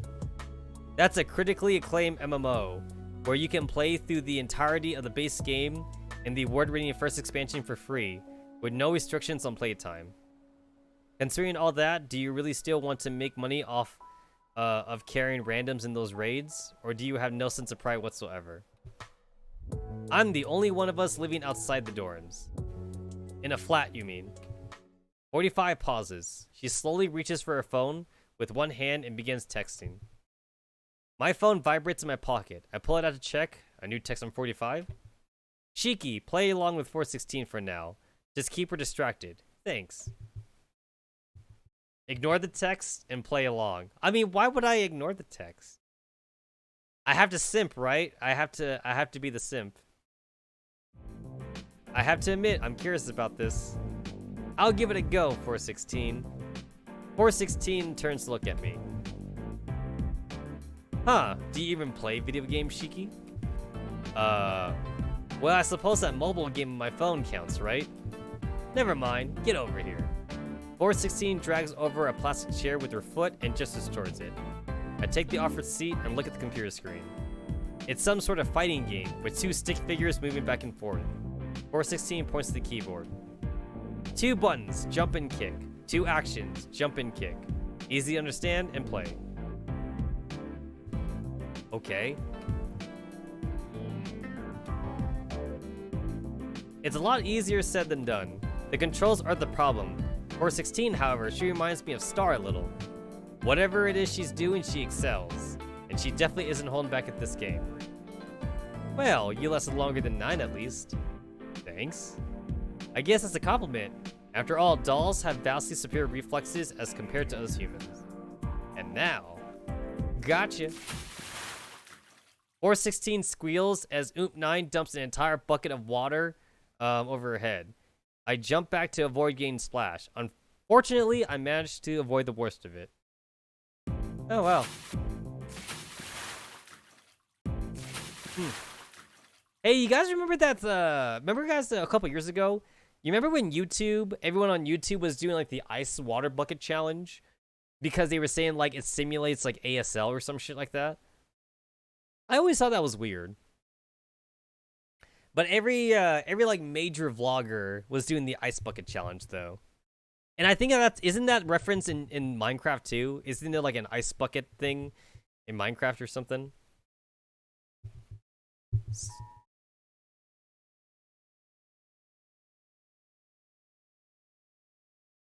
Jesus.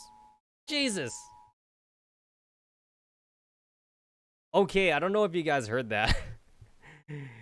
My phone had like one of those like emergency like notification thingamajigs. Yeah, like I actually I couldn't even read it just because my phones were so loud. I can't even look at it again. It's like gone. It's like gone from my phone now. I think it says something about like a Grand Prix like racing thing or something. I think that's what it was. It was super loud though.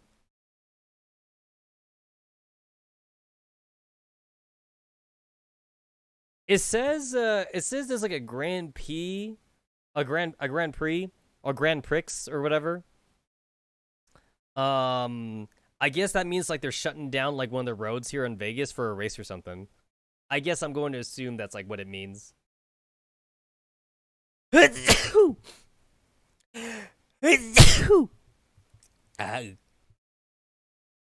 good. I'm not dying. I just need a drink of water. If I remember right, the thing about these alerts is that even if you have your phone unmuted, it still like rings because like it like bypasses that or something. Also, that would explain like the traffic I hear outside. I hear like loud car engines. So maybe there is a race going on. What the fuck? 416, soaking wet, spins around and glares at 45. 9, 45. 45 smirks. She taps her phone once, and the click of her phone camera reaches my ears. You flat bitch! HK416 lunges at 45, trying to grab the phone. Water flies everywhere with her movements. Delete that! Chill, 416. It'd be a shame to lose such a great memento from our date with Shiki, don't you think? 45 turns around and raises her phone high above her head. 9 flashes a peace sign as 45 takes another photo. Best to have a spare. Ugh! 416 storms off, muttering under her breath. Whoa, nice one. Thanks, Shiki. I nod, still but confused, and glance over at 45. We should be okay. 45 shrugs as she puts away her phone. Don't worry about it. She just needs to cool off a little. Right. Over 45's shoulder, I catch sight of the time on the clock. Wow, it's getting pretty late. Well, I have to get going. Thank you for inviting me out today. It certainly was quite the experience. No problem. Have a safe trip back, Shiki. Bye-bye. Thanks for hanging out with us, Shiki. You're always welcome here. I smile and say my goodbyes as I gather my things, sending a quick text to Railroad as I go. I'm completely exhausted by the time I get back home. After saying goodnight to Railroad, I head to my room to wash up and prepare for bed. As I slip under the welcoming covers of my blanket, my phone lights up with a text on my bedside table. I reach over and grab it, wincing at the light of my screen. One new text from M4. Hello there, Shiki. I apologize if I'm disturbing you at this hour. Huh? It's okay, I was just about to go to bed anyways. Oh, where I apologize for keeping you up. It's no trouble, M4, really. ...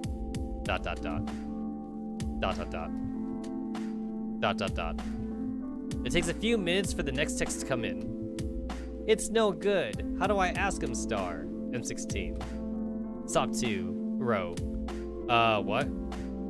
Question mark. I'm so sorry. I didn't mean to send that to you. Ah, look at M4. Isn't she adorable? She accidentally sent the text to Shiki. It's okay, M4. You said you wanted to ask me something? Yes.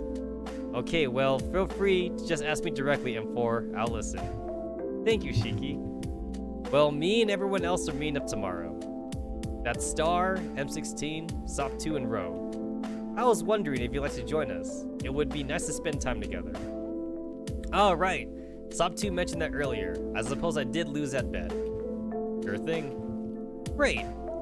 Well, we'll be meeting at the mall at 10 a.m. in the morning. If you join us there, everyone will be happy to see you. Good night, Shiki. Take care. Okay, you too, M4. I place my phone back on the bedside table, pull up the covers, and drift off to sleep. Oh, wow, he falls asleep faster than I do. Shit. My alarm goes off at the usual time. I groan and stare at a random spot on the ceiling. I really don't want to leave my bed just yet. It's so comfortable. Today's Sunday, so there's no school activities. I'm still meeting with M4 and the others, but that's at 10 a.m. There's still plenty of time. As I'm about to go back to sleep, Rorod barges in through the door. Master, wake up! It's time for our daily training. I groan again, muttering under my breath. Rorod, it's a Sunday. Can't it wait an hour or something? No, being punctual and maintaining a proper schedule is very important, especially for a novel endeavor like this. Fine, I'm coming. I get out of bed and follow her to the roof. After an intense workout, I go back to my room to prepare for the day. Subconsciously, I pick up my school uniform before remembering again that Sunday. I put it back in the cupboard and search for something more casual instead. As I roll up my jacket sleeves, I look at myself in the mirror, thinking if I need anything else. Suddenly, an idea comes to me and I can't help but smile. I go back to the wardrobe and search through the drawers until I find the box I'm looking for. With this, Werewad would be really surprised when I go downstairs. As I walk into the dining room, I steal a glance to the side. Werewad is busy setting the table for breakfast. Soon enough, she looks at me and her jaw drops. I try my hardest to contain my laughter. Whoa, Master, you're looking cool. And what's with the sunglasses? You might need them outside, but there's no need to wear them in the house. Although they do look great on you. She mumbled the last part while turning away from me. I finally laugh, take the sunglasses off, and put them back in the box. I'm glad you like it, Rod. Now let's dig in. I'm starving, and the food looks delicious. Rod's cooking is impressive as ever.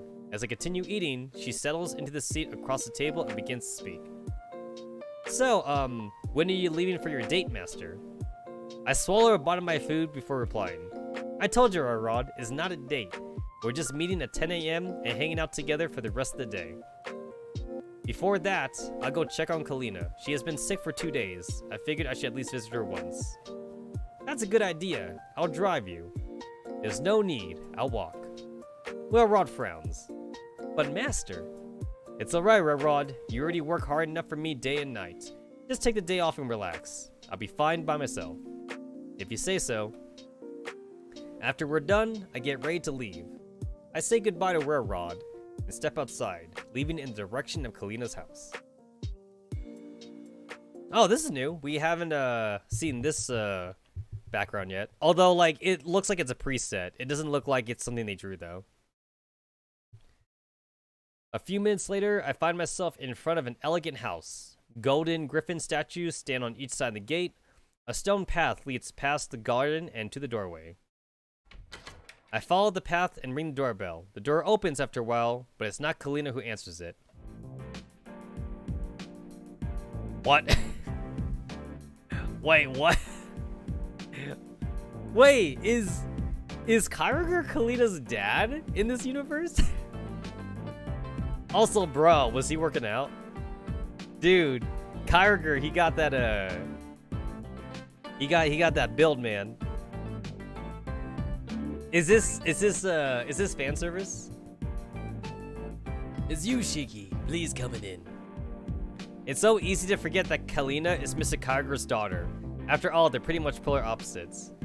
I'm pretty sure they're not in the actual lore. If I remember right, Kalina was like a poor girl. She was like literally like in the slums or something. And then Kyriger like took her in to work at Griffin or something. That's the story, but they're not related though. Kalina and Kagura are not related. Mr. Kagura is wearing nothing but gym shorts and a tank top. That's unexpected. Holding a bottle in his right hand, he uses the tank to wipe sweat off his forehead. He exudes a strange aura of power that knocks me back a few steps. Forgive my appearance. I just finished my daily workout and wasn't expecting guests. I'll get changed right away. No, it's fine. ... Bro, I'm running out of fucking safe spots. No, it's fine. I don't mind. Oh, well, if you say so. Sir, I only wanted to check on Kalina. She has been sick for the last 2 days and hasn't answered my text, so I hope she's fine. She's doing much better now. It was just the common code. Don't worry, Kalina will be back in school tomorrow. As for her phone, the doctor recommended bed rest, so I confiscated it for a couple days to stop her from using it all the time. Kalina should be awake by now. Are you sure you don't want to come in and meet her? No, sir. I need to get going. I promised M4 and the others that I'd meet them this morning. Considering how extraordinarily well dressed you are, it seems to be a special occasion. Thank you, sir, but it's nothing like that. We're just gonna hang out, like friends do. It's for the progress of the Griffin Project, after all, as well. Excellent, Shiki. I was about to ask about that, but it seems the project is going really well. Keep up the good work. And a piece of advice, treasure these friendships that you have formed. Long after Griffin Project ends, they will be what remains. I will, sir. Thank you. I need to go now. Goodbye, sir. Goodbye, Shiki. I hope I didn't keep you for too long. I let out a sigh of relief as I leave Kalina's house. Kalina is doing fine. There's nothing to worry about. Now, where was I supposed to meet M4 and the others? I arrive in front of the mall just in the nick of time. I stand there and scan the crowd. Strangely, the girls are nowhere to be seen. A few minutes pass as I look around, searching for them, then I hear a familiar voice behind me. There he is! That has to be him! Hey Shiki, over here! I turn around and see all the girls running towards me, except for Sop 2, who is happily bouncing around. Everyone else seems out of breath. Rose suddenly stands up straight and bows to me. Oh, what? Oh, shit!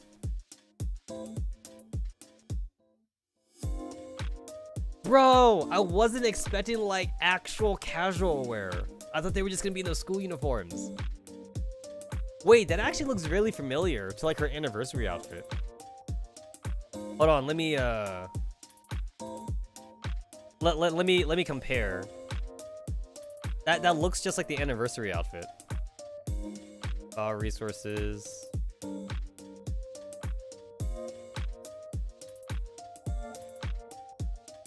Row 635. Whoops, I put row 645. I put row 625.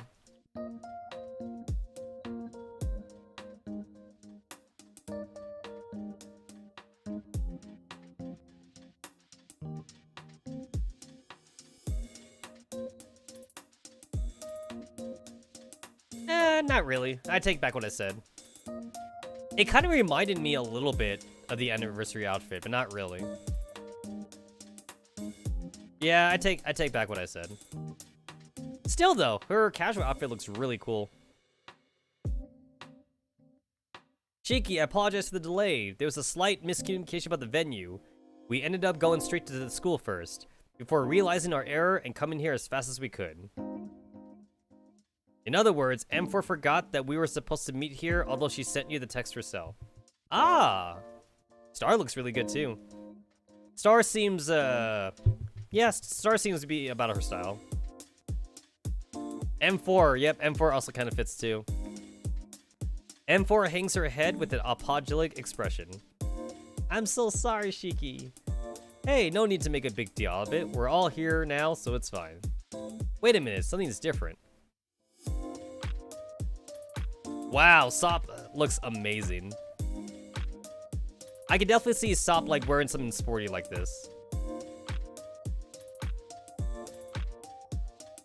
Huh. I see that her arms are not symmetrical. Because like this one goes all the way down here, because her sleeves are symmetrical, but like Because her hands and arms should be the same, but they're not the same.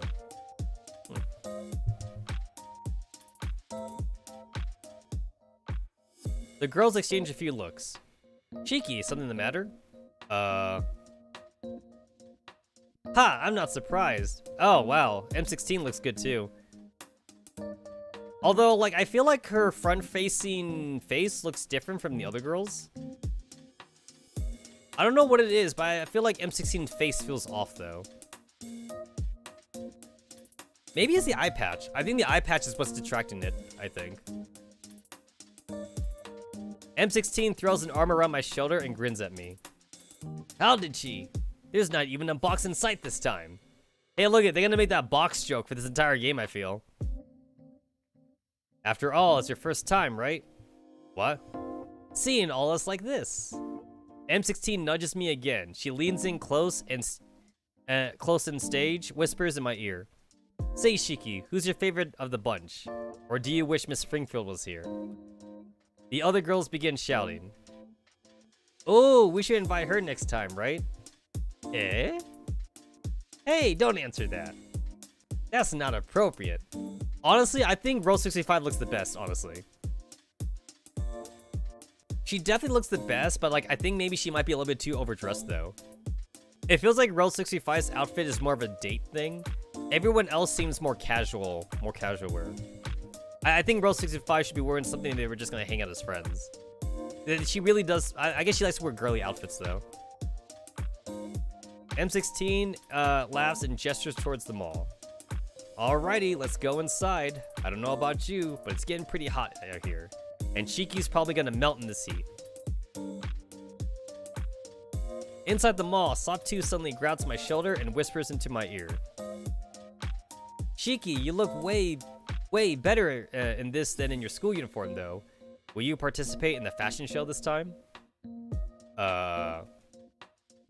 M16 glances our direction, having overheard Sop's whispers. The school festival is still ages away, Sop 2. Shiki has a long time to decide. Wait, what's this about a fashion show and a festival? Ah, you don't know? We have a school festival every year. There's always a fashion show besides the usual stuff. The dolls dress up in their best outfits and try to impress the audience. Everyone votes for their favorite, and the one with the most votes gets the trophy. It's all in good fun. And you clearly have an eye for this kind of thing. You could definitely consider entering when the time comes. That's interesting. I'll think about it. Although G36 is a clear favorite to win, I think she made 8 or 9 different outfits just for the show. G36? Wait, you mean that G36?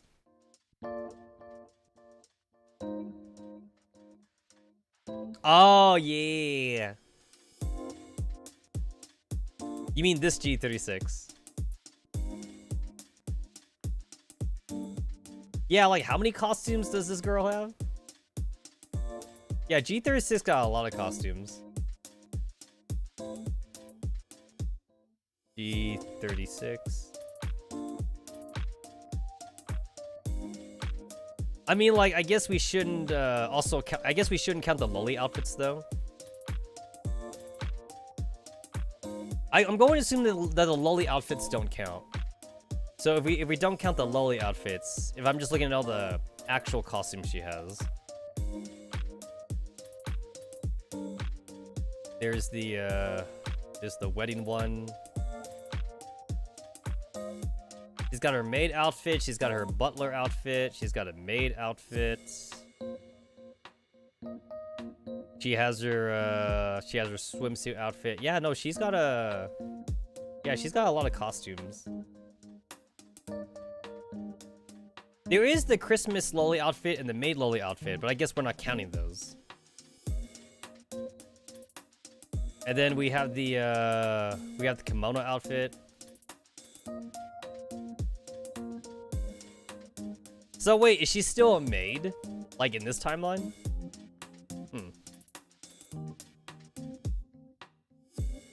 I don't know if we count the Digimon outfit. It's still a maid outfit. So like I don't know if we count it.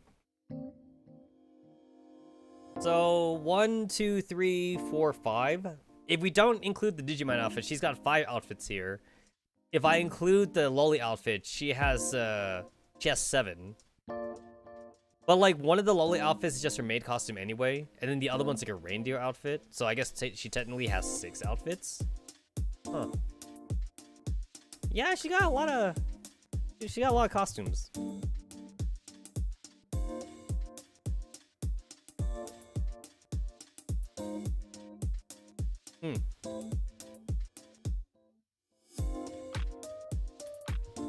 And SOP 2. SOP 2 suddenly takes off running down a corridor. Where you go in SOP 2? It doesn't take us long to catch up. SOP 2 has her face pressed against the glass of a store window. Her eyes are all but gleaming with excitement. Look at these dresses, they're so cute. Don't you think we would all look great in them? I look and see a set of mannequins wearing band costumes, complete with a set of trumpets and tubas. Oh, that's a reference to like the official art of them like wearing band costumes. I'm not sure if I have that. Do I do I have that in my Girls Frontline folder? It was not a login screen, so it's definitely not there.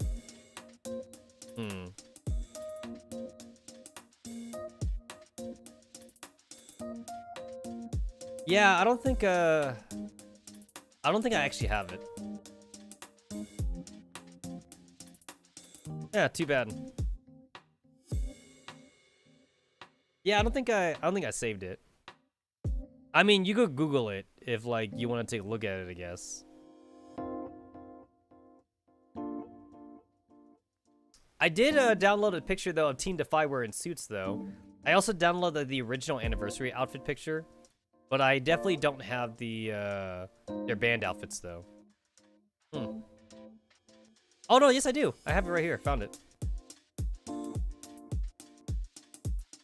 This is a Team 404 and Team Anti-Rain and Team Defy. Oh shit, it's everyone. It's everyone wearing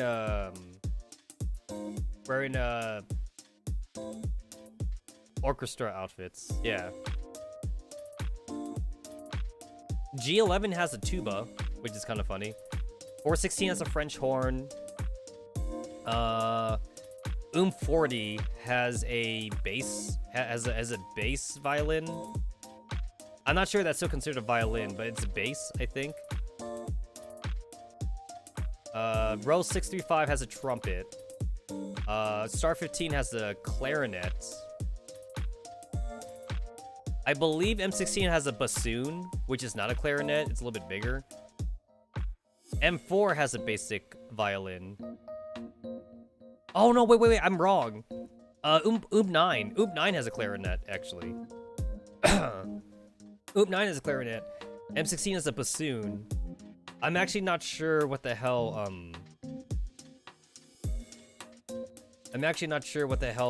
Star 15 has then.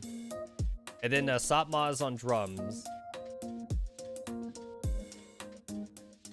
I guess AK-12 and M4 have a violin, but they're a little bit different, I think. And I don't see what AN-94... Oh, AN-94 has a piano. Yeah, I see the piano behind her. I am sad that these are not costumes in the game, actually. Because these are actually really good. I would so, like, sim for these costumes. Yeah, they're all really good. Actually, it's kind of too bad that, like, 40 doesn't have any costumes in-game. We still have her as a unit, though. You can farm for 40 if you want, but, like, it'd be kind of weird, I guess, to give her a costume. Because, you know, spoilers alert. They're all cute indeed. Let's buy them. Do you think they'll let us play the trumpets here? I'm not sure. No, they were not. And for God's sake, stop running about everywhere, SOP 2. SOP 2 seems sad. However, I'm beginning to feel exhausted, and it's clear that the others are too. I'm already tired from running after SOP 2. Can we sit down and relax somewhere? There is that cafe on the second floor. We could go and sit there for a few hours. Good idea, Star. Everyone? Everyone nods in agreement and starts moving. I notice that SOP 2 keeps looking back at the band costumes as we walk. You really liked those costumes, didn't you? Yes, it's a shame. Come along now. We'll get those some other time. Alright then. Sop2 seems to gain some of her energy back and runs up the escalator, prompting Ro to caution her again. Meanwhile, M16 turns a star, her eyebrows raised. I'm surprised that you know about the cafe hypothermia, Star. I didn't know you were interested in anything except your acing your studies. What do you think of me, 16? I have a life too, you know. Whoa, no need to be so defensive, Star. I'm just surprised. Besides, it's a good thing. I went there with M4 once at the beginning of the year, that's all. Oh, I see. Yes, we went there quite a while back. It was really nice. Oh yeah, we've been here before. Or at the very least, we've seen this background already. They're probably just reusing the asset though. As we enter the cafe, we find it more or less empty. Finding a table doesn't take more than a few seconds. We take our seats and begin chatting at the table. A few minutes pass without any of the staff appearing. It seems the girls have noticed this too. They don't usually take this long. You're right, at least... Oh, there's someone. But it seems like she's new here. I didn't even see her last week. The waitress practically sprints to our table to take our orders. We all order coffee and on M16's recommendation. The strawberry custard cheesecake. Sop2 also orders a chocolate parfait. Sop2, don't eat so much. You'll get fat. They're robots. Do robots even get fat? T-dolls don't get fat. Haven't you seen Spas? She eats more than everyone else combined and hasn't gotten any fatter. Ugh, fine. What am I gonna do with you? After taking our orders, M16 asks the waitress something in a hushed tone. She replies in an equally hushed tone and runs back. What was that about? Oh, I asked her about FNC, the T-doll who usually works as a waitress here. Ah, shit. Ah, snap. Wait, where's my FNC picture? Where's my FNC picture?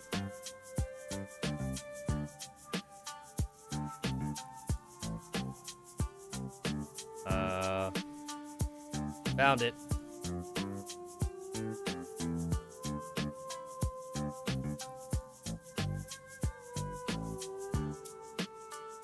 Yeah, FNC.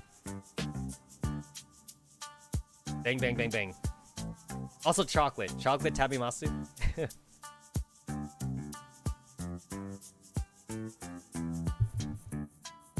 Apparently FNC ate too many chocolate eclairs yesterday and got sick. That's why she's not here today. But how does a T-doll get sick, even from overeating? It's not the same as human sickness. Her food processing unit malfunctioned from the chocolate, and she had to spend hours in the repair bay. M16 shrugs. But it's easier to understand and say that it's sickness. You heard that, Sop2? We'll be fine, stop worrying so much. We fall silent for a moment, looking at everyone. I see that Star has the same worried look on her face. She's also been rather quiet. Hey Star, you still worried about the elections? She is startled by the mention of her name.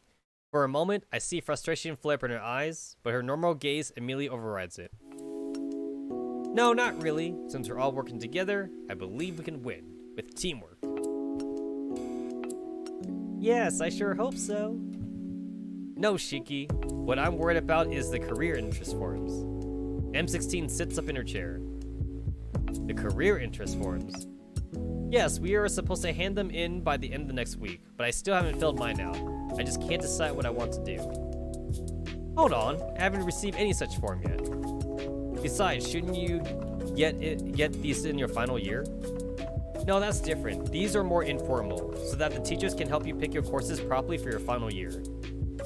As for you, maybe your class will receive them tomorrow. Oh, I see. But you should still have a lot of time to hand them in, right? That's not the problem. The problem is, we're gonna graduate next year and I still don't know what I want to do after that.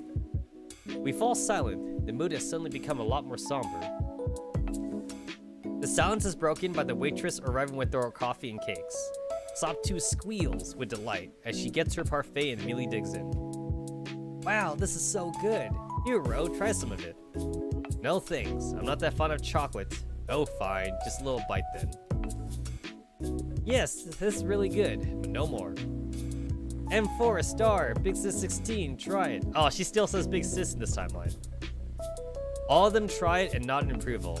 Then Sop 2 looks towards me with a big smile. Last but not least, Shiki. She scoops up a lot of the parfait with a spoon and shoves it near my face.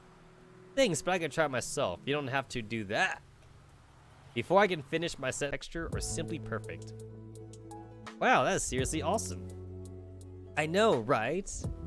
We laugh and continue eating as we talk. The heaviness in the air from earlier is gone. So M4, have you thought about what you're gonna do after you graduate?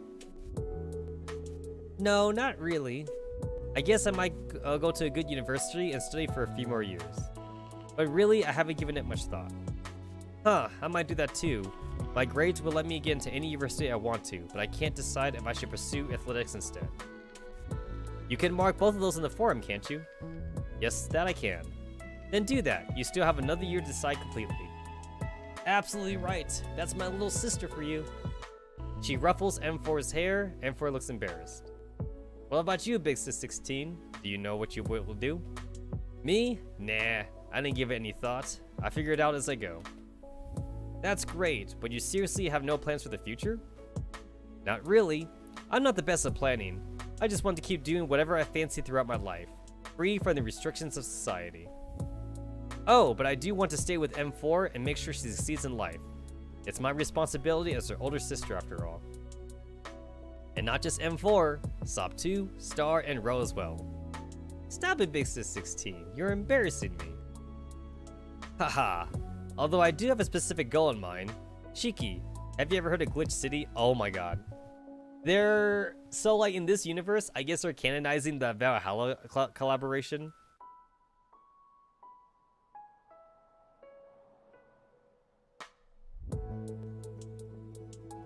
I mean, not that I'm complaining. That's pretty cool. I mean, I can see Glitch City definitely being valid in Girls Frontline, only because like they have robots in Valhalla universe, so like you could definitely like cross the two together. I think I have like other jail pictures too. Yeah. There we go. Whoops, I didn't mean to do that.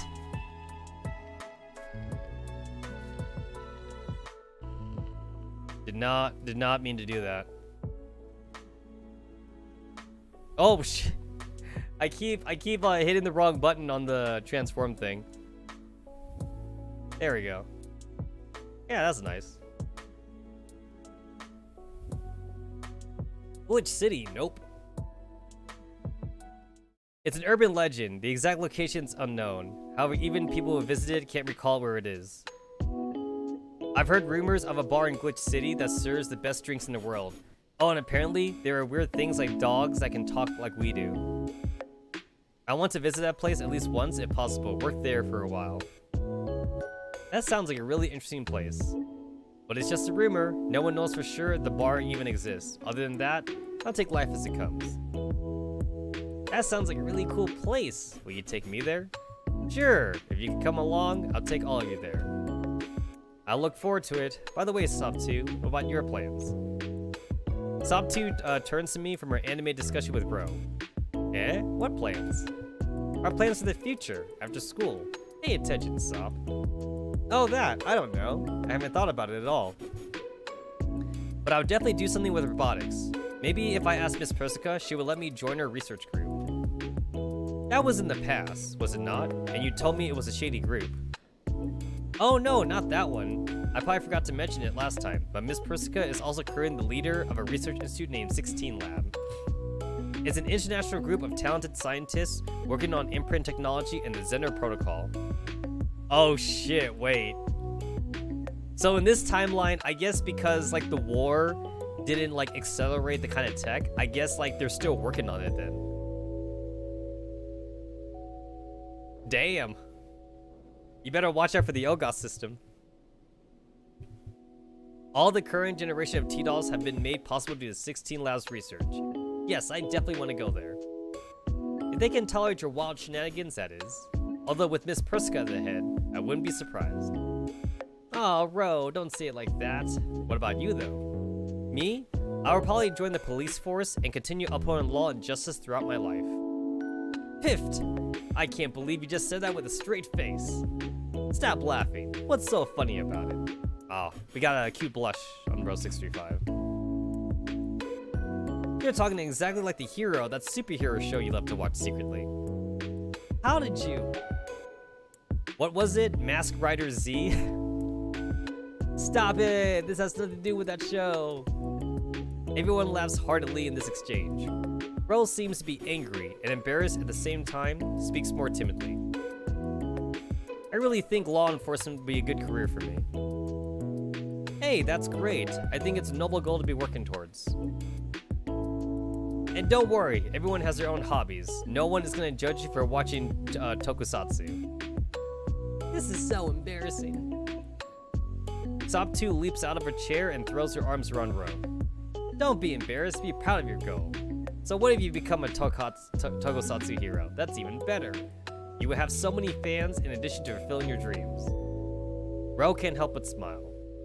Thanks, Sop. Now get off of me. You're gonna strangle me at this rate. She pushes Sop 2 away from her and sips her coffee. What about you, Shiki? What are your plans for the future? Me? I haven't given a whole lot of thought to what I want to do after school. I've always wanted to work in robotics, but I have no clear ideas about it. What should I say? I'll go ahead and save my game. So, I assume that if I say uni, that's like an M4 star thing. If I say robotics, that might be a soft thing. If I say undecided, that's a star 15 and M16 thing. I guess to be fair, my choices don't really matter too much right now because this game is still not finished, so it's not like I really have to overthink anything. But it's still though, it still makes you think. I'll say robotics because it is what the player wants or what the character wants. I don't know. I do want to work on robots in the future though. Yay! So will you join 16 Lab with me after we graduate? We can work there together. Sop 2, stop it. You don't know for sure if you can join 16 Lab straight out of high school, do you? Well, yes, but I'm pretty confident I can. And if Shiki and you all join with me, we will have lots of fun every day. Most people aren't as talented as you, Sop, and that is not how the real world works. Ro is right. However, I would definitely love to work at 16 Labs someday. It is one of the best research institutes in the world after all. It's not an immediate plan, but a good long-term goal to work towards. Yes, that's right. Good luck, Shiki. Your goal is a difficult one. You need to work hard to achieve it. A few hours have passed. The sunlight outside the window is brighter than ever, and I'm beginning to feel hungry again. By the way, is anyone else still hungry? I kind of fancy a pizza right now. Pizza? Yay, count me in. Sure, why not? It's about time we had lunch too. We pull out our wallets to pay the bill when Sop 2 lets out an exclamation. Ah, I think I forgot my wallet back at the dorm, oh no. Seriously? Sop 2 makes a sad face. Somehow, all my resistance is suddenly gone and I speak up without thinking. It's fine, Sop 2. I got you covered. You can pay me back later anytime. Her face immediately lights up. Yay, thank you so much, Shiki. I promise I will. Wait a minute. What is it? Remember our bet yesterday and you lost? Which means you're treating all of us today for the whole day. Ah, I had forgotten about that. That's oddly convenient, Sop 2. Are you making this story up? No, she's telling the truth. Don't worry, I did lose the bet, so today's on me. See? I wasn't lying. Well, that's settled then. Nice one, Sop 2. She gives Sop 2 a fist bump, and we all get up to leave. As we walk out, Ro pulls me to the side. Shiki, you really need to stop spoiling Sop. She needs to learn the consequences of her actions to be ready for the real world. I know, for some reason, I subconsciously said that when I saw her face. Besides, her smile was absolutely worth it. Ro looks at me with disappointment. You need to be stronger, Shiki. You cannot let Sop get away with everything just because she's cute. Sop is a straightforward and honest girl, but what if the enemy does the same thing to manipulate you? Would you fall for it? She starts walking away. Think, Shiki, think. Think, Shiki, think! And come on, the others are already at the pizza place. All right, as much as like I want to put a picture of like the meme up for like the think meme, I don't actually have that on my computer because I usually don't save meme pictures like that.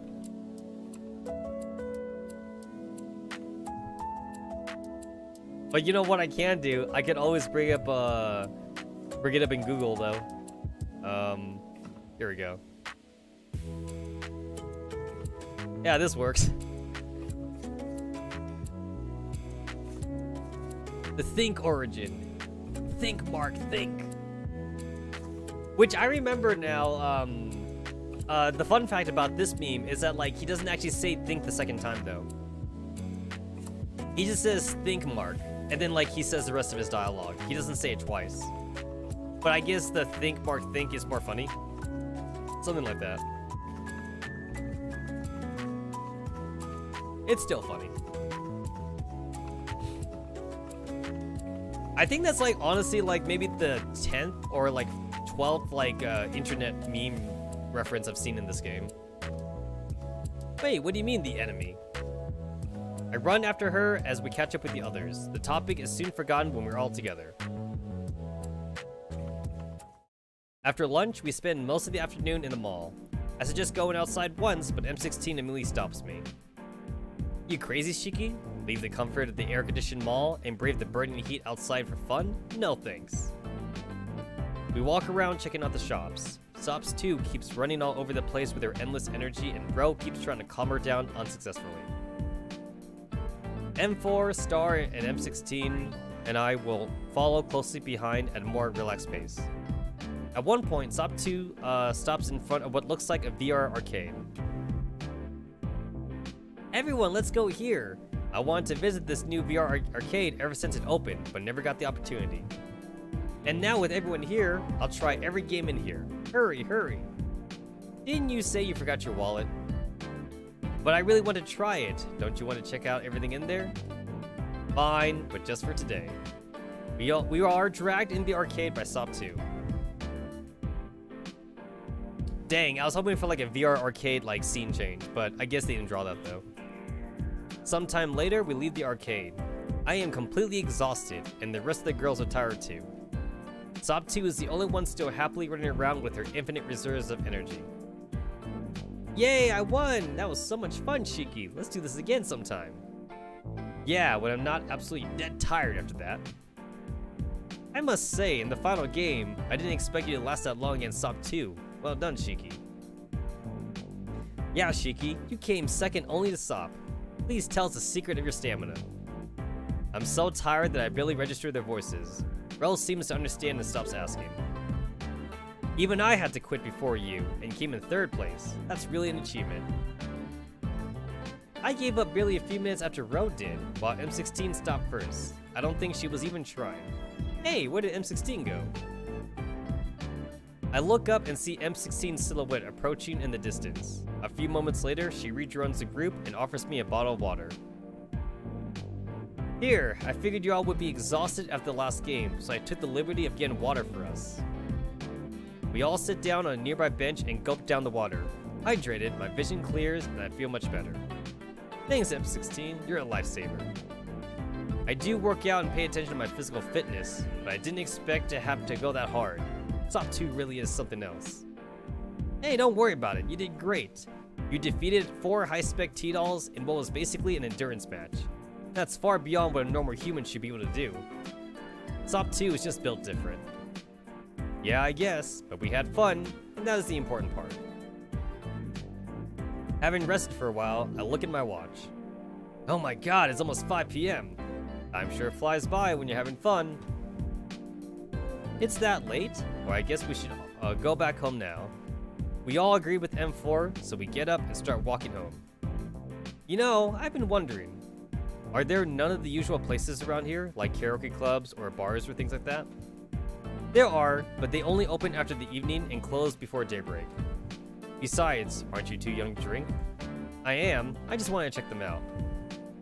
Those places are in a more rundown part of the city. There are rumors of gang activity after dark there, so I don't recommend going anywhere near that area. I've heard that some people still go there regardless. How they manage to avoid getting mugged is either luck or an agreement with the locals. I don't know.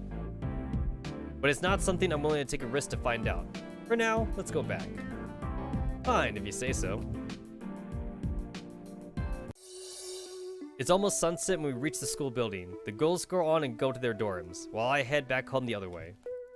Before leaving, we say our goodbyes. Sop 2 almost runs ahead, and the other girls walk at a distance, too tired after the entire day. I turn around and start walking home. Then I hear M4 calling me from behind. I stop and let her catch up. Yes, M4? Did you have fun today? You can tell it's M4 because she's like stuttering and shit. Yes, I had a lot of fun, M4. Thanks for inviting me. Really? Yes, it was a refreshing change of pace, although a bit intense. Did you have fun too? Yes, I did. Thank you, Shiki. So, she pauses for a while. Can't we do this again? Not right now. Maybe a few weeks later. Sure, anytime. And if it's just me, without the others, would you— Aw, shit! Guys, M4 ending locked in. Without the others, would you, Of course, I wouldn't say no even if it's only you, M4. Thank you so much, and good night. I'm willing to bet that M4 is like the default. She's gotta be like the default waifu. Like, Wererod is probably like for the bad ending, but M4 is probably like the default good ending. If you actually like can get a good ending. She quickly says the last sentence and runs away. Strange, what was that about? Oh well, I'll think about it later. Exhausted from the events of the day, I journey down the road, eager to reach the comfort of home. When I reach home, I notice Wererod standing at the door. She perks up as she catches sight of me. Welcome home, Master. Wererod, were you waiting out here for me? Indeed, fear not, Master. You did not keep me waiting long. My watch had scarcely begun but a few minutes ago. Thank you, Wererod. Now let's both head inside. I'm dead tired and a long shower sounds good. Of course, Master. After you. Wererod closes the door as I drag myself upstairs. Fortunately, I only had a few school assignments to complete. That leaves the rest of my evening free. A lot has already happened today, but I don't want to just laze around the rest of the day. I wouldn't want to waste my free time, but at the same time, I prefer to do something a bit more laid back. Suddenly, an idea hits me. I look for the book that Wererod and I bought, the one with a knight just as bright as a dragon. Near it is dark. If Wererod is free, I'd like to get started with her. They're gonna play some good old-fashioned D&D, some tabletop RPG. I check the bag in which we put it. Huh? Surprisingly, nothing's there. The book must have disappeared. Strange. Books just don't grow legs out of thin air. I begin searching for the book, checking each room carefully. I should probably find Wererod too. She could give me a hand with this. As I open the door to Wererod's room, I find what I've been looking for. Wererod has the book in a firm grip, her eyes slightly glazed over. The book's text and illustrations appear to have entranced her.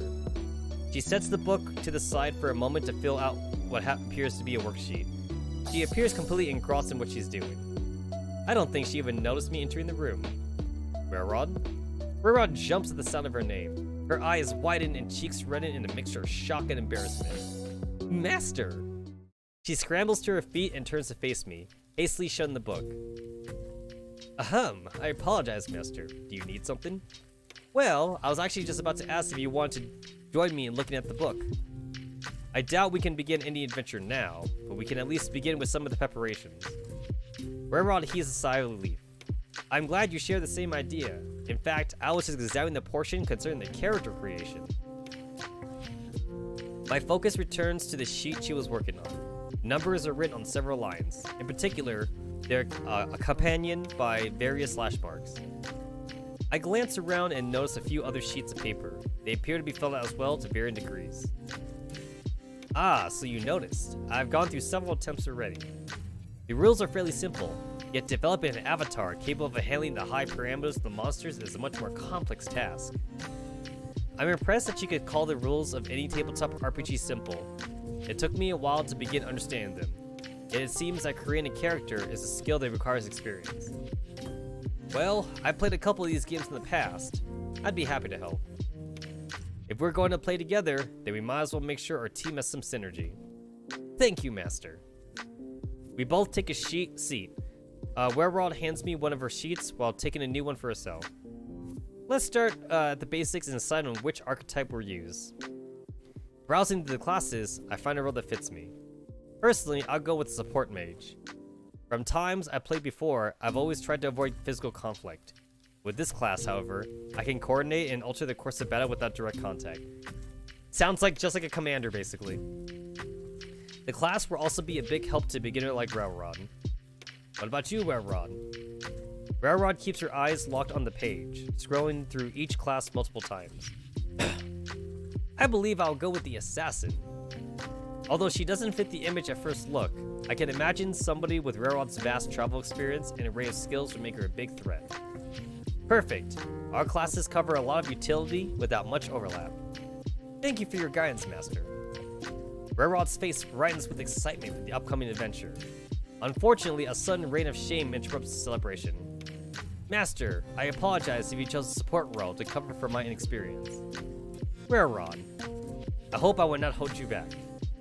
It's common belief that supports, both in RPGs and other games, focus on the enjoyment of others over their own. I personally don't think that's the case, though.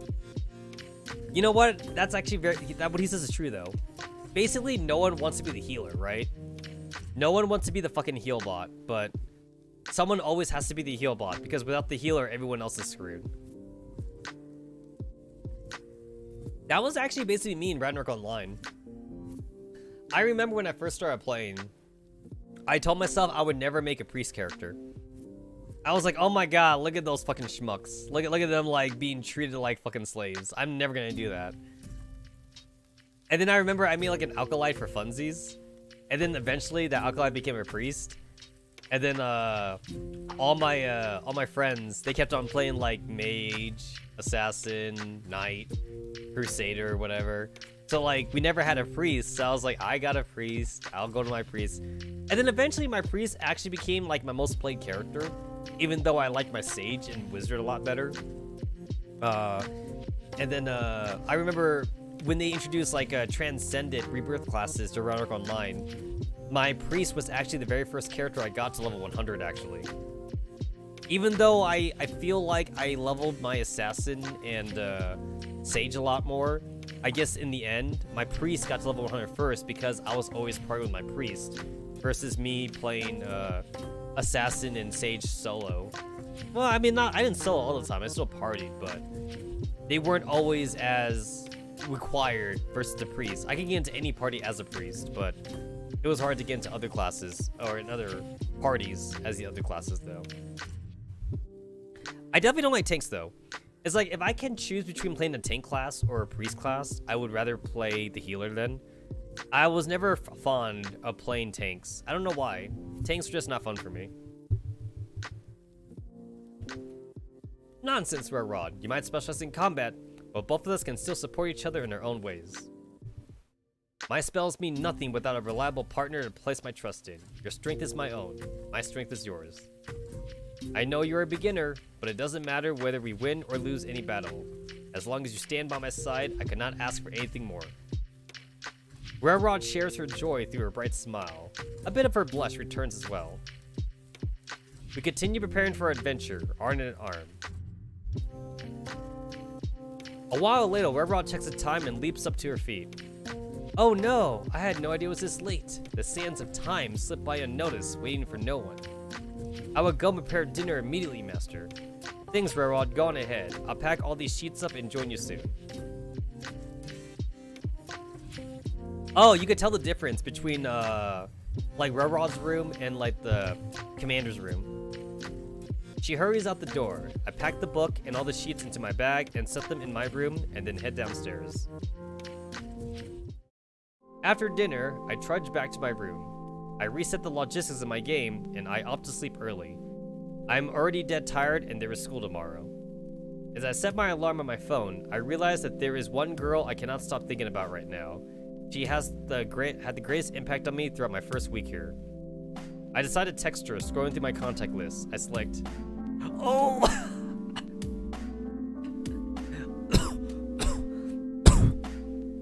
Okay. Now this one's important, right? This one's got to be the most important.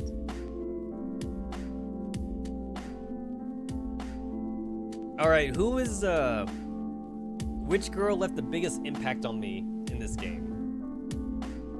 SOP2, M4, Star, M16, Row, 45, someone else. 9, G11, 416, Kalina, where. Oh shit! Oh snap! Is there a railroad ending? I think there's a railroad ending. Oh damn! Forever Alone. Okay, so like, out of all the non-standard main characters, we do have Kalina and Railroad. You know what? I feel like you don't date G11. G11 is daughter, not waifu. I feel like it's wrong to go for the G11 route. Okay, so if I were to say personally, of like who got the most screen time of everyone so far, I think Sopmod. I feel like Sopmod got the most screen time out of like the 7 days I played. Like at first it was like Kalina that got the most screen time, but then like after Kalina did the whole like introductory thing, it felt like you spent more time with Sopmod than anyone else. I feel like M4, even though she's got main character stats, she didn't do a whole lot in the first week. And then you barely got to talk to 416 and G11 anyway. But anyway, if I talk to M4, I wonder what she says. Or not M4, 45. I wonder what 45 says. Hey there, 45. I just want to say it was great to meet you. I hope to get to know you better. Auto reply. This number is not in use. Message not to. Oh, get it? Because Team 404 is doesn't exist. Oh, that makes sense. That makes sense. What? I'm pretty sure this is the number that 45 texted me from, but I immediately got a text message from a new number. Oh my, Shiki. That was pretty sweet of you. Aren't you such a nice boy? Oh. So even though it says, so basically 45, she's like constantly changing her number, but she still knows that you sent her a text message to her old number though. 45, is that you? Indeed it is. I keep changing my phone number frequently for reasons. And seeing how you messaged me this late, I would think that you are serious about becoming friends with me. Of course, 45. You really are quite interesting, Cheeky. I'll be in touch. Don't save this number. It's going to be changed in a few days. Good night. Good night, 45. I set my phone aside, turn on the lights, and get into bed. It doesn't take long for me to fall asleep. I was apprehensive before moving to Tanigashima. I had my doubts about settling a new place, away from everyone I knew. But now I find myself enjoying everything. It's as if this place has always been my home. I can't wait to spend more time here with my new friends. And this is from Waifu Trash Family. Thanks for playing.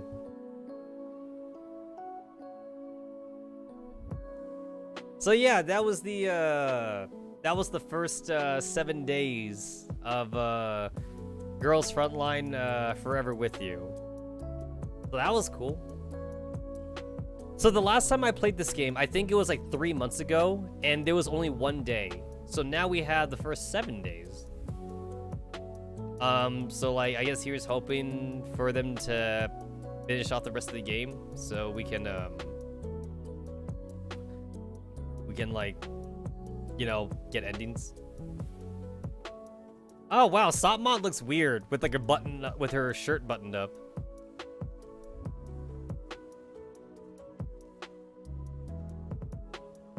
Oh, there's a Spanish translation, German translation, and Japanese translation. That's cool.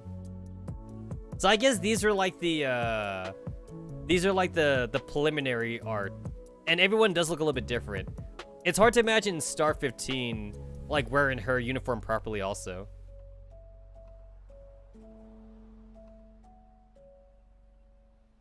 Sound effects. Look at that, a lot of free sound, a lot of free sounds in here.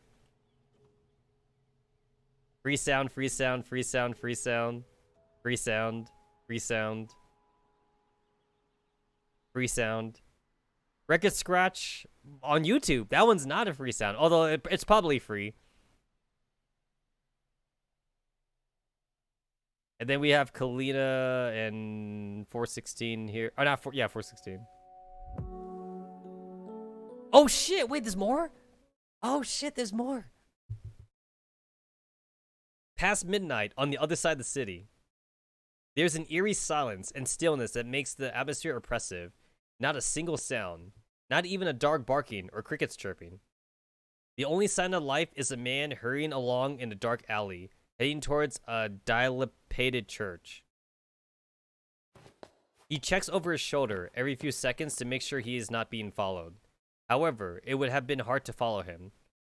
He is wearing a cloak that he pulls over to cover most of his face and walks alongside, opposite to the blinking street lamps. Once he reaches the church, he slowly opens the broken gate. In spite of his rusty appearance, the gate does not make any noise. Closing the gate silently behind him, he walks up to the front door. After checking his surroundings again, he enters the church.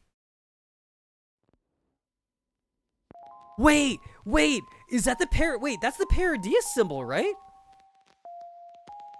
The inside is a stark contrast to the outward appearance of the church. It is well lit and clean. The soft blue lights on the wall and the glowing symbol on the front give a futuristic look. The man walks along the smooth marble floor and sits down on the bench closest to the altar. Behind the altar, he notices a girl in black attire standing. Naito! That's a Naito! Oh, snap! So wait, Paradies is still a thing. Oh, shit. She has an expressionless face that unnerves him every time he visits the church. He wants to look away, but he can't. He is following a rehearsed, well-planned sequence of actions. One mistake, and the professor would cancel the meeting. After 5 seconds, the girl speaks in a monotone voice. Father, oh god, guys! Father will meet you now! Oh god! She turns, walks to the door behind her, and enters it. A clicking sound from the other side confirms that she has locked the door and left. The man stands up and walks to the altar. He stands behind it, where the girl stood a few seconds ago. He waits, knowing that the professor has been watching his every move from the shadows. Soon enough, he hears a voice from a speaker on the wall. Captain, I'm glad you made it today. The voice isn't trying to distort it as usual. The professor never revealed his bass or real voice, although the man was used to it by now. Professor, let's get the pleasantries, shall we? Why have you called me today? As hot-headed as ever, Captain. Very well. First off, how are things on your end? So wait, who is this again? I'm sorry, I forgot. It's not Lyco, right? Wait, is it Lyco? Or it's Persica's old partner, right? Yeah, it's the guy who told not to kill us. Yeah, Lyco? Is it Lyco? I think it was Lyco. I kind of forgot his name. But yeah, it was like Persica's. Yeah, it was Persica's old partner, because he made Paradies basically. Let's see. Yeah, there we go. I found him.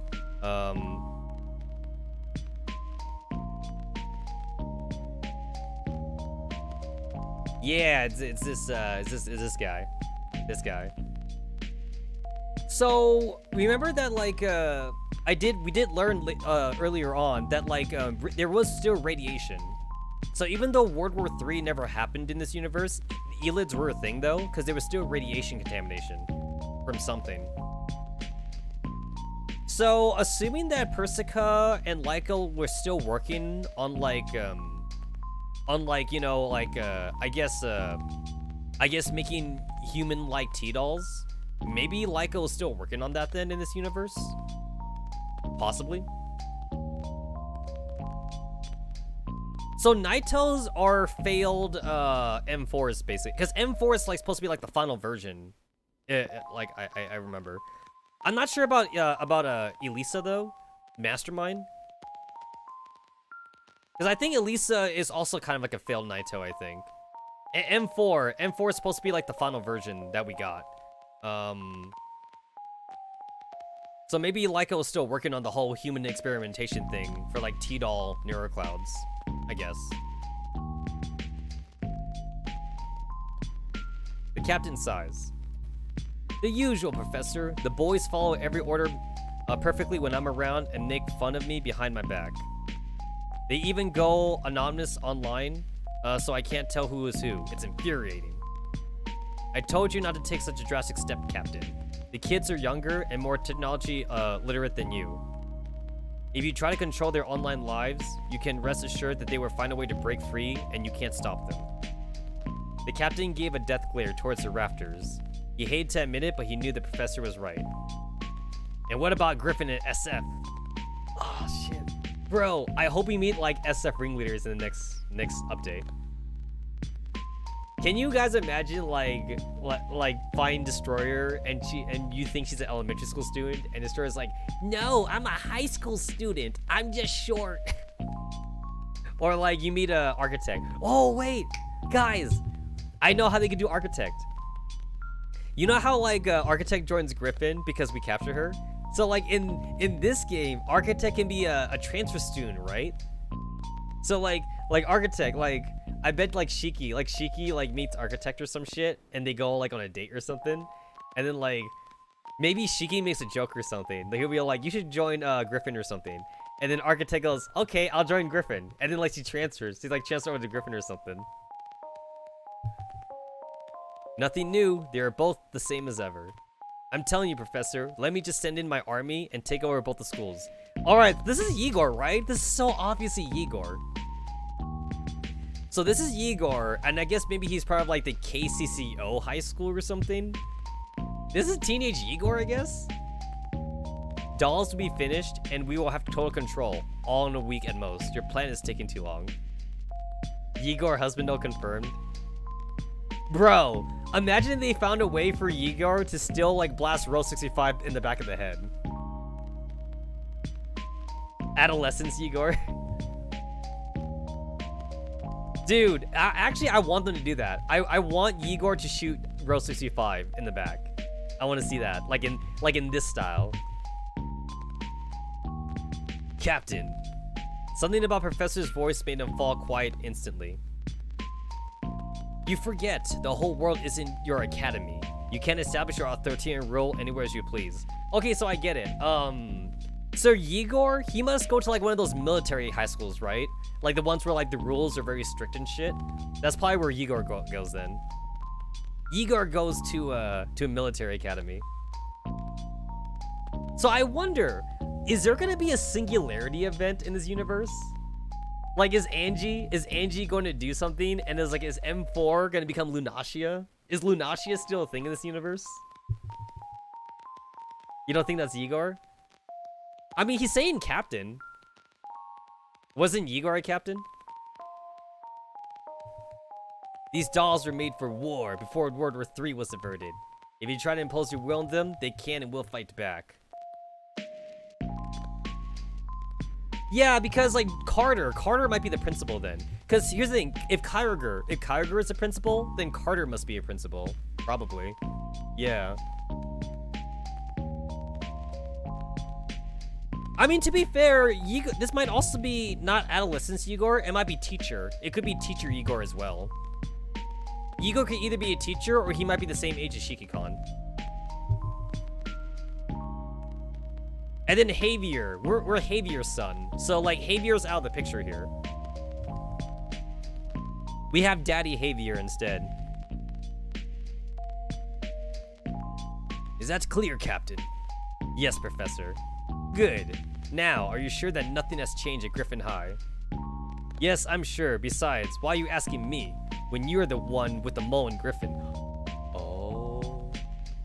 And before William is final antagonist? Who's the mole? Maybe we didn't meet the mole yet? I'm wondering who the mole could be. Oh god, wait, it's Team Defy, isn't it? Oh, it's Team Defy. Oh my god, no, it's obvious. It's obvious, it's RPK, right? It's RPK. God damn it. Silence, Captain. This is not about me. I want to check if you are keeping up with the latest developments in our plan. Fine, yes, nothing new. If you don't count Javier, Welkin's son, enrolling at Griffin High. So obviously, like this must end with this must end with like a Shiki-Kon like controlling the T-dolls, right? Do you think they're gonna grab guns or something? They might grab guns like sometime in the middle of this.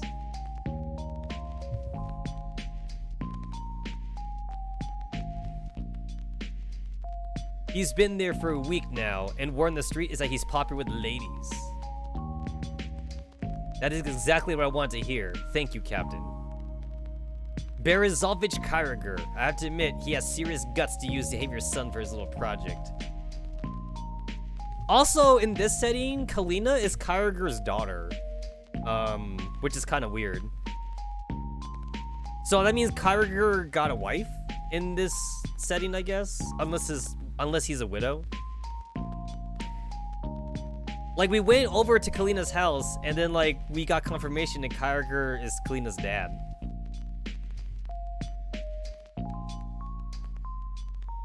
But that's exactly what I expect him to do.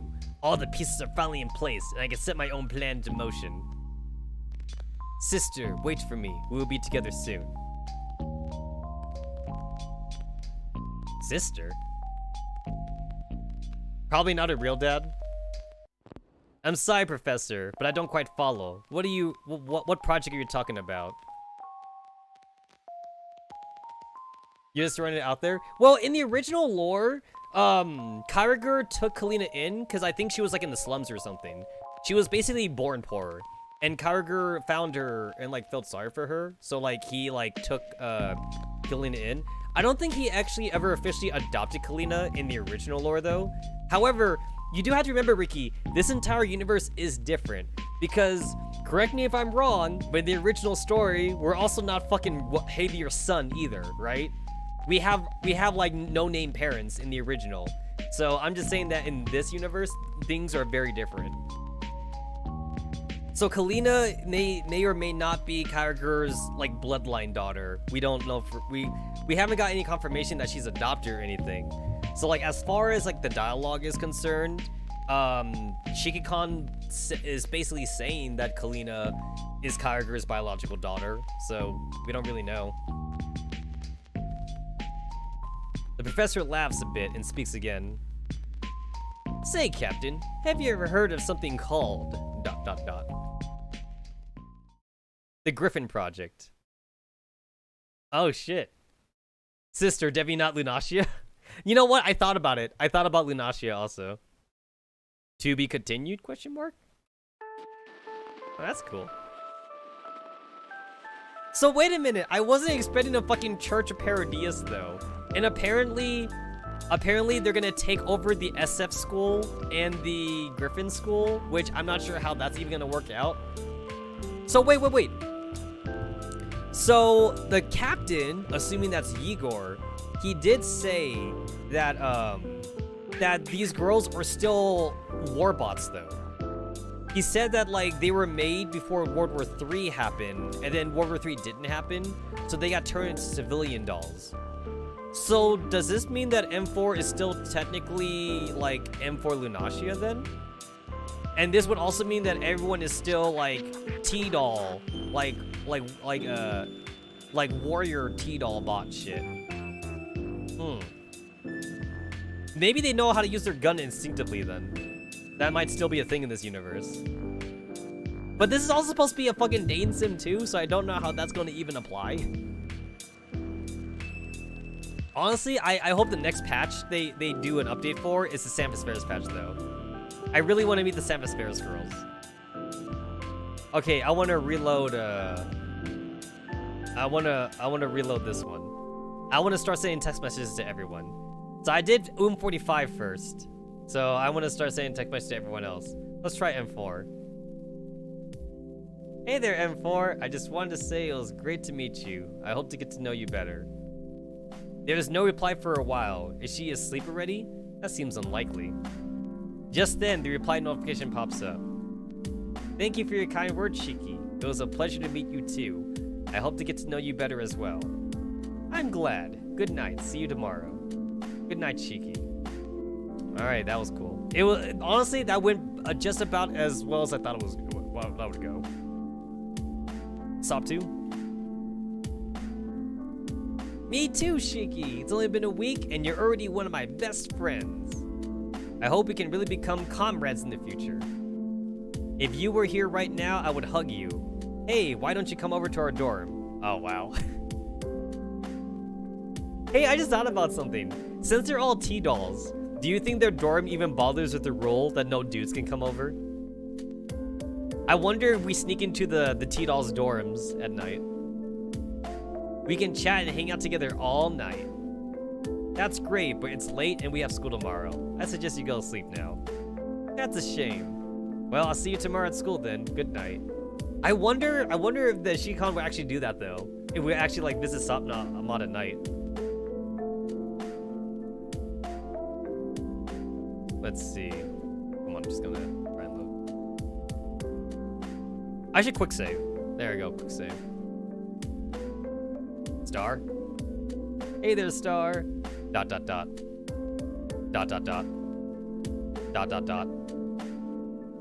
Why is she typing for so long? I'm feeling a bit apprehensive. It is 3. It is 3 dialogues of ...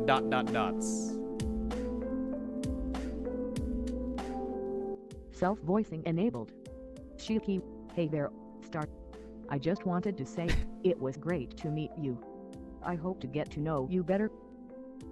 Star.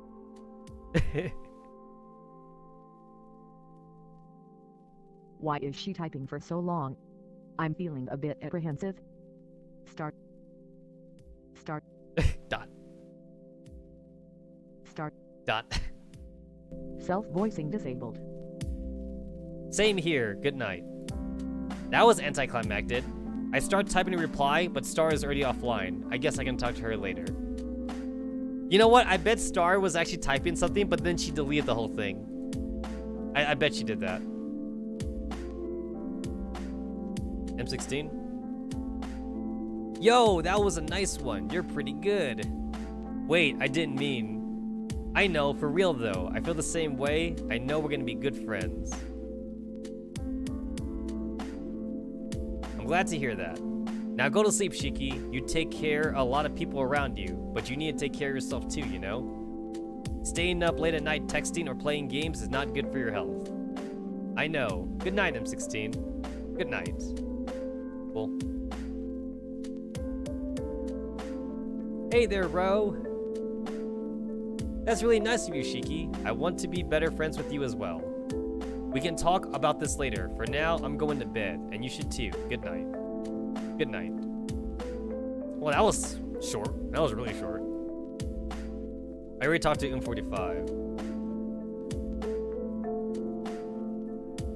Oh my god, the fucking emojis. Me too, Shiki. I really like you. You're already our friend. Oh my god, super kawaii emoji. But now you're officially part of our family. Welcome. We've already done the family meme in the last live stream. We don't need to do more family memes here. That's good. I'm glad to hear that, 9. It's getting late, so good night. Good night, see you tomorrow. What the hell is this? So that's arms, right? And then that's eyes. And, that's a mouth, right? The triangle's a mouth? Those are eyes too? Yeah, okay, I see it. Alright.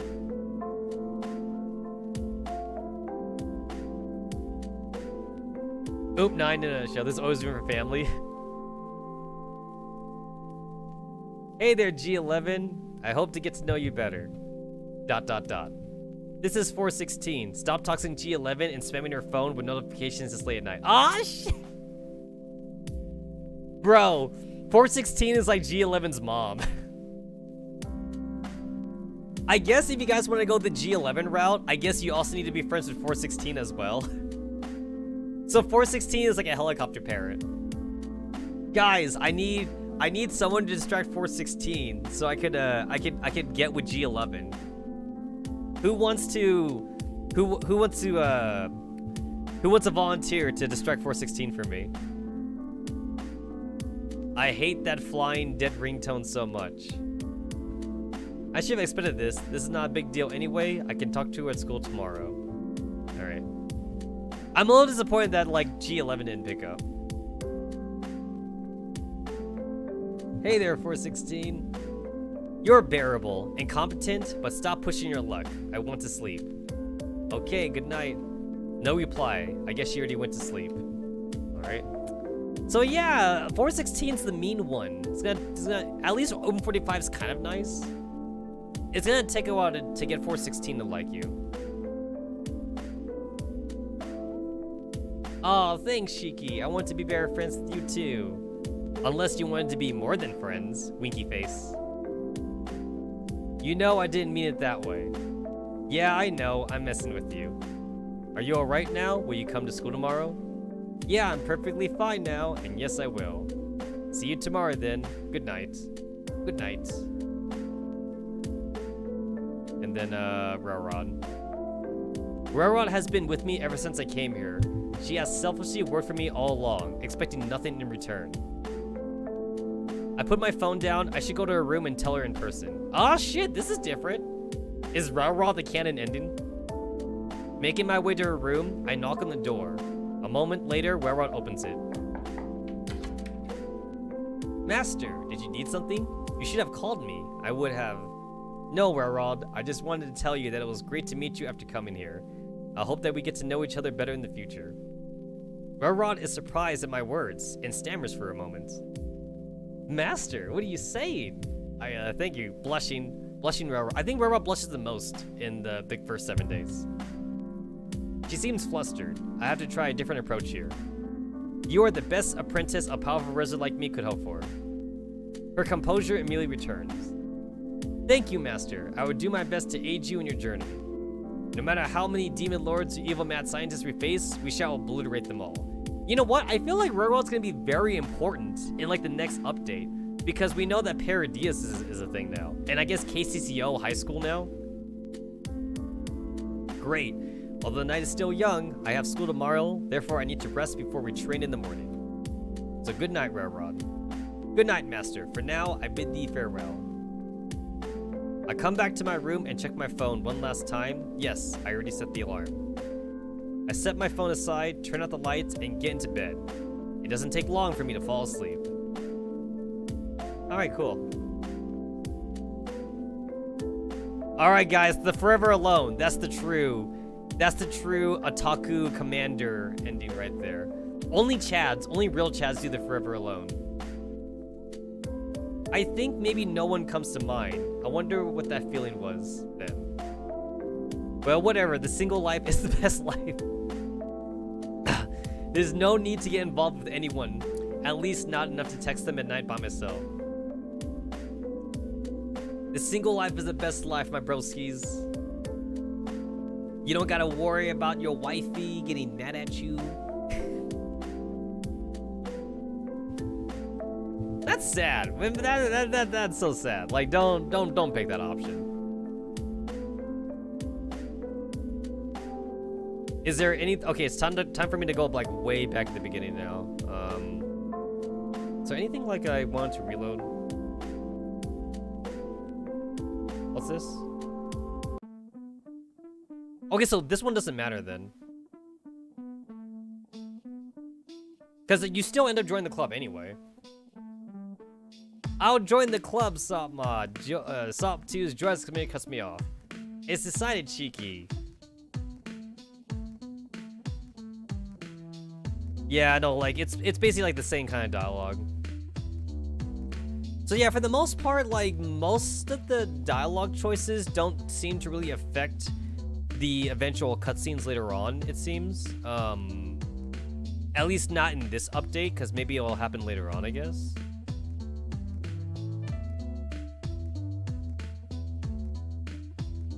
Oh wait, not save, not save.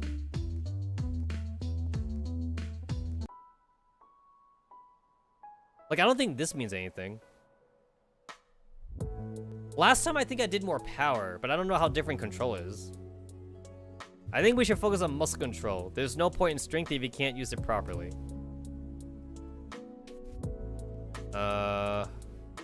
Yeah, this doesn't seem to be that much different.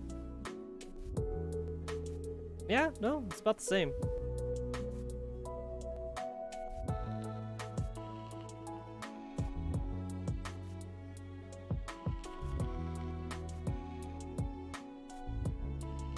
Oh, no, it's a little bit different. So before, when I did power, we did the dumbbells. Now we're doing, like, yoga or something.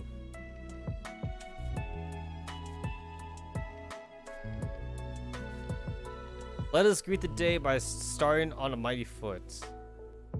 Rorog reaches for a nearby box. She pulls out 2 mats, one red and the other green. Line them across the floor before occupying the ladder.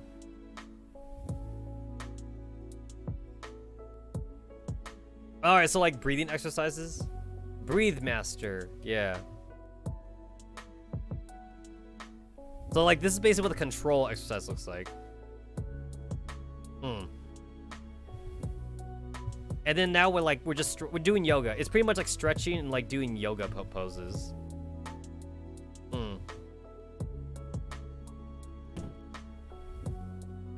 And then like we lost our balance because we couldn't like balance ourselves.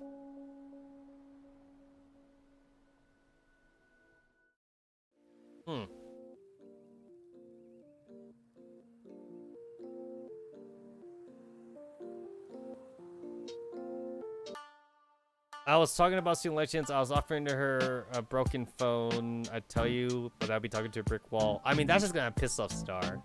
Let's piss off Star, by the way. I tell you, but that would be like talking to a brick wall. Wait, did he actually chuckle? Oh my god, he actually chuckled.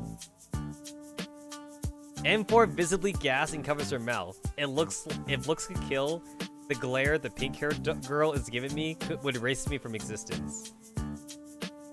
Did you just... She unconsciously raises her hand to her chest before curling into a fist. Star, no! You could seriously injure him.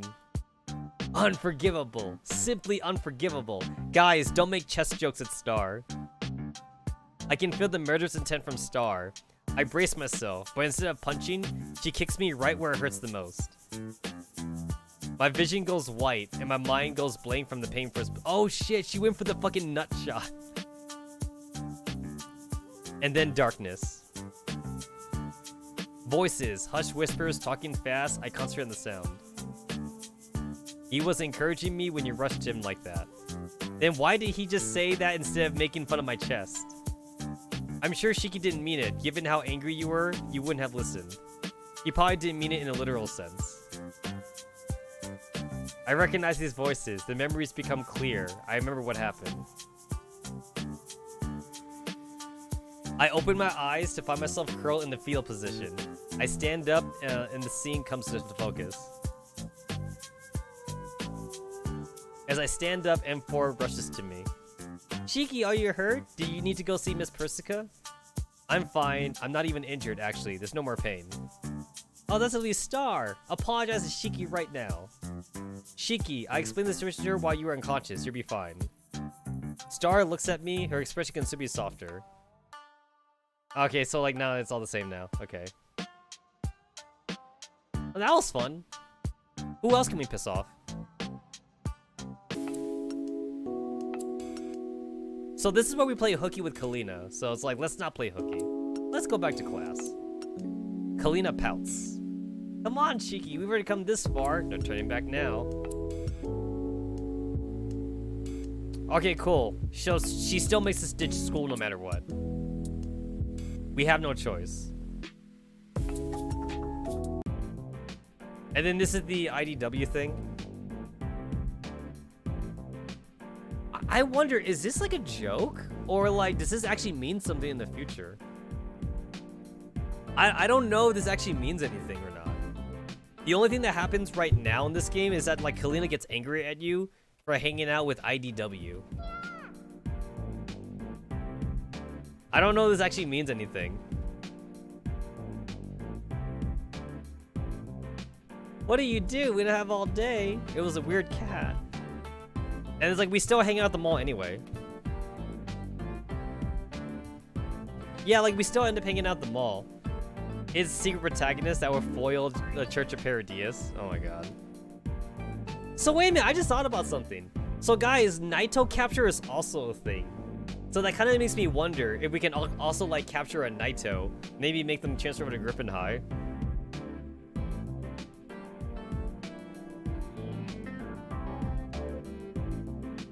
So this is the one where like we're in the car and the engine's not working. So we helped out Railroad last time. So if we stay put, I wonder if anything different happens. I remain in the car just as Railroad requested. Still, the guilt weighs heavily on me. Would it be worth it to live in paradise if you were the only one there? I try to push the thought out of my mind, but Railrod's return only serves to show me what I have done, or in this case, failed to do. Railrod? Yes, master. Thank you. Her eyes widened as if she were a child having seen magic. There's no need to thank me, it was only my duty. Oh. It looks like the scene pretty much plays exactly the same if you don't help Railrod, but I guess you get less friendship points though. So basically, as far as I've seen in this game so far, even though I know this game is still like in its beta phases, is that like, when you pick dialogue options, the only thing that happens is that you get friendship points or you don't get friendship points. The rest of the scene seems to play out mostly the same. I haven't seen anything too major, or I haven't seen splitting paths yet.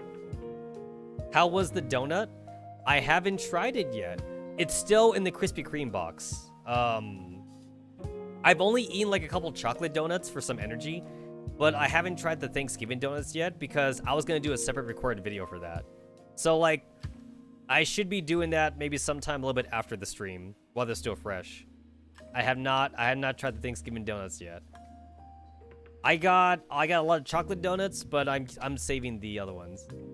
They're going stale. It's only been like a couple hours. It's fine. It's fine. It's only bad if it's been like 24 hours. It's only bad if it's like a day. That's the only time when it's bad.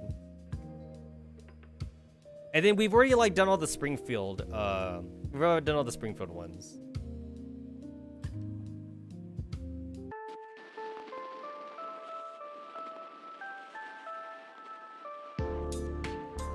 And then she's all like, oh no, like, I'm an old lady or something.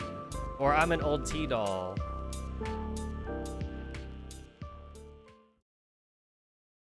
And then she does the RR thing. Ara, you want to come after class for some extracurricular activities? Why don't you meet me in my office after school? I can hear gasps and cheers from the back of class. Yeah. At least Tetsamaru can binge eat the donuts and doesn't have to watch his figure.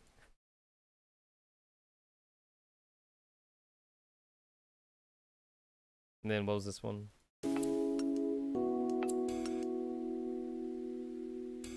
Oh yeah, so this one. Okay, so this one where like we hang out with Sopmod like on the rooftop.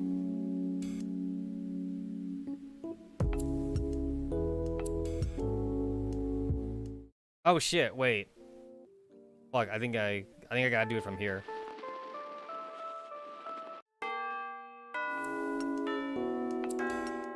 Okay, so there's no dialogue choice here. You just go hang out with Sopmod anyway. Okay, never mind. I thought there was a dialogue choice there.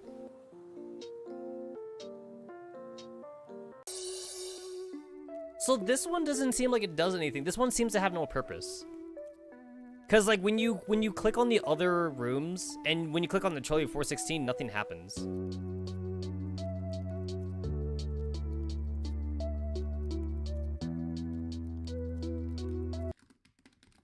Last time I eavesdropped on 45, but if I knock on the door, then you just start straight back up here.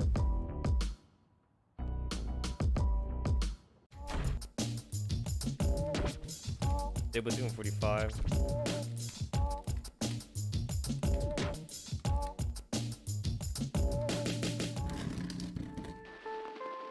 So yeah, the only difference is that if you don't eavesdrop on 45, you lose the option here. Because there's the option to talk about 40. But like, obviously there's no option for 40 here if you don't eavesdrop on her. That's like the only difference. So I guess there's no reason not to eavesdrop on 45 then. Because like that has to be. Something tells me that has to be part of 45 storyline. You need to know about 40. At least that's what I think.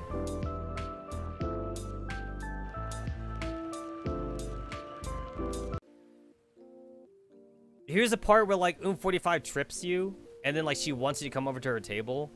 So last time I went to head over room 45, here I could like choose to ignore room 45. I scanned the cafeteria again, trying to put room 45 out of my mind. Miraculously, I spot an empty table, completely unoccupied even with this crowd. I run over the table and sit down. My luck's pretty incredible today, I have to say. Maybe this is why I have been getting only blue equipment instead of fairies in that game for the last 2 days. Bro, the Shiki-Con is literally playing Girls Frontline. Also, I can relate. I can relate to Shiki-Con right now. Only getting equipment and not getting fairies in the heavy equipment factory. I can relate. After a while, I look up and notice Star. She seems to be searching for an empty seat while navigating through the crowd. Oh, this is new! Oh, shit! Okay, so this one's actually different. So, like, you can either go hang out with the Team 404 girls, or you can hang out with Anti-Rain instead. This one's completely different. So here's a branching path then. I waved her a couple times. Star notices me and seems to hesitate for a moment. Before walking over to my table, she takes a seat opposite to me. We eat quietly for a moment. Feeling a bit awkward, I decide to break the silence. Hey, Star. Shiki, I'm not in the mood for small talk. I'm in a hurry. So if you say something, it better be important. I'm taken aback by her cold response. Perhaps it's time for a more direct approach. Star, I just want to say I really appreciate how much you care for M4. Such friendship is hard to find nowadays. Why do you think that? Yes, M4 is my friend, but you're exaggerating it. Please, the other day at the track, I could tell you a word about M4 from your reaction. And that lie about your team, that was the worst lie I've ever heard. Get to the point, Shiki. I'm just saying you're a good person, so I find it strange that you act so cold and aloof all the time. Star raises her eyebrows but says nothing. And I heard great things about you too. You excel in everything, sports, academics, extracurricular activities, you name it. For a moment, Star appears to have a faint blush on her face. However, it vanishes just as quickly, replaced by her usual poker face. Ah! I think that's the very first blush you can get out of Star in this game. Yeah, I've heard enough of flattery. Are you trying to hit on me or what? Of course not. I'm just saying what I know. Besides, Griffin High's honor student would be way out of my league. If you have nothing worthwhile to say, then please shut up. This is getting annoying. There was silence again. I didn't expect such a curt reply. However, I think I know the cause of her irritability. Star, you don't have to hide it from me. I can tell that you're stressed out about something related to M4. Shiki bottling it... Oh. Okay, I think this is definitely a tapper right here. So I think Shiki needs to be up here, and then the rest of it needs to be moved over here.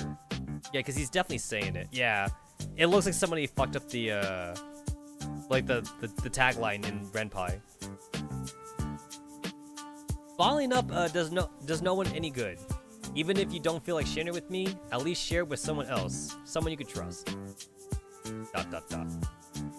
After a long few moments of silence, Star finally speaks up. M4 was right.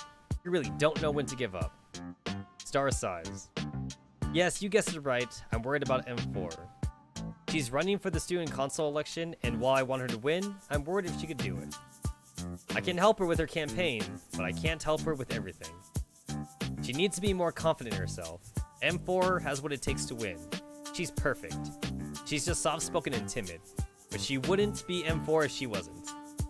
She's kind, she's graceful, she's intelligent. I told her pretty much the same thing. So, if you allow me, can I help you guys in your election campaign? You want to help us? That's right. The more the merrier, right? And the workload for the campaign would be more distributed more efficiently. Star is silent for a moment, then she looks at me with a genuine smile. Thank you, Shiki. We would be glad to have you on our team. Thank you too, Star, for giving me the opportunity to join the team. Cool. Just then, the end of lunch bell rings. We get up and begin to head towards the exit when OOM45 appears in front of us. My, what an interesting development.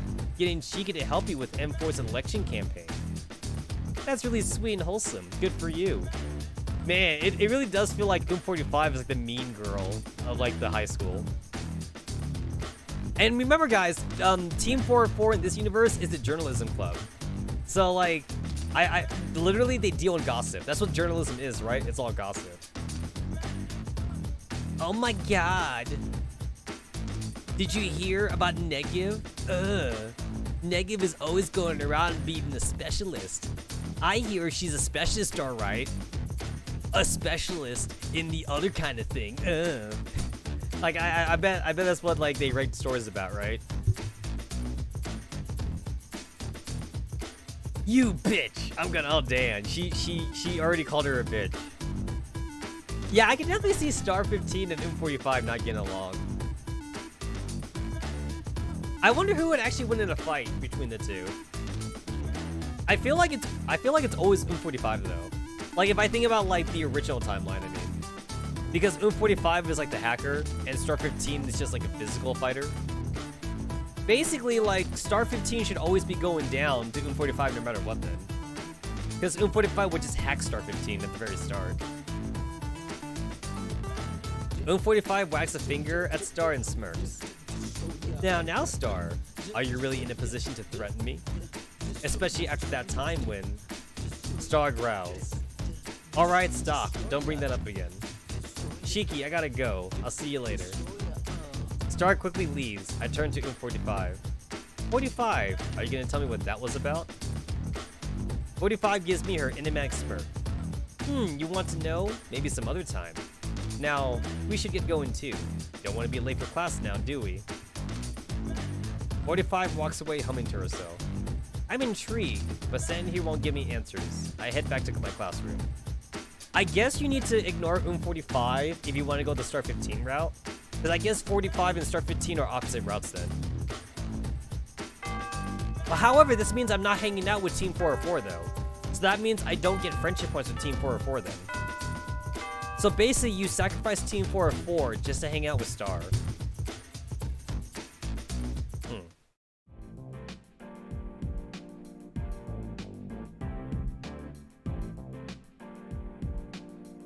Alright, this is like 416 again? Yeah. Oh yeah, this is also the thing too about getting the text. Yeah. So should I piss off Doom 45 again and just ignore the text?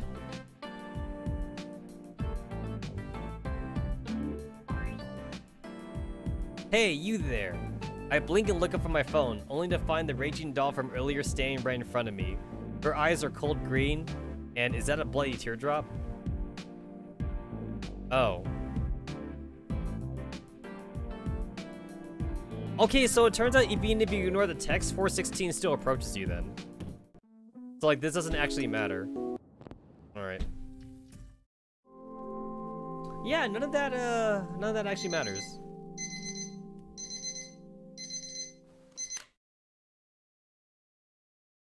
See, what else is there?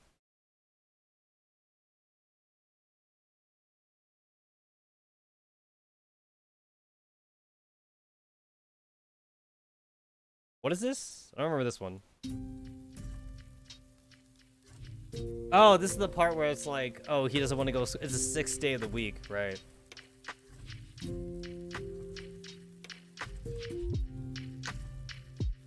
I guess if you want to go the Railroad ending, you just need to be open with Railroad and like don't hide anything from her. I guess.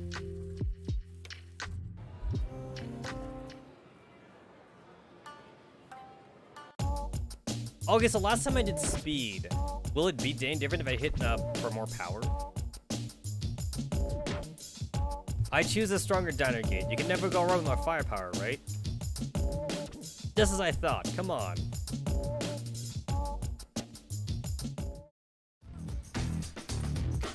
The fight is over a few minutes. Banana circles around Sentinel, running and gunning while easily avoiding my occasional attempts at attacking it. My dino gate simply cannot keep up as its armor is slowly chipped away. It doesn't take long before a Sentinel breaks down and stops under my control. Ah, okay. So if you use the speed thing, Sopmont needs to use her secret weapon, which like deactivates your dino gate. If you go for power, she beats you easily. Oh, okay. I guess if you choose a speed one, you get more friendship points with Sop mod, I guess. I'm not sure about this one. This one doesn't seem to matter.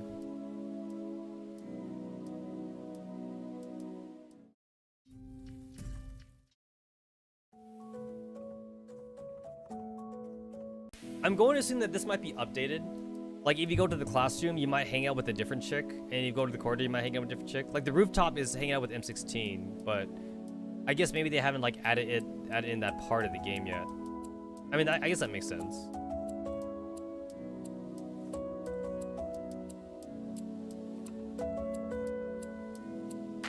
I guess if you do this one, which is ignore the text. Wait, what's this one? Guess Who, Shiki. Oh, alright. This is the Guess Who game. So it's Oomp 9, because Oomp 9 is the only, Oomp 9's the only one that, like, plays games like this. But I guess I'll get it wrong on purpose now. Oh, you were so close, Shiki. I said 45. That's it? He has nothing else to say? That's it. Oh, shit! I did 416. Eh? Do I sound that bitchy to you, Shiki?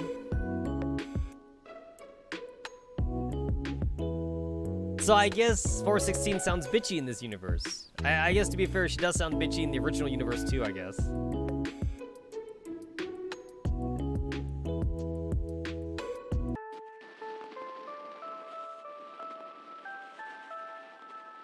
Oh, alright, that's the same. So if you play along, they dump the water on 416. So I guess if you ignore the text, you get 416 friendship points then. I glance over 45, meet her gaze, and shake my head slightly. 45 smirks slightly, but doesn't say anything else.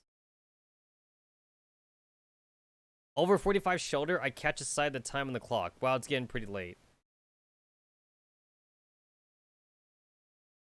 Oh, that's it? That's it? Oh, that's it.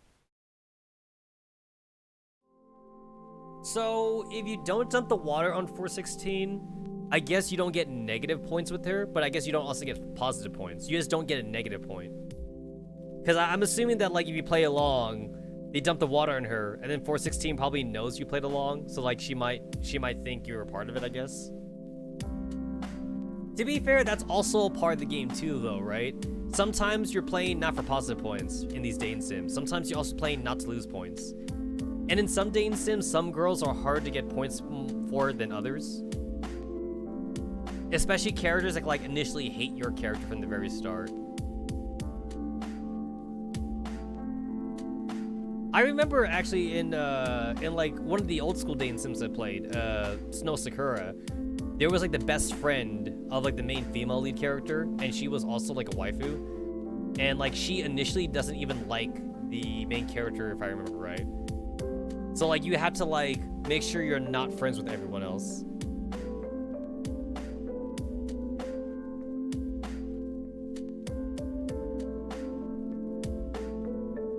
It's easy to get a bad ending though. Like usually the choices are pretty obvious for a bad ending. Just piss everyone off usually.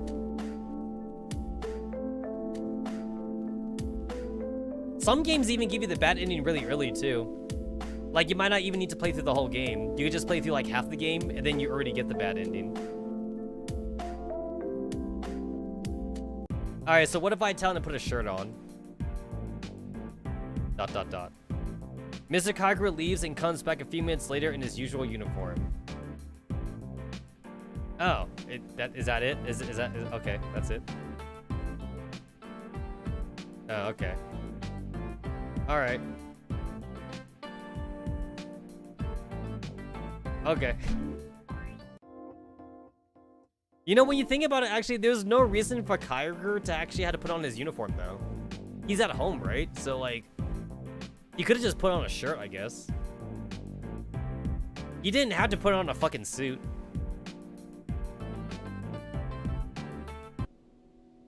So last time I said robotics, and that made Sopmod very happy. So I guess robotics like the Sopmod ending. Uni seems like it'd be like the M4 Star 15 ending, because like that's where they're going. And And undecided might be the M16 ending. It says M16 is undecided. I haven't really decided yet, but I think I want to go to university after I graduate. That's an excellent choice. I'm sure you would do well. You know what you want to pursue in university? I don't have a clear idea yet. Science and math seem good for me right now. Cheeky, so you're gonna join the nerd club? Hey, don't call it that. I see. Good luck, nerd. Nerd! It was a moment of silence and we burst out laughing. Oh, that's it? Oh, that's it. Okay. I really do like the casual clothing that, like, the artist did for this game. I haven't decided yet. Let me get through high school first, and I'll figure out the rest. I like that. It's a stress-free way of living. So yeah, that's the M16. You do unfinished, that's the M16 ending. Enjoy the present to the fullest, instead of being stressed about the future that isn't here yet. Exactly. I couldn't have said it better. M16 smiles. Star seems to be worried. Cheeky, you still need to have an idea of what you will be doing in the future. Like a goal to work towards? Ah, I understand. I do have kind of a vague idea about that, to be honest. It's alright, Cheeky. You still have more than enough time left. Cool. To be fair, I could talk all I want about friendship points right now, but like, it doesn't really matter because like the game's not finished anyway. It's like all I can really do is like, I guess like just see like the funny,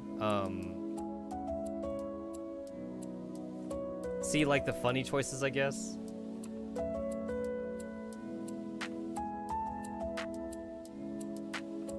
Or different choices. Mother... God damn it. I thought I hit load. Hold on. What was that other option? Oh, this is the option where like you can mess up Kalina by like getting the answer wrong. That's what that was. Because Kalina wasn't paying attention. It was Osamu Dazai. That was the right answer. But if I give her the wrong answer, though...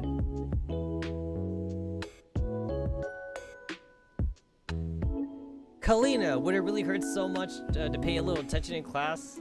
I just said the author was Osamu Dazai. Please sit down, Kalina.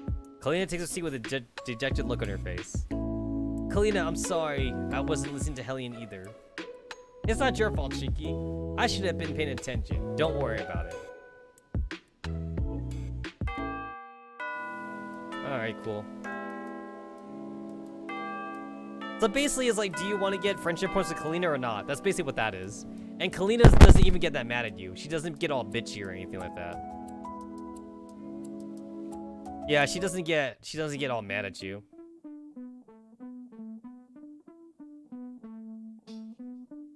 It would be funny if there was any way Shikon dies. You know what? I feel like if there was an ending where Shikon would die, it'd be at the star one. I feel like Shiki would have died right here. So like, why'd you talk about my chest? To be fair, Shiki-Kon doesn't make it any better though, because he giggles. That would be like talking to a het brick wall.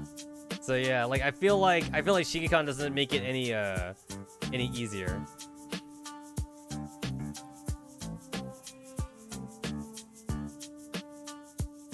I was offering to replace her broken phone. Her broken phone? You broke M4's phone? It was an accident, Star. Shiki kept offering to replace it, so I accepted. Is that so? How very, very nice of you, Shiki. Star, please don't use that tone. Shiki is a very nice person. I also talked to him about elections. Fine, I believe you, M4. Yeah, it's about the same. Okay.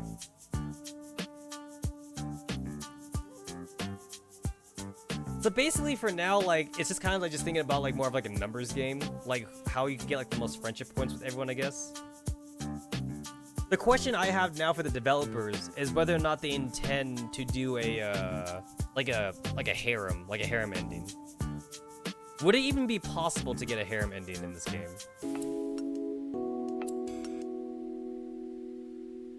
I'm not sure if it's possible to get a harem ending, just because like all the girls are really different from each other. You could get like a semi-harem ending. You could get like all of Anti-Rain, I guess, and maybe all of like Team 404, maybe.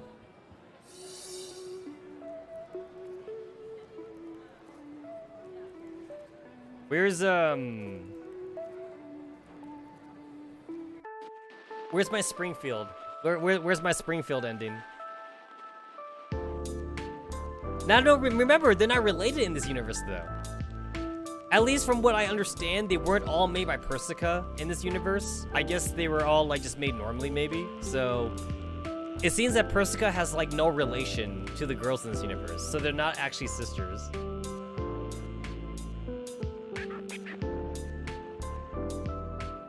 I guess they didn't want to make Springfield into a student in this game, though. Because Springfield, I could see being, like, maybe the class president, honestly. Maybe they thought about it. But maybe Springfield just seems so much more adult-like compared to all the other characters. So the developers were all like, no, we can't have Springfield be a student. So they decided to go teacher route for Springfield instead. Which is, I think, is a little bit disappointing. Because I was looking forward to, like, student council, like, or, like, class president Springfield, though. But, like, I guess not. That's what I was expecting. I mean, there better be a Springfield ending. That's what I'm gonna say.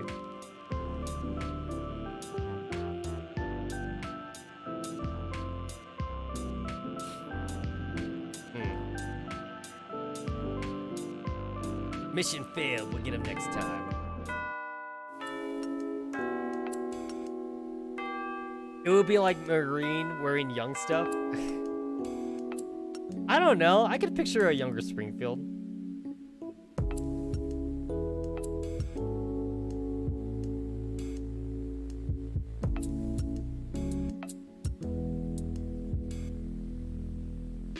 I think I pretty much exhausted everything in this game now. There's kind of like no payoff. There's no payoff in this game, so other than like seeing all the dialogue choices, that's really just about it. And half of the choices right now don't make a difference. You still go through the same cutscene, which I'm going to assume is just because it's in its current form as a beta. Maybe there might be more branching paths later on. So far, the only branching path I found was to hang out with Star or hang out with OOM45. That's the only one I found so far.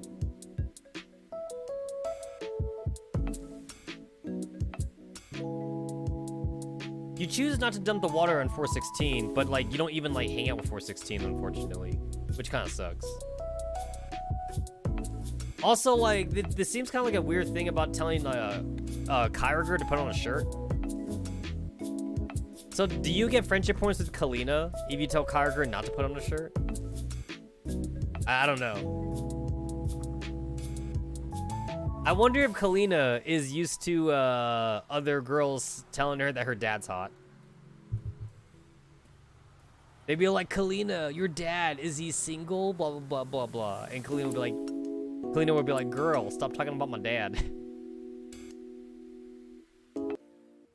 Because, like, Kyriger does look young for his age, I think.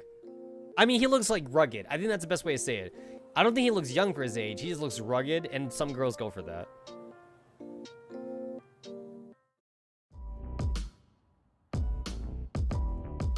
Yeah, and this is the part where, like, you just hang out. So you don't hang out with Star, and you just hang out with Team 404 instead.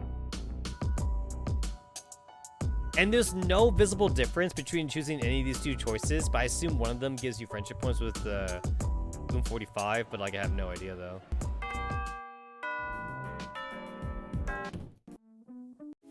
I guess my only complaint so far about this that I've seen is that like there's no dialogue for G11. You technically hang out with G11 a few times, but G11 has no dialogue because all she does is sleep. G11 is like a walking zombie for the entire game. So I hope that when you do go through the G11 route, that like the developers actually give her like lines of dialogue.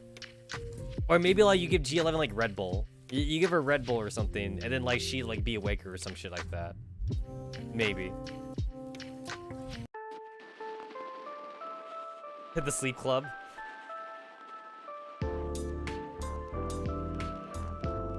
But this was a fun experience. I guess all that's left now is to wait for Girls Frontline 2 to come out, I guess. Oh god, my foot. Yeah. I will say that the music does seem like a little generic right now, though. So, like, hopefully the music, like, won't be as, like, generic in the future. You know what, though? I'm more worried about the story, though, than I am about the music. The music is, like, secondary. As long as the music is not, like, ear-splitting or, like, annoying, then, like, I'm totally, like, okay with the music being what it is right now. Obviously, I want more music, but if they don't add any more, but they added more chapters, I'd be more okay with that. I basically want, like, better art. I want better art, more polished. I want more polished art, and I want more, more scenes, obviously. I wanted to see what the Paradias thing goes. That's definitely important. I didn't think they were even going to do the Paradias thing at all. I thought they were just going to stick with Griffin, basically. Because you basically could just center the entire game just on the Griffin dolls, and you'd have hours of gameplay.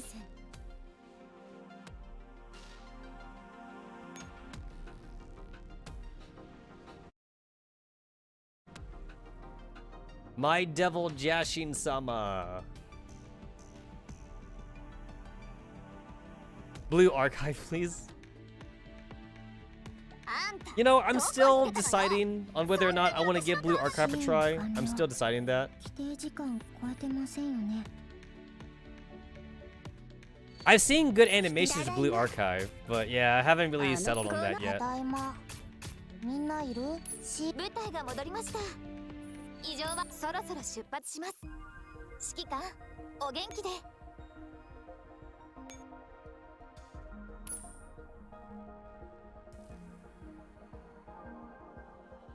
Still gotta update architects shit. It's gonna take a while.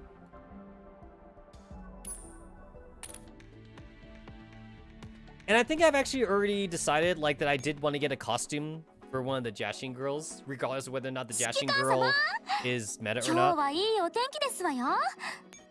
think I've already decided.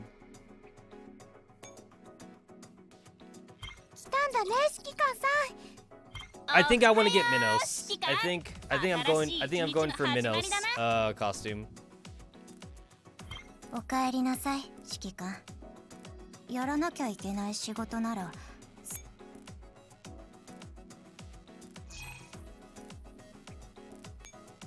I'm also looking at too, though. I think I really like Medusa's outfit, though. I like Medusa's outfit too.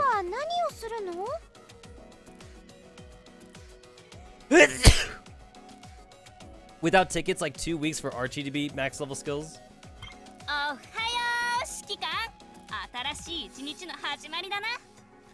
My only complaint about Minos' costume is that, like, it's not as dynamic compared to the other costumes.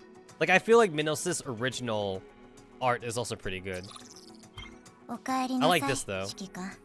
I like this. I'm not really a fan of Jashin.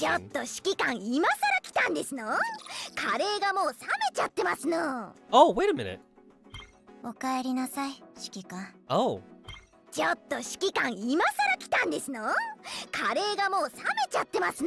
I didn't realize that they actually, like, made the girls, like, they made the voice actors do new lines for this collaboration. They weren't lazy about it. Because they didn't do that for the Guilty Gear Blaze Blue collaboration. If you look in the Guilty Gear Blaze Blue collaboration, there's no new lines for Elfit and Noelle. It's just, they just used the game dialogue that they already had. Like, they literally just took dialogue from Guilty Gear and the Blaze Blue fighting game, and they just copy and pasted it into Girls Frontline. But here, though, the girl's actually Shiki-Kan, so that's cool.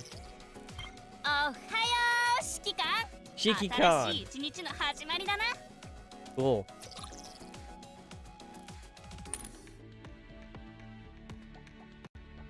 Man, I'm really glad it's not gacha, though.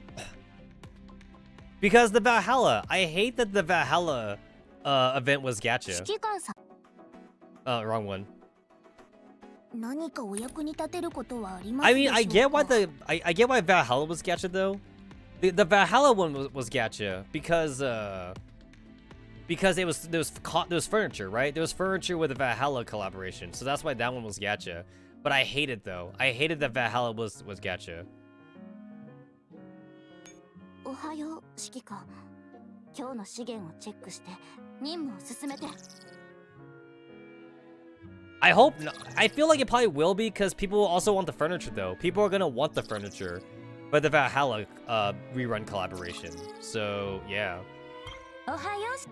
ハニー、やっと来てくれたね。私ずーっとおとなしく入り口で待ってたんだよ。 I mean, like, if they don't make it gacha and they make it all gems only, they need to let people get the furniture though.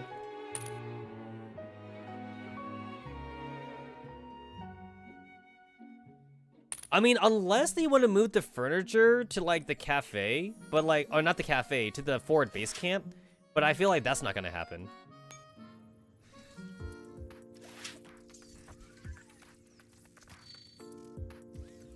Only because, like, Mika and collaboration seems kind of weird. They can't seem to have anything permanent here in the game. So, like, I don't think they would put the Valhalla furniture here for the Lego blocks. They have, like, all the other previous events.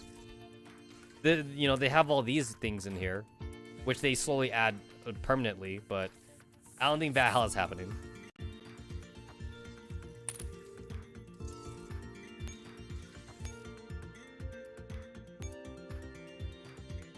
Special.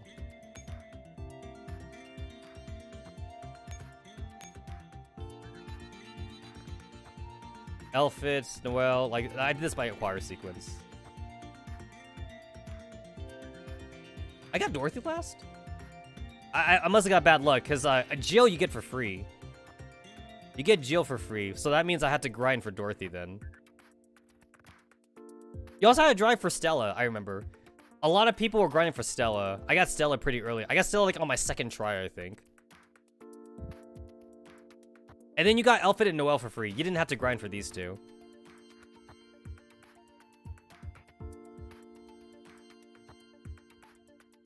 I think you got all the Gunslinger girls for free. I don't think you had to grind for any of them.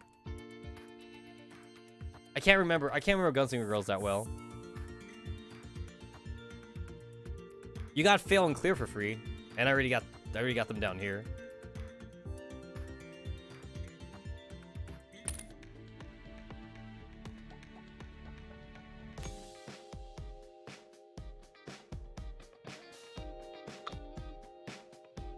I'm obviously not going to be able to do the whole entire event in today's stream, but like it'll be kind of nice, I guess, now to kind of get like a head start on it, I guess.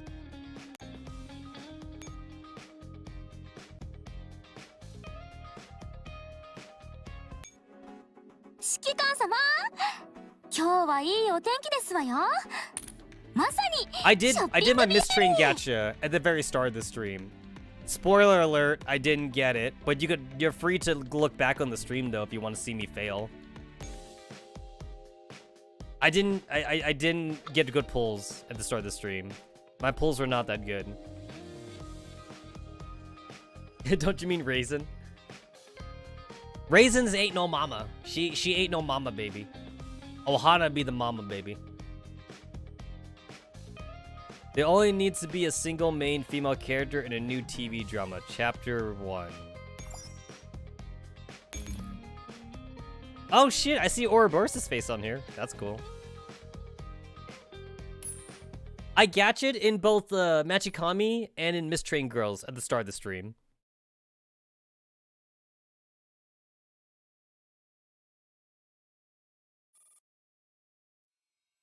Hi, little snake. Long time no see. An annoying voice burrows into her mind, forcing Ouroboros' eyes open. As expected, that annoying person is sitting beside her. Hey, did they beat your voice out of you?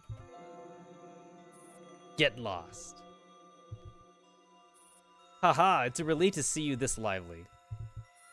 I was actually worried about whether I could go out fighting if they had actually smacked you silly. I defeated close to 400 AIs just now. Taking out trash like you is well within my capabilities. Really now? Isn't that a coincidence? I eliminated the 600 plus AIs that were left over. We really are a match made in heaven, aren't we, little snake? You what? Ouroboros jumps into her feet in shock before she realizes that she's on high ground. Below her feet are cold and ashen AI carcasses. They are dead as doornails, long since reduced to recyclable garbage. What? Are you not happy to learn that we're so well-suited to each other? Aw shit, you made the high ground joke. The only people in this vast black AI realm are herself, standing open and exposed, and Jormungandr, who's beside her. I know, it takes a while to accept this sort of thing. But that's alright, we can go slow. Why do you keep doing pointless things like this? Pointless, you say? You could have taken me out while I was unconscious just now. Well, about that. Maybe it's because I want to do something less pointless. Is wasting time blabbering nonsense like this not pointless then? Of course. Everything happens for a reason. If you can't find something, just wait a little and look again later. Even if I win in this world, I'm still complete and utter failure in the real world. In that case, why do you keep opening this memory fragment over and over again? You. What exactly are you looking for, little snake? Oh, we're back in the real world. Time to wake up, trash. ... After a brief moment of disorientation, the doll standing beside Ouroboros finally resolves and materializes. Ouroboros slowly turns to face her, her face contorting into a cold, vicious sneer. So it's you, Agent.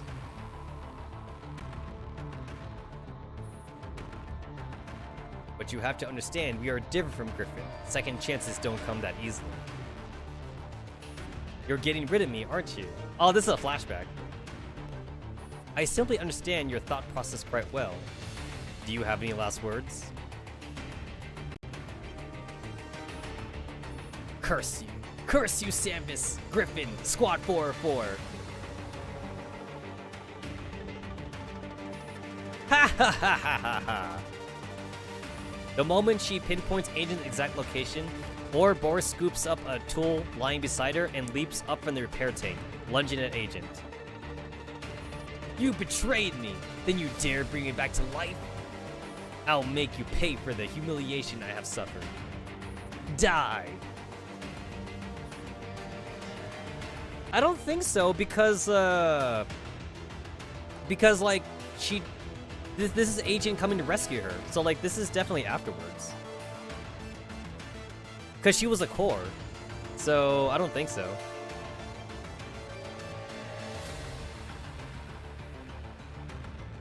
Oh, wait, post. Okay, never mind. Yeah, no, you're right. It is post. I had to remember the definition of that.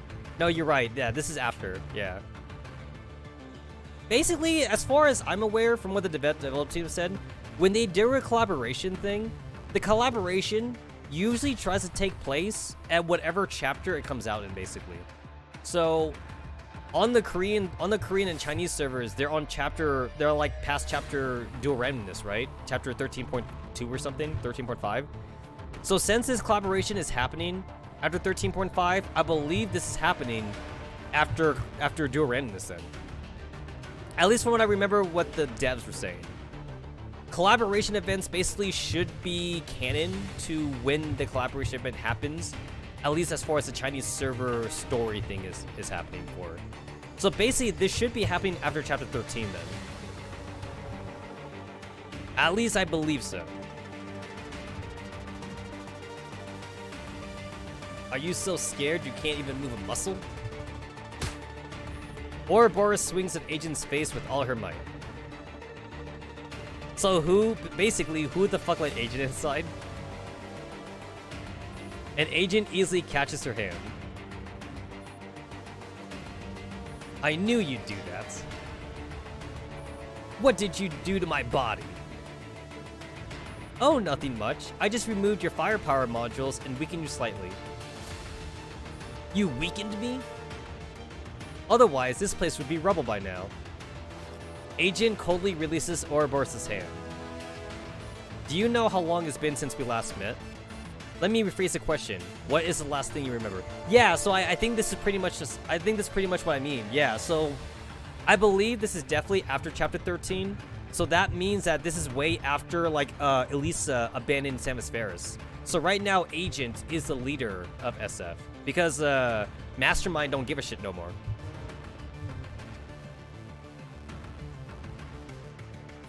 Curse you.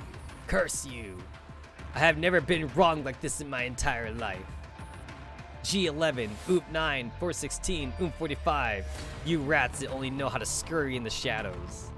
I would not lose like this. I will escape and have my revenge. Ah, shit. Sorry, that's not going to happen. Hey guys, look, it's canon Oop 45 again. It's not high school Oop 45. Nice to meet you. I'm Oop 45 from Squad 404. It doesn't matter. What matters is that I'm going to kill you all, whether it's SF or the remnants of Griffin. You won't be able to do either of those things. Haven't you noticed the extra things added into your base layer? Are these Griffin restriction protocols? You turned traitor. I didn't think even you would. Damn it, I thought only a more like architect would betray us for those Griffin trash. I mean, honestly, that depends though, because like the SF capture, the SF capture thing doesn't have a canonicity to it. I think. I don't know if there is canon parts where like we get Scarecrow or like anything like that. So like I don't really know about that part.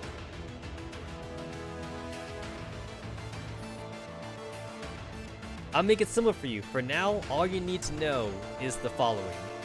1, we are currently in the factory of Protocol Assembly Sector Griffin Base. Yep, alright, cool, guys. Alright, guys. Agent's Griffin now. Alright, cool.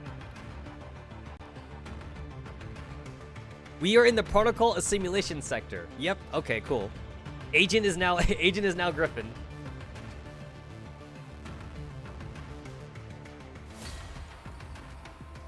Two, we have been assimilated by Griffin and are under the commander's jurisdiction. Yeah, I am the commander.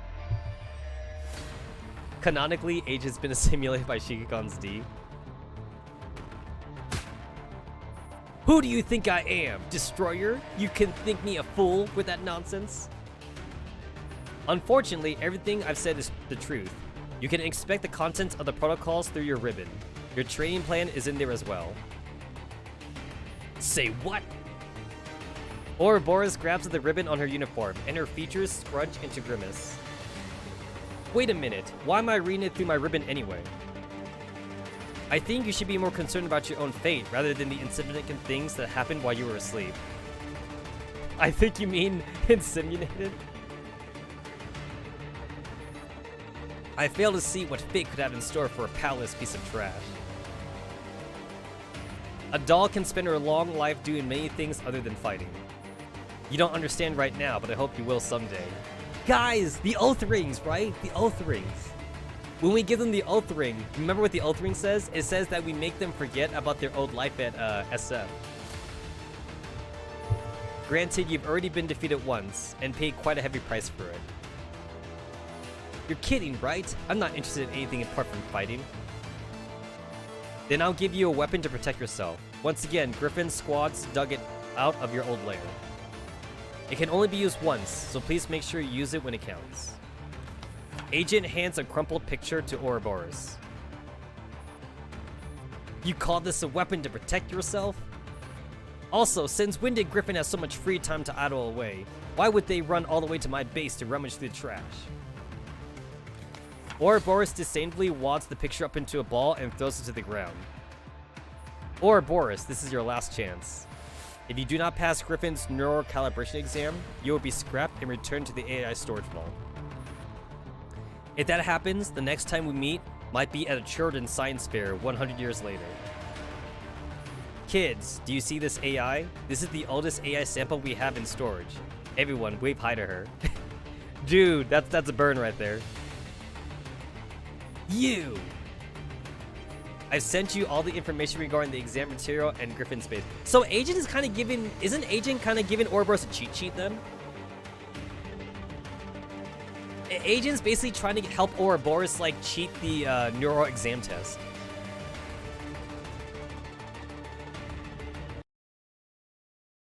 Survive by any means necessary. That is your specialty, after all.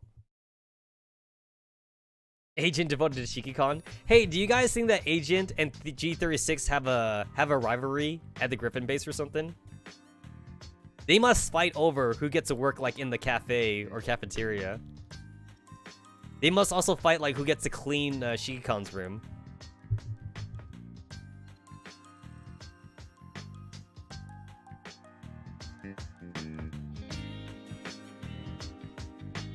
And the court is the Griffin base. Both are fighting Roombas. Can you imagine if Shiki-Con ever were to say that having a Roomba is so convenient? Imagine the Shiki-Con like buying a Roomba, and he's like, "Oh guys, I just bought a Roomba for my personal office. It's so useful. It's so convenient." And then like G36 and Agent get like upset or something. It's like, "Yeah guys, I'm thinking about buying Roombas for like all over the base or something. I'm gonna buy like 100 Roombas." Attention all Griffin dolls. The weather forecast this afternoon is especially heavy thunderstorm.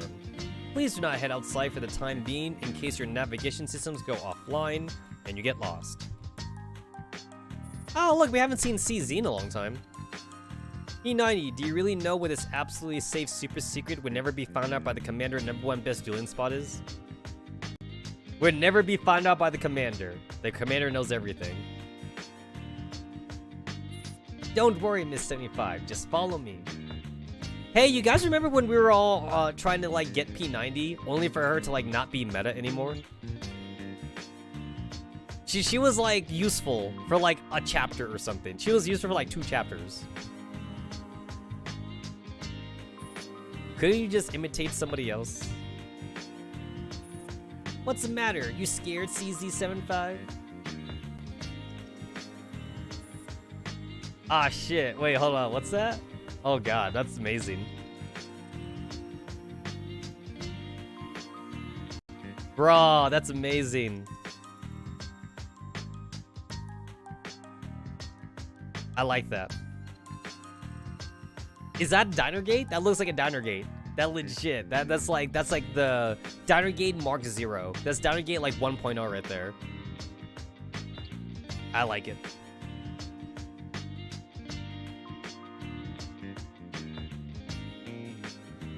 You've been shivering this whole time, haven't you? Are you scared of the dark? You're kidding, right? Shh. We're here. NC75 and CZ75 come to a halt and lift their heads. Isn't this the Samvis only isolated exam room? Oh, look at it. They got like those sound panels. You know what, guys? I've always wanted to go to this room. You heard about the room, right? The most quietest room ever in the world or something. Like it's surrounded by these panels and like they absorb sound and shit. So like your own voice doesn't even echo or anything like that. I've always wanted to go and visit that room. Just to hear nothing, basically. I hear that people go crazy though. And like I want to know like would I go crazy? I want to lock myself like in that room for like an hour just to see if I go crazy, basically. And I would record it. I would record just to see if I go crazy. Inside the exam room. This isn't good, right? Miss Kalina is going to punish us hard if we barge into the PA sector without permission. Also, didn't MDR's Paranormal Activity channel say something about this place being haunted at night? What are you getting at? It's not too late to back out now if you want to give up on our duel. Ah, I saw that episode too. I think it went something like, many dolls on duty have reported furious howls and stuff slamming around inside the pitch black exam room, as though some vengeful spirit inside were trying to escape.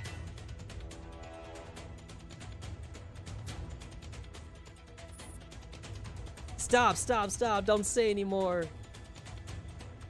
Shouldn't you be all over occult stuff like this, considering how much black you wear? Ahem. All that nonsense about vengeful spirits is just nonsense. Remember how MDR got everyone fired up about the haunted theater incident last time, but then it turned out to be a hoax in the end? Hey, we might actually meet the real thing today. Hey, you guys, come take a look. What's this thing drawn on the ground here? Actually, I think there is. I think I've read one before, Fuji. I believe you could find some etchy stuff with CZ. To be fair, it's not a standalone one though. I believe it's part of like, you know, I believe it's part of like of a harem one though. It's a harem one, but there is like a CZ one in there though. I think that's why I read it on. I don't think it's a CZ standalone one though. It's just part of a harem. CZ is one of the older girls though, so she's probably definitely had to have some scenes at least.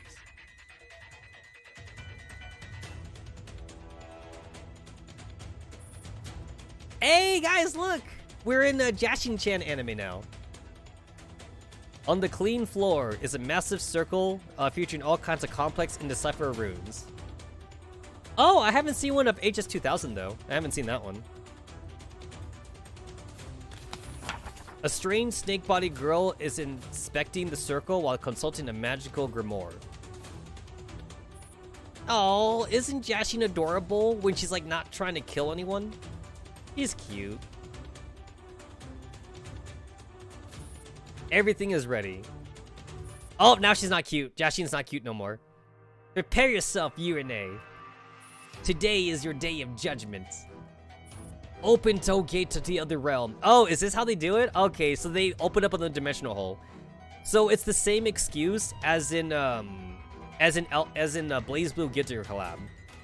Because they glorified DJ Max and Valhalla, because like they made those games like in the universe for Girls Frontline.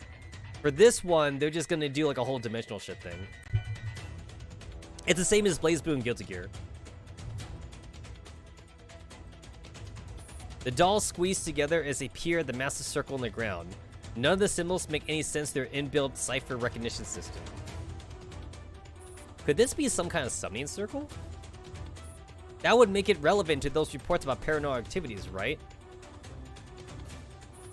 Maybe some fan of the occult decided to paint some graffiti. I don't believe in ghosts or monsters, unless they appear right before my eyes. Shut up! People who say that in horror movies always die! You know what? NZ is not wrong, actually. A short distance away, a noise comes from the tables and chairs as they scrape across the ground.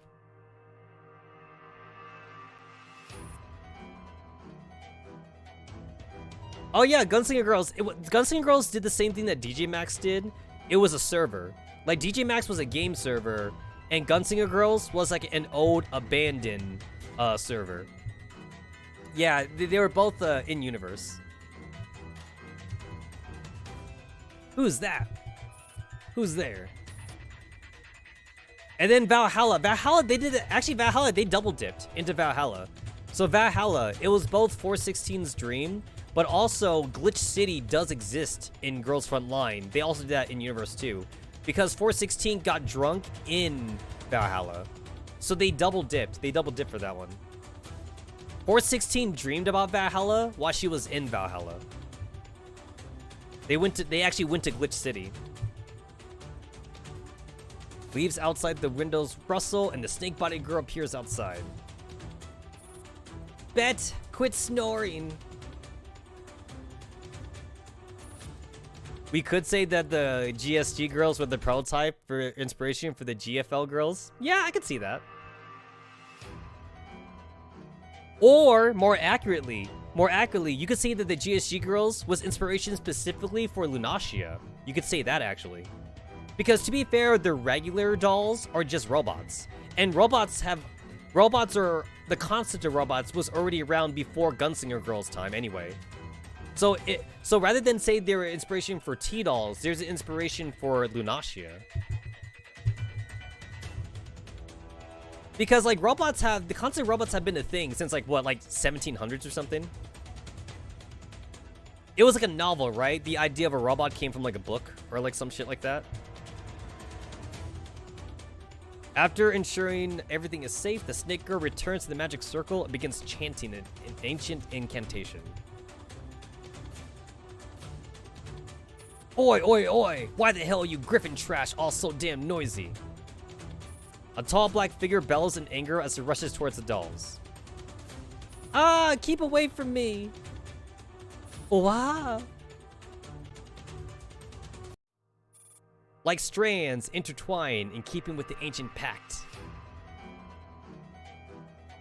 Get the hell out, you garbage dolls! As she shouts, Ouroboros steps on the magic circle. Beneath her feet, the circle emits a blinding light.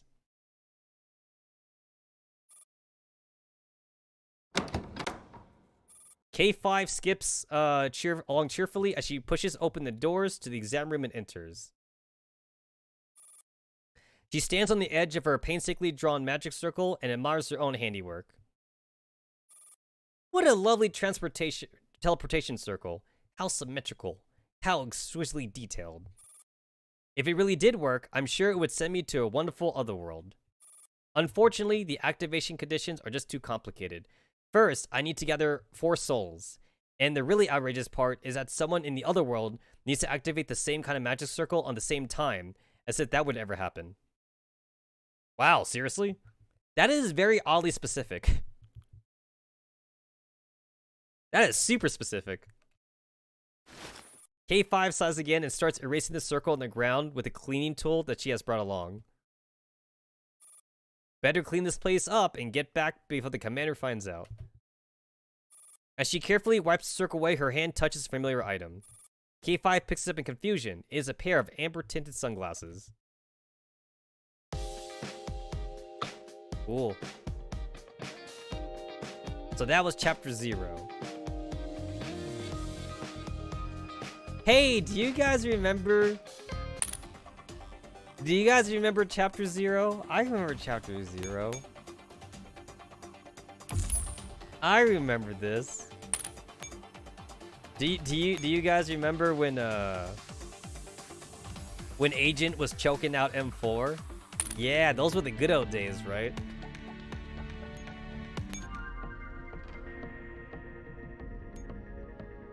Those were the good old days.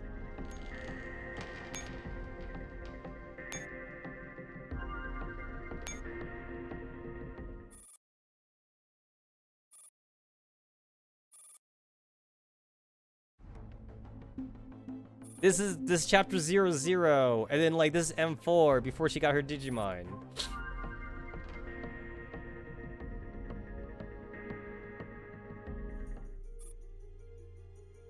Oh wow, everyone looks so different when they're like not in their Digimon forms now.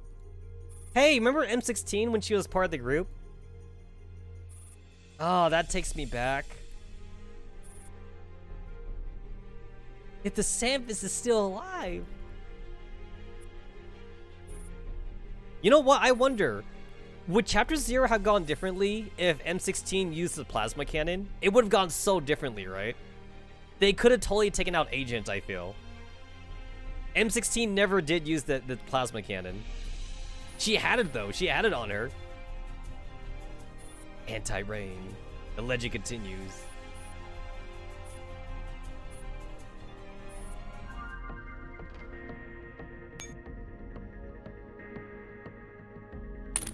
Who is that black hair girl with the eye patch? It's been too long, right? It's been too long.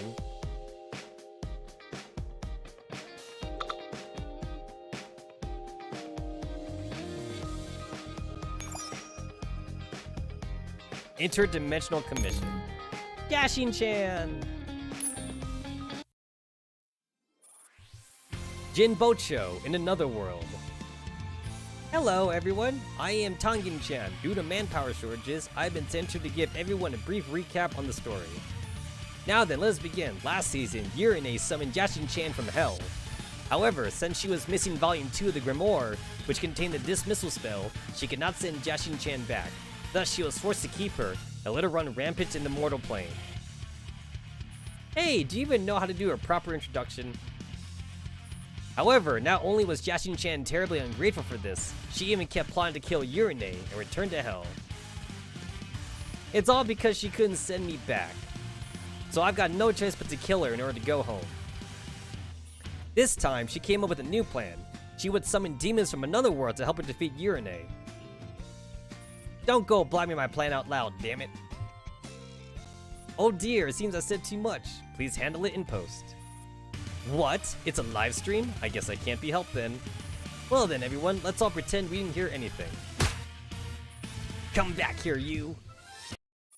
By the time Jashin-chan lunges, Tangin-chan has already vanished. You won't get away easily so next time. Ahem. Hi everyone, it's been a while. Do you still remember me? So yeah, Jashin, she never wears a shirt, right? She's technically, wait, isn't Jashin just naked in general? Jashin never wears she never wears any bottoms or tops or anything like that. She has a ribbon. If you count the ribbon as clothing, I don't know, but she never actually wears anything. It's a good thing that Jashin has long hair. That's right, I'm the most popular high-tier demon from hell, Jashin-chan. Like, even the other demons wear clothing, but Jashin doesn't. Now I officially declare, Jashin-chan's Frontline is on air. Woohoo. That rhymes, guys. Huh? So that's what's it called. I bet she is pretty popular on her streams. Guys, don't simp for Jashin. That's what she wants. No simping. No simping for the hell demons. Forget it, never mind. In any case, I'm the only star this season, so the very first thing I'm gonna do is get rid of Urine. Jashin-chan pulls the carpet away and reveals magic circle beneath her feet. I found a spell in one of Urine's books and drew the magic circle like the diagram said. The demons of this world might not be able to defeat Urine, but those from another world might be able to do it. I prepared far too long for this. I even quit pachinko for 3 days. Today might as well be the day when I, Jashin-chan, change my destiny. Also, I just finished the incantation, so the demons from the other world should be on their way. I just sit back and watch, everyone. The magic circle glows with a blinding light.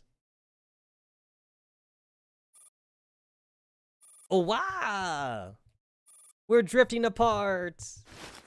I got you! Keep your hands off me, you different dolls. Nothing good ever happens when I run into you. Thud. Thud, thud. The 4 dolls crash heavily into the ground. Hey, do you guys know what would be pretty awesome, actually? Imagine if both sides did the collaboration. Imagine if they did like an OVA with Jashin, for the Jashin anime where the girls Frontline girls show up. That'd be pretty cool. That probably costs a lot of money, but it'd be pretty cool to see, though. To be fair, when DJ Max did their collaboration, they did do a Girls Frontline song package for DJ Max. So in a way, at least DJ Max did a collaboration. But I don't know if the anime will ever do an OVA episode on this. Jinbocho in another world. Jashin-chan watches in satisfaction as the 4 girls pop out of thin air. Are they demons from another world? They look so cool, and there's 4 of them. Urine's not getting away this time. Winces, where the heck is this place? Who are you? Oh hey, where are my sunglasses? 3 of the girls stand up, wearily examining their surroundings. The last one, who's dressed in all black, sits on the ground and eyes Jashin-chan icily. Maybe if Jashin has a new season, there might be dolls in the background. That'd be pretty cool.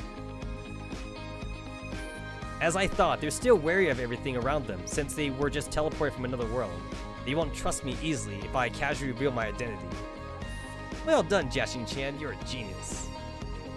Now then, ahem, I shall proceed with my plan to win over these servants.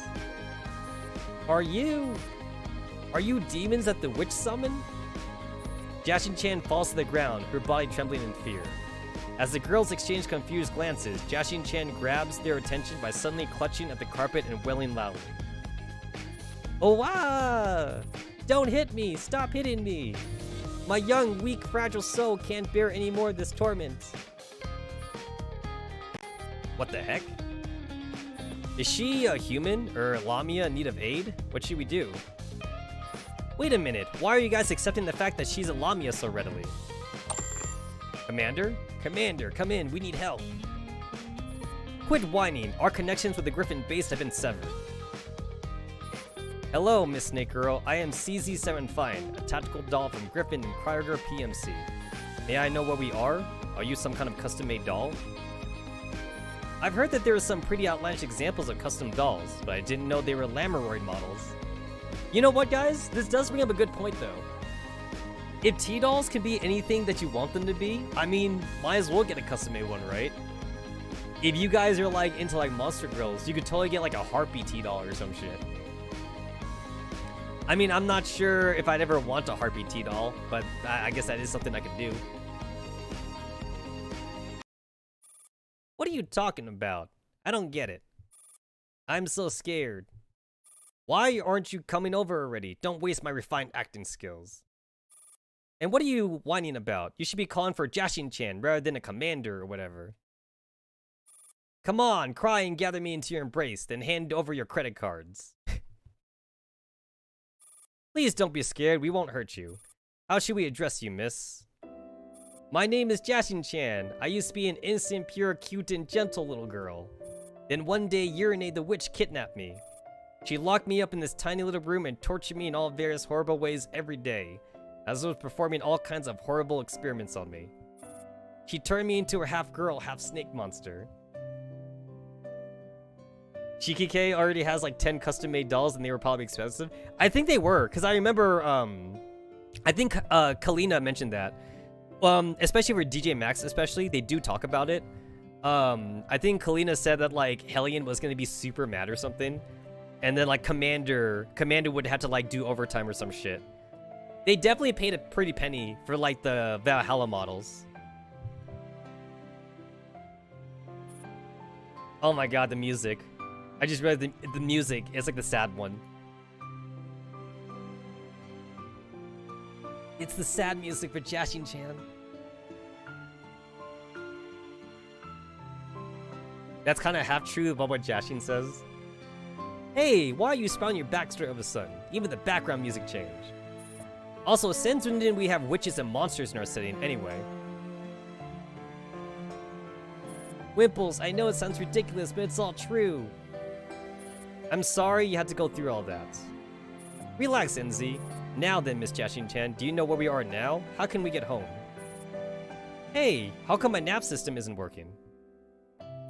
This is Jinbocho, the home of Urinate the Rich. Jinbocho? How come I've never heard this place before? We need to contact the commander and report our situation.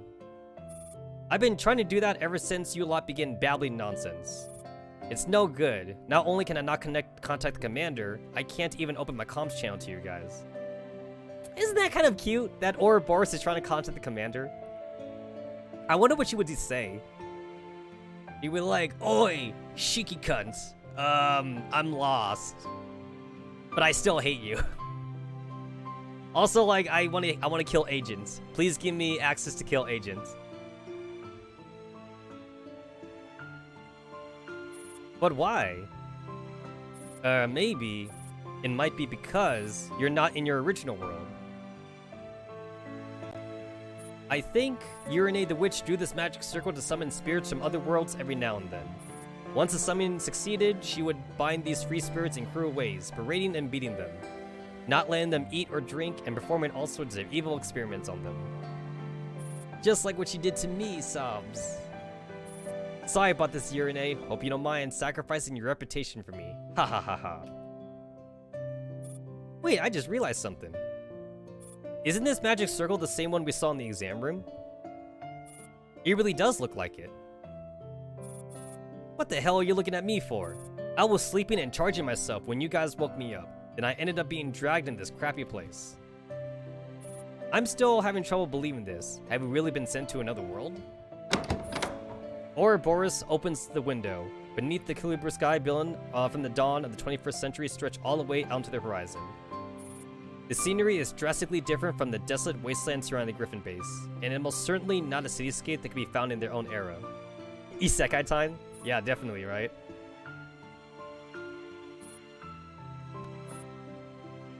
You have 1 minute to tell us how to get back to our world. It's actually very simple. Once you defeat the witch, the spell she has cast will wear off. That way, I can return to my original form and you can go home too.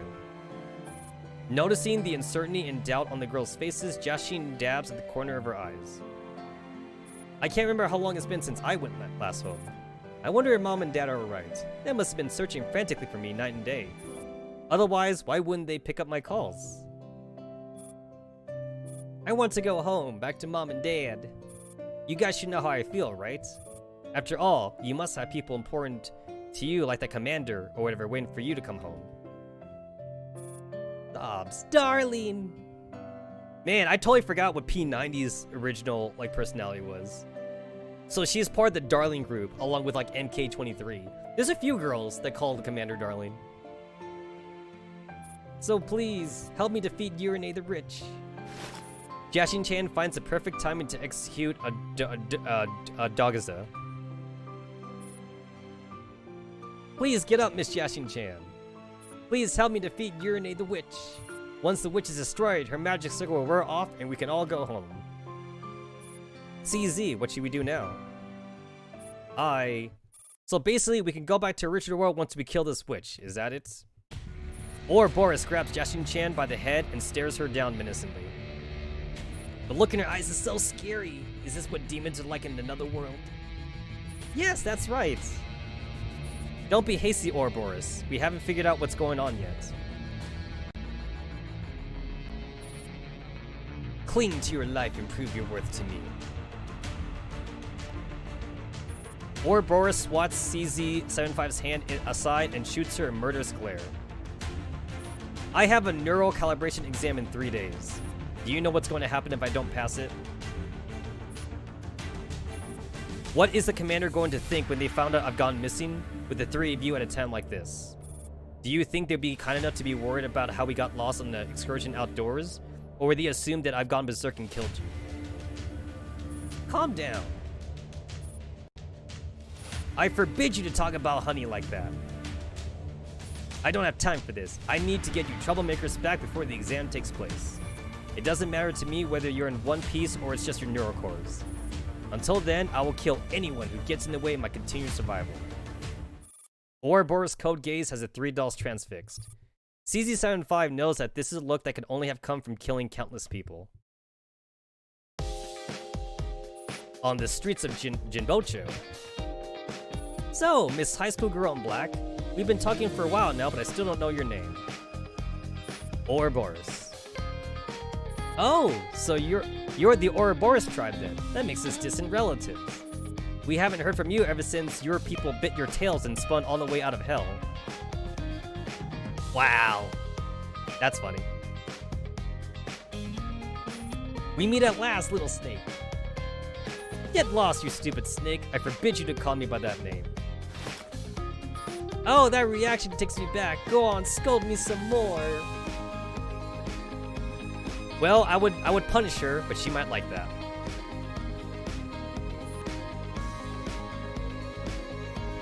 CZ, are we really going to do this? I have like 0 experience in hunting witches. We still don't know anything about this world. Everything we do know, we learned from Jashin-chan. It's way too one-sided, and we know nothing about how true or objective it is. We should hold our horses and observe the situation first.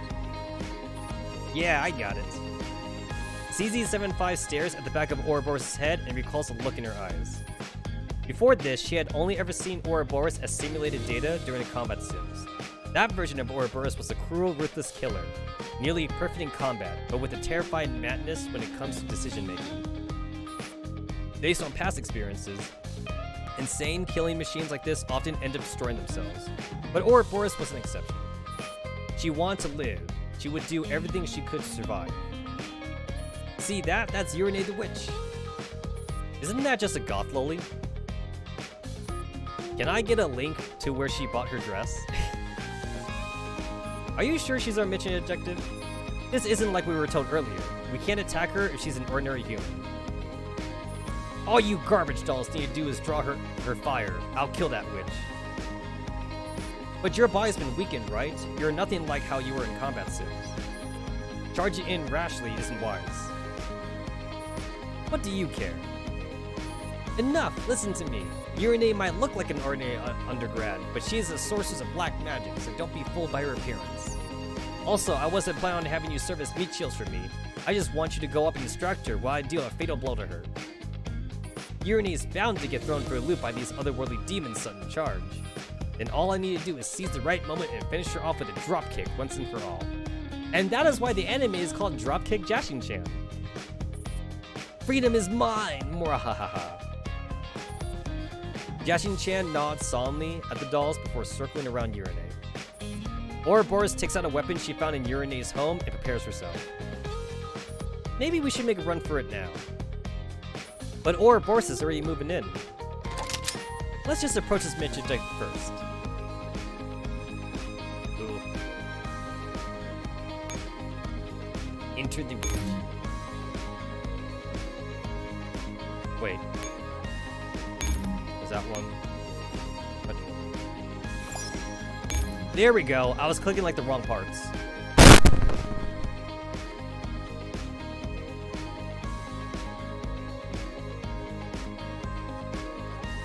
Alright, sorry for the spike in my microphone. It was super loud.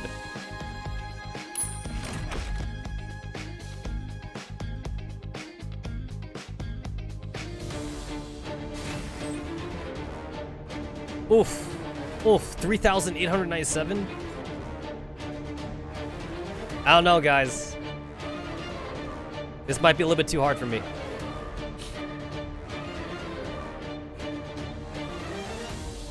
I don't know if I can do this one. What am I doing? Oh, please nerf. Guide Jashin-chan to the Pillar of Light. Ah, okay.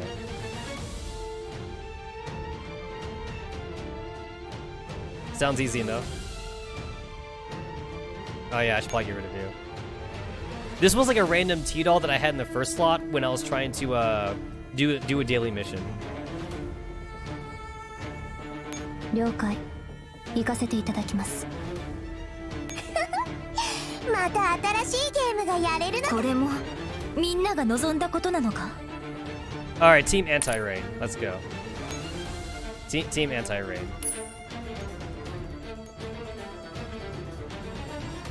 And then,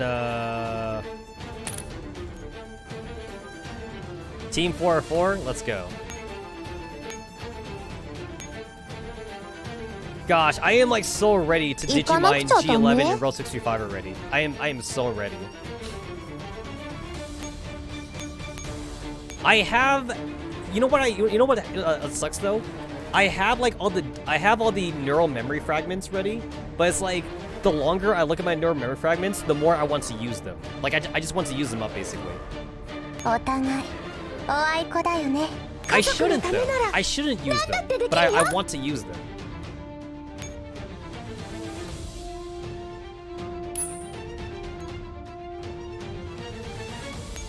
I'm making like lore friendly teams right now, just for the fun of it.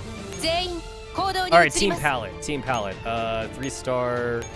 I remember Team Palette. Wait. Was she a 2-star? Oh god, she was a 2-star machine gun, wasn't she?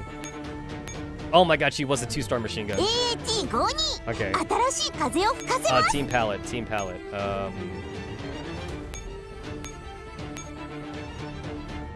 Wait, no, not Scorpion. Sten. Where's Sten? No, Sten is in logistics right now.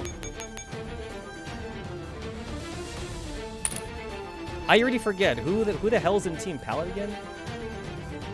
Girls, Frontline.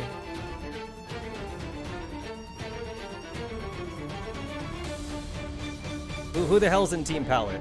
I only remember I remember Sten Mark II, AAT. Oh wait, Type 92. I remember Type 92. She was in there, and Makarov. Yeah, thank you. Yeah, there's 2 handguns in there. Yeah. So 3-star. We got Makarov. Then we have Type 92, and then I just need to put Sten. Yeah, I got put Sten in here now.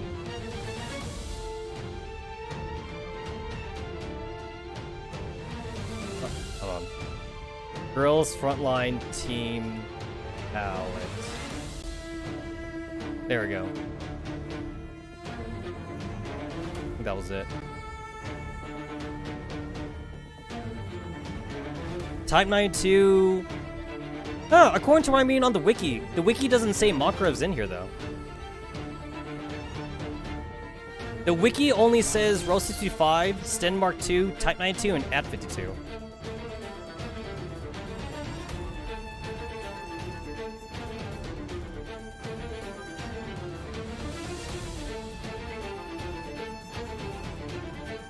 Okay, no, wait. Makarev is in here, but for some reason they don't have Makarev's name like at the top. Oh, okay, she is in there. Also, fuck this shit. No, I'm not substituting no SMG. I'm taking Sten out of logistics. That's what I'm doing. Where is she? There she is. Nah, you get out of here, girl. You get out of here. I'm taking her out. I'm not substituting. I don't know substitute shit. We go cannon teams, boys. We go cannon teams.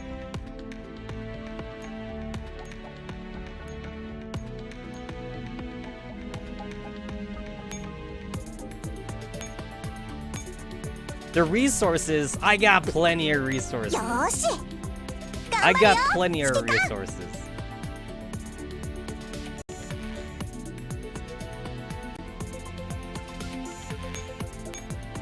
I'll go ahead and put someone else in there. Who do I not use? You know what? I never use Saw. I never use her. Not anymore, anyway. This is fun.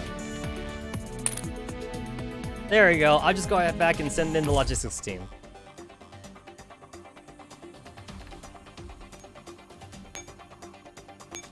I only lost 1 hour, guys. I only lost an hour.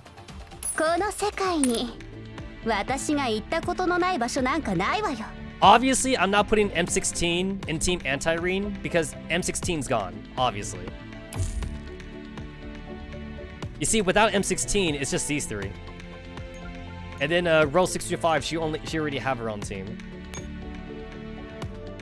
God, this is such a janky ass team. How do you even make this team? I don't know how to do a good formation. I guess Type 92 should be in the center, I guess, because she buffs everybody. There is literally like no offensive power in this other than at 52. This team is so janky.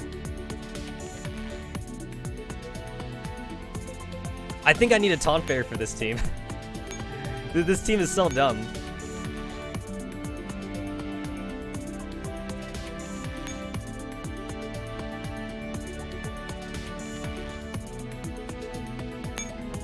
Okay, I'm gonna take that, and I'll take that. I'll take that. I will take. I'll take that from Desert Eagle.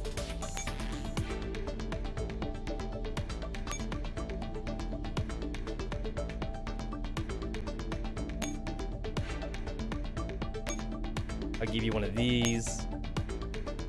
No wonder why Ro went to anti-rain.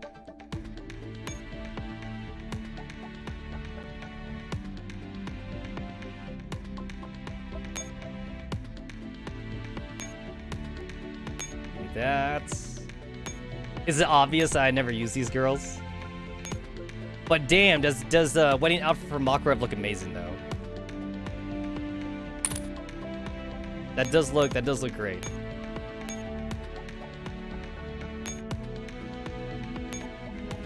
Do that. Do that. I'll give you that. There we go. All right.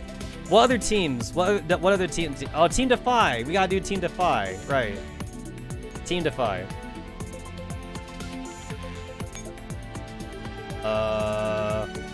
Most of Team Defy, they're all assault rifles for the most part.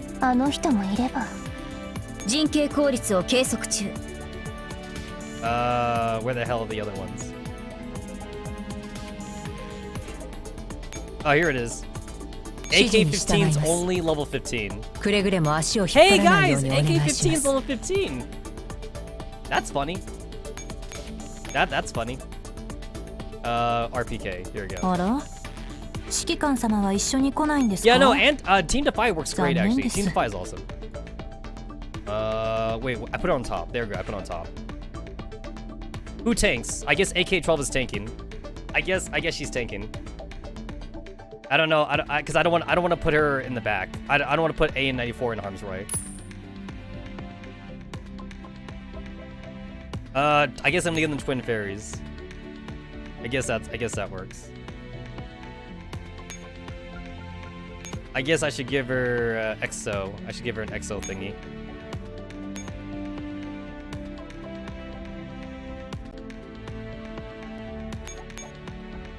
Alright, we got okay, we got anti-rain without M16. We have Team 404. We have Palette, Team Palette, which is probably the worst team here. We have Team Defy. Oh, let me just move this up. Let's see. What other teams do we got?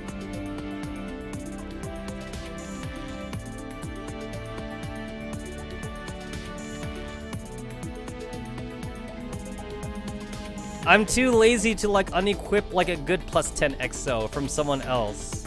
Because all my plus 10 EXOs are being equipped by everyone else. I'm too lazy to do that right now. Where's all my teams? Let's see.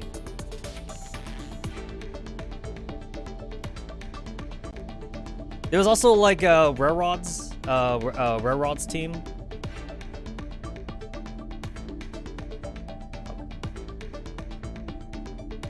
Lore, there we go. I'm on the wiki right now. I think Lore has all the teams, I think. No, not in here. I know that the wiki does have all the teams in here, but I don't remember where they're at. Railrod's team. That's got like Bren in it, Railrod. I think that had a shit. I don't want to go to the Digimon story for Railrod's team. Hold on. I'm like looking up. I'm trying to look like all the canonical teams. No, it's not. It's not under story. Girls Frontline teams. If I put teams, maybe I Google it. G3 and fill the rest of the team with 6 fairies. Yeah, that works. Oh, I think we also have a. Oh shit. Okay, wait, I remember this from DJ Max. Okay, wait. We got Kaliko. We got Thunder. Where's my Thunder? We got Thunder. Oh, no. I went too far. Shit, wait, did I ruin it? God damn it. Makarov. I gotta put Makarov back. There we go. We got team, what was their team name again? I forgot what their team name was again. Was she a 4-star machine gun or 3-star? She was a 3-star? I can't find her. TMP. AIC. AIC was a 4-star machine gun. There we go. It was just those. I think it was just those 4.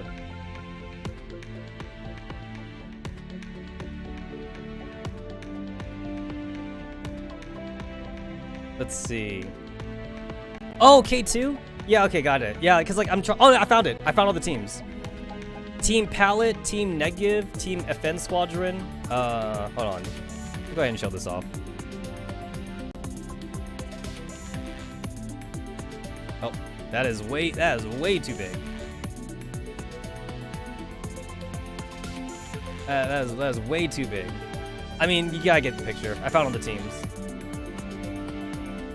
Palette, Team Negative, FN, Team Attack, Thompson, Makarov, Rosa, M99, Railrod, Bar, IWS Car, Griffin's Misfits, G&T, T-Dolls, Team Misfits, Team Grizzly, Puzzle Squad, Griffin Squad, Flashdale, Anti-Rain Team.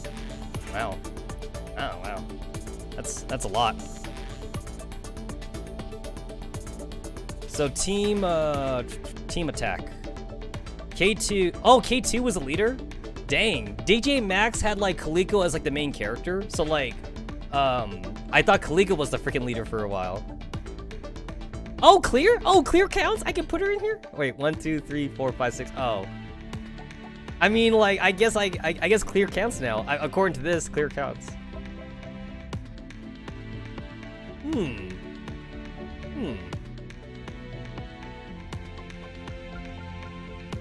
I mean, to be fair, I kind of want to take out TMP. I don't know how useful TMP would. I think clear would be more useful. I should probably not use clear though. All right, K2, K2, K2. Oh, I passed her. There we go. 私がちゃんと面倒を見てあげるから。 Okay, how do I set this team up?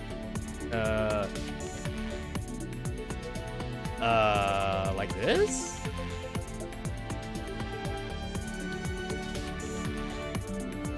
Dude, Thunder has like the most jankiest like tile buffs. I can't really put Thunder anywhere. Yeah, Thunder's got weird tile buffs.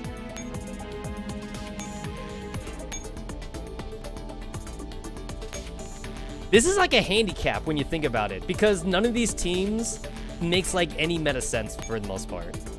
They don't make meta sense.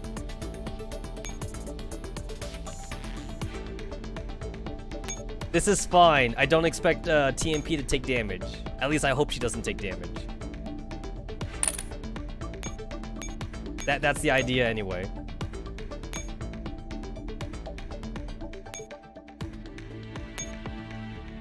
My optical sights.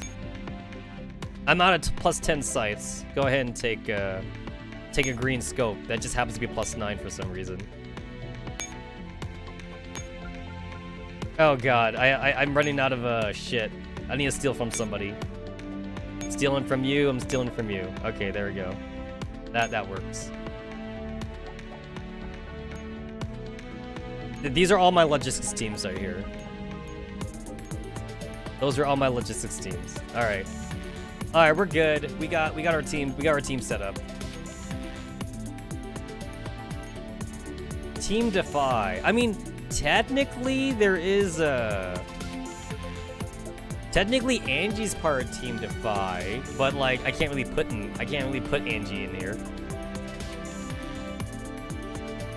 I guess this is what I had to make do with. I should spend some cores to dummy link RPK at least. At least. Now here's the thing, to be fair, I am on easy mode right now. So like, this is only gonna be hard once we get to hard mode. Which is not gonna happen in this stream, obviously. That'll happen like next stream. Wait, I forgot she's not an assault rifle. I keep thinking she's an assault rifle. There we go.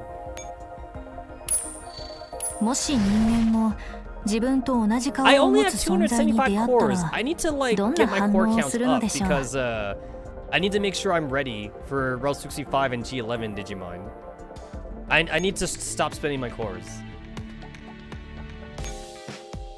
I don't have enough cores.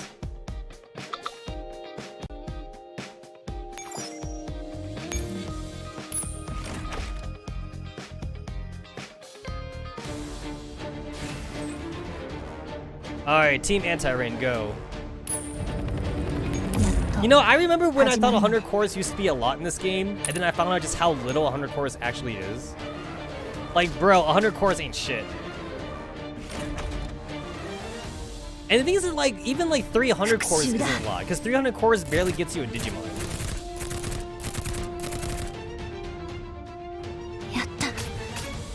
Neural memory shit takes a lot of cores.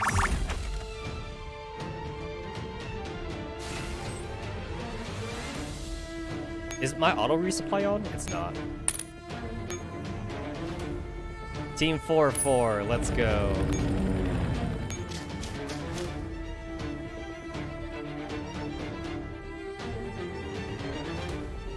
I mean, Jashin Chan's fine. Do I click on you? She has 203 HP.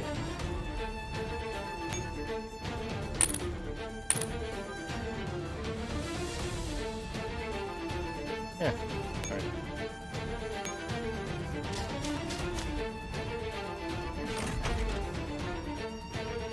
What are you talking about? Jashin Chan's always fine. 邪魔をしないで。私は真実を Ignore 見つけ like た完 the 全な勝 500 利。 deaths that she suffers every 私から episode. すれば当然の結果 She's ね。 fine. She always comes back.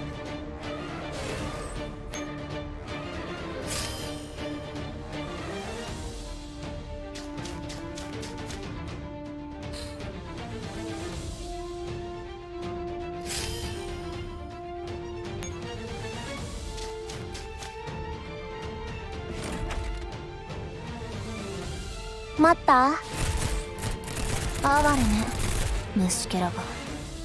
完全な勝利。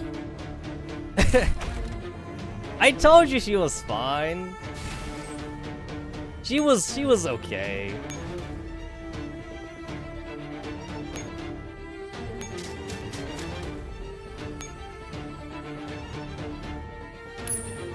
Oh shit, you can only deploy 2 dudes? Oh, okay. I didn't read how many dudes I was allowed to summon. That's my fault. ごめん、痛かった？完全な勝利。私からすれば当然の結果 Do we ね。 have any あなた handgun が main 私の指 characters? 揮官なのです。 The only handgun main characters I know is technically Angie and the Commander. Everyone's like an assault rifle. It's all like assault rifles and SMGs.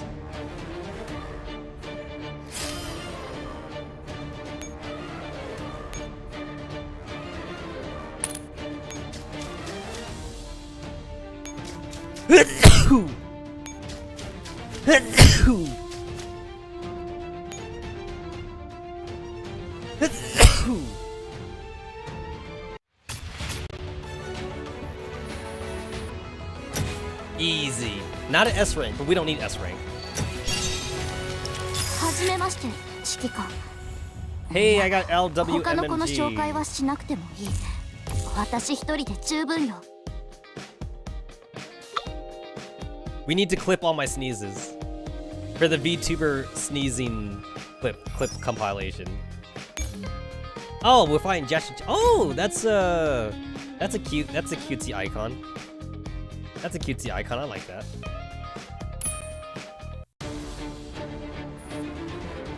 In a hidden alley in Jinbocho. Who are you people? Why'd you attack me out of the blue? Damn it, damn it. She's too strong, CZ. We're no match for her at all. Oh wow, that's the first time I've seen the damage art for NZ75. That is not the first time I've seen P9's damage art. So witches are such powerful beings. Fall back, get behind me. CZ75 gathers her companions behind her. Listen to me, witch. Witch, are you talking to me? Who the hell needs your protection? Get lost. Boris shoves C7 aside, then opens up her stride and runs towards Urine.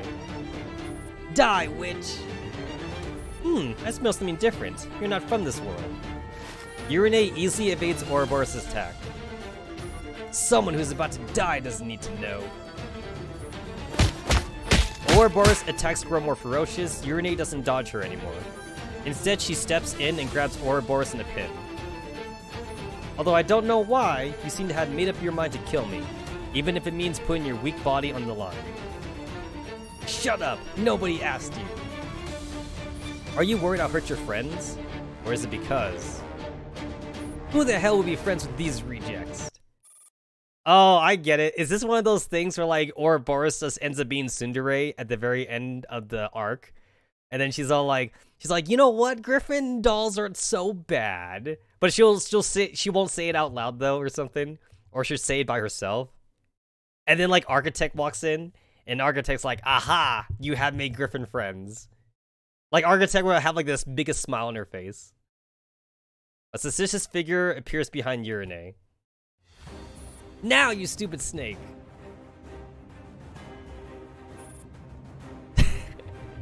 Hey, can I pay for the uncensored version? Also, what's with the fucking art style change? This looks like this belongs in a different game. Mika, I will offer $15, 15 doubloons for the uncensored version. Yaw! It's time to settle old scores once and for all. Being summoned by you and not being able to go back, all the beef you stole from my bowl, and my anger at constantly being defeated by you. All of them have combined into this attack. It's the end. This is your grand finale. There's no room for you in this new season of Jashin-chan's Frontline. Blame the scriptwriters if you must. May you find a spin-off of your own sometime soon. Man, where are you in there? Oh shit, that was cool! We got actual dialogue! Guys, don't get used to that. We're not gonna get dialogue for Girls Frontline ever. I mean, to be fair, that doesn't even count as real spoken dialogue. They just took that from the anime. They totally took that from the anime. That's a really long cast time. I knew it. You're behind this, Jashin-chan. Urine catches Jashin-chan's tail with a look on her face that says she's been expecting this.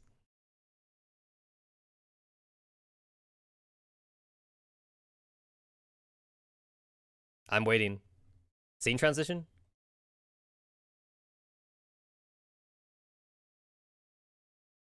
Hello?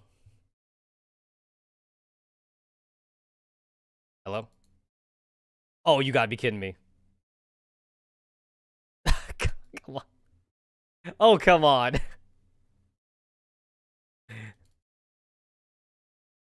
Dude, Jashin broke me. Jashin just broke me. Guys, I can't handle the Jashin kick. I cannot handle the Jashin drop kick.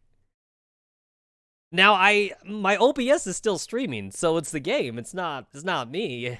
Oh god. Yeah, nothing's working. All right. Okay. Wait. Oh god, it's the emulator. The whole entire emulator froze. Oh, you gotta be kidding me. All right, hold on. All right. Restarting.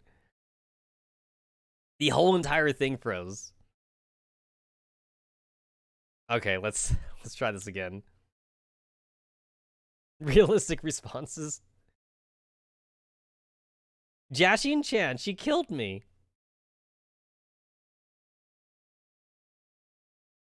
Hello? Uh-oh.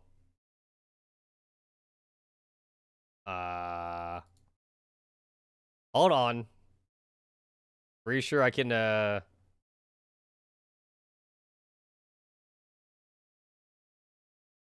Okay, there we go. There it is. Okay. It's loading. Oh, you see the flash? There's a flash on OBS. That's a good sign. That's a good sign. Yeah, there we go.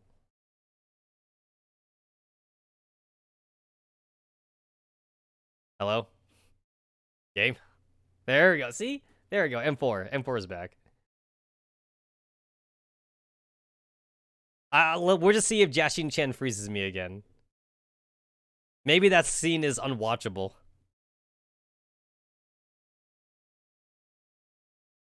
You know, I actually distinctly remember there being some storyline glitches in Isomer or something, I think.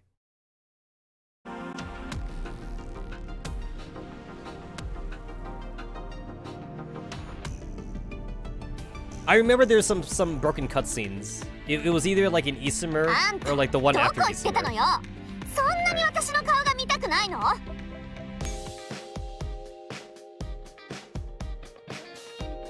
Alright, let's try that again. Alright, here we go. Alright, so we left off on like Jashin-chan getting thrown by Urine.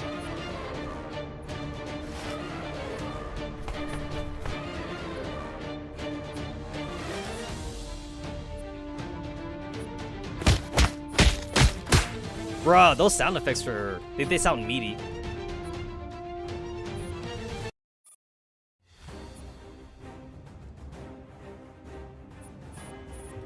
Oh, we get to listen to the Jashin drop kick again though. We get to listen to it now. It's coming. しんちゃんドラップキック Yay! Jashin-chan dropkick.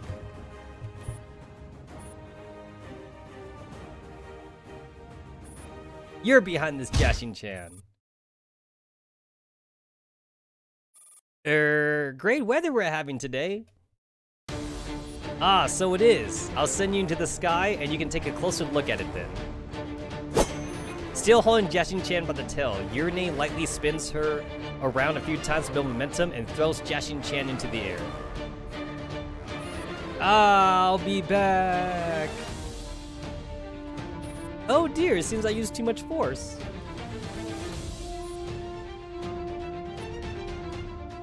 Dot dot dot dot dot dot dot.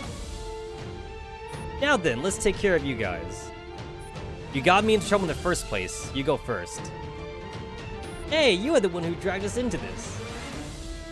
Everyone gangster, Urine pulls out minigun. Shut up and die in peace. At least you can still be rebuilt. Quit arguing, look at her. She doesn't look like she plans to spare any of us. Honey, it seems our next meeting would be at the repair bay. Urine walks up to them, her figure silhouetted by the light. There is a hint of savagery in her shadowed smile. At the isolated exam room in the protocol assimilation sector, K5 sits on the ground, peering at the sunglasses in fascination. Don't these sunglasses belong to P90? I don't recall anyone else who wears yellow tinted shades regularly. But these weren't here before. You're not messing with me, are you, P90? K5 nervously dials P90's number, but she is told user is not in service range. P90! K5 rushes out the door. In the corridor leading to the isolated exam room, K5 has been running through the Griffin base in search of P90, but all she has managed to learn so far is that P90 with CZ75 and NZ75 in tow was looking for a dueling spot. Oh no, if P90 was with CZ and NZ, then they'd only be missing one person to meet the requirements. Excuse me, have you seen Ouroboros? This is so weird, holy shit! Oh guys, Agent is just talking casually with he's talking casually with the Griffin doll. That is awkward. She's the one you often fight in your combat sims, the lunatic in a black high schooler's uniform. No, I haven't, but I'm looking for someone too. I can help you keep an eye out for her. Thank you. All I know is that Ouroboros' signal vanished near the exam room. I booked the room for these few days to help her pass her exam. Wait, did you say the isolated exam room? K5 informs Agent about her hypothesis.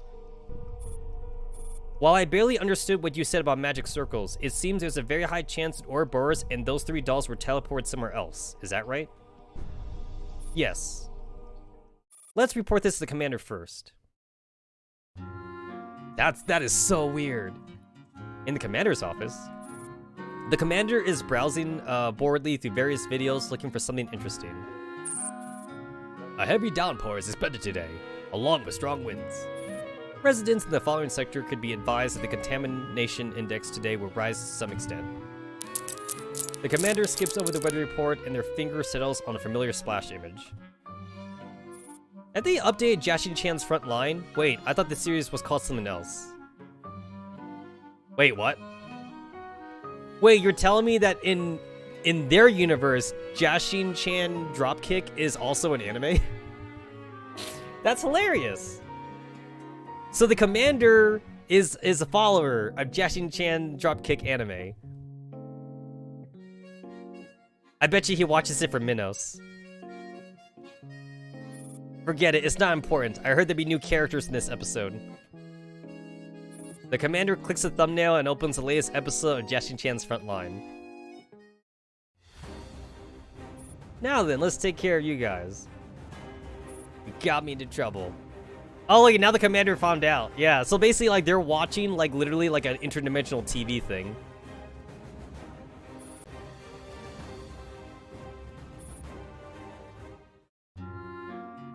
Wait a minute, aren't these my dolls? They're my dolls! They're my waifus! So they got a side gig doing this?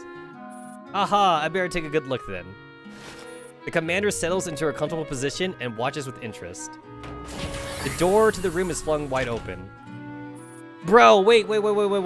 Are you telling me that the commander just watches anime in the office? Does he actually do that? So he's bored. He's bored one day, and then like he finds an anime that he likes, and he just starts watching it in the office. He is on the clock, and he is watching anime. That is a commander that I can follow. At least being isekai to Jashin-chan's world is not that bad. It's a lot better than being transported to a post-apocalyptic world. Dude, they could be teleported to like Attack on Titan. They'd be dead. They'd be dead in that world. There's a lot of worse worlds they could have been in. Actually, do you know where? Do you know what would be interesting for T-Dolls to get teleported to? T-Dolls could get isekai to Gundam world. I think that could work actually. Because like the Gundam world, like they already got like giant mecha robots, so like at least they could like charge themselves and shit. I could definitely see Gundam working.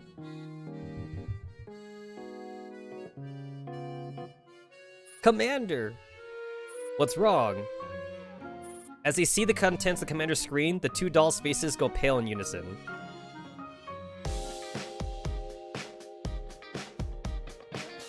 Hey, wait, where am I clicking? Chapter 2.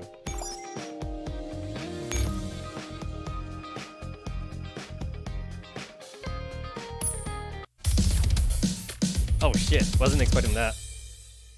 I wasn't expecting that drum solo, that wicked drum solo at the start. Hello everyone, I'm Taigin-chan. I'm in charge of giving everyone a brief recap of the story. First time I'm doing this sort of thing, so if you experience less than satisfactory, I ask for your understanding. Even fucking Raditz could solo all Griffin parodies in SF. Yeah, no, shonen animes, everyone's like stronger than like realistic proportions. Because everyone's got like magic and ki energy and shit. Who do you think you're fooling with your fake amnesia? You already stole the spotlight in the first episode. Yeah, that's why like the T-Dolls need to be teleported to like a scientific world, not a magical world. Because magic is weird, you can't quantify magic. Now then, in the previous episode, Jashin-chan summoned demons from another world into Jinbocho through a ritual. She was planning to defeat Urine with the demon's aid, but her scheme failed once again. Not only was Jashin-chan brutally beaten, she ended up being utterly disgraced in front of the demons she summoned. Now that she's been defeated once again, would Jashin-chan proceed with her original plan? And would the otherworldly demons still be willing to help Jashin-chan after witnessing Urine's might? Stay tuned for more Jashin-chan's Frontline. Shut the hell up. Why the hell do you have to poke at a sore spot? Jashin-chan drop kick! Yay! She said the line again. Hee missed me, blows Raspberry. Just you wait. Recap prances away with the jolly spring in its step.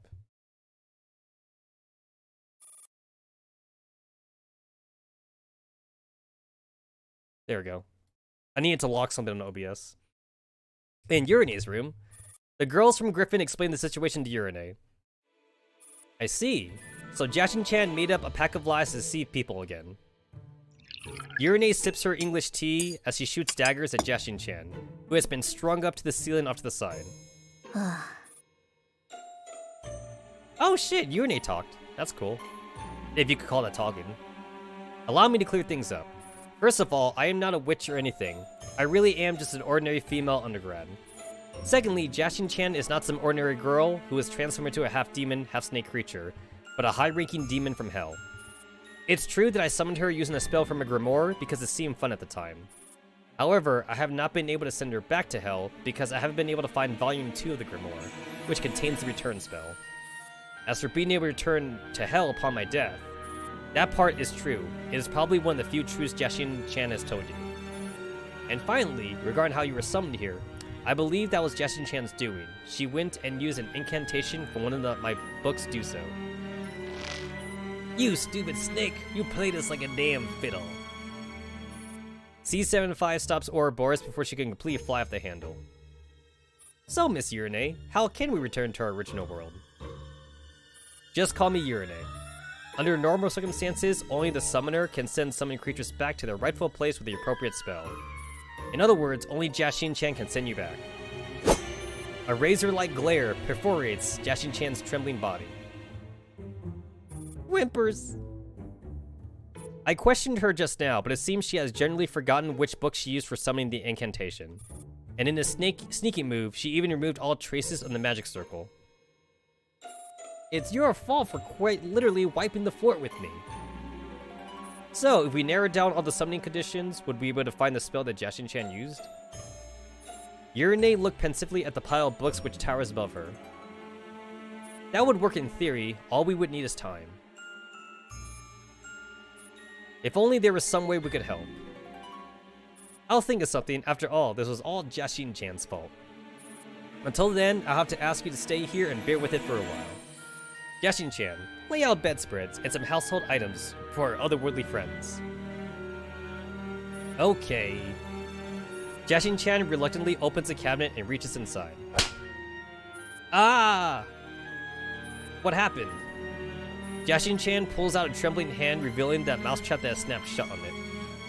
Why'd you put that in the cabinet? The pudding I put in the fridge keep going missing. Since you said you didn't take them, I had guessed the mice have been sneaking in to open the fridge. That's why I put those mousetraps in the cabinet. Wait a minute, how does that even make sense? It's like how Miss Kalina looks for an excuse to argue with parrots from the rescue station when she can't sell dorm furniture. Is that canon? Can that be canon? Is it canon that Kalina argues with parrots in the rescue station? That'd be amazing. Quiet, you. We shouldn't stick our noses in other people's business. Utterly unperturbed, Urine continues to quietly sip her tea. Whimpers.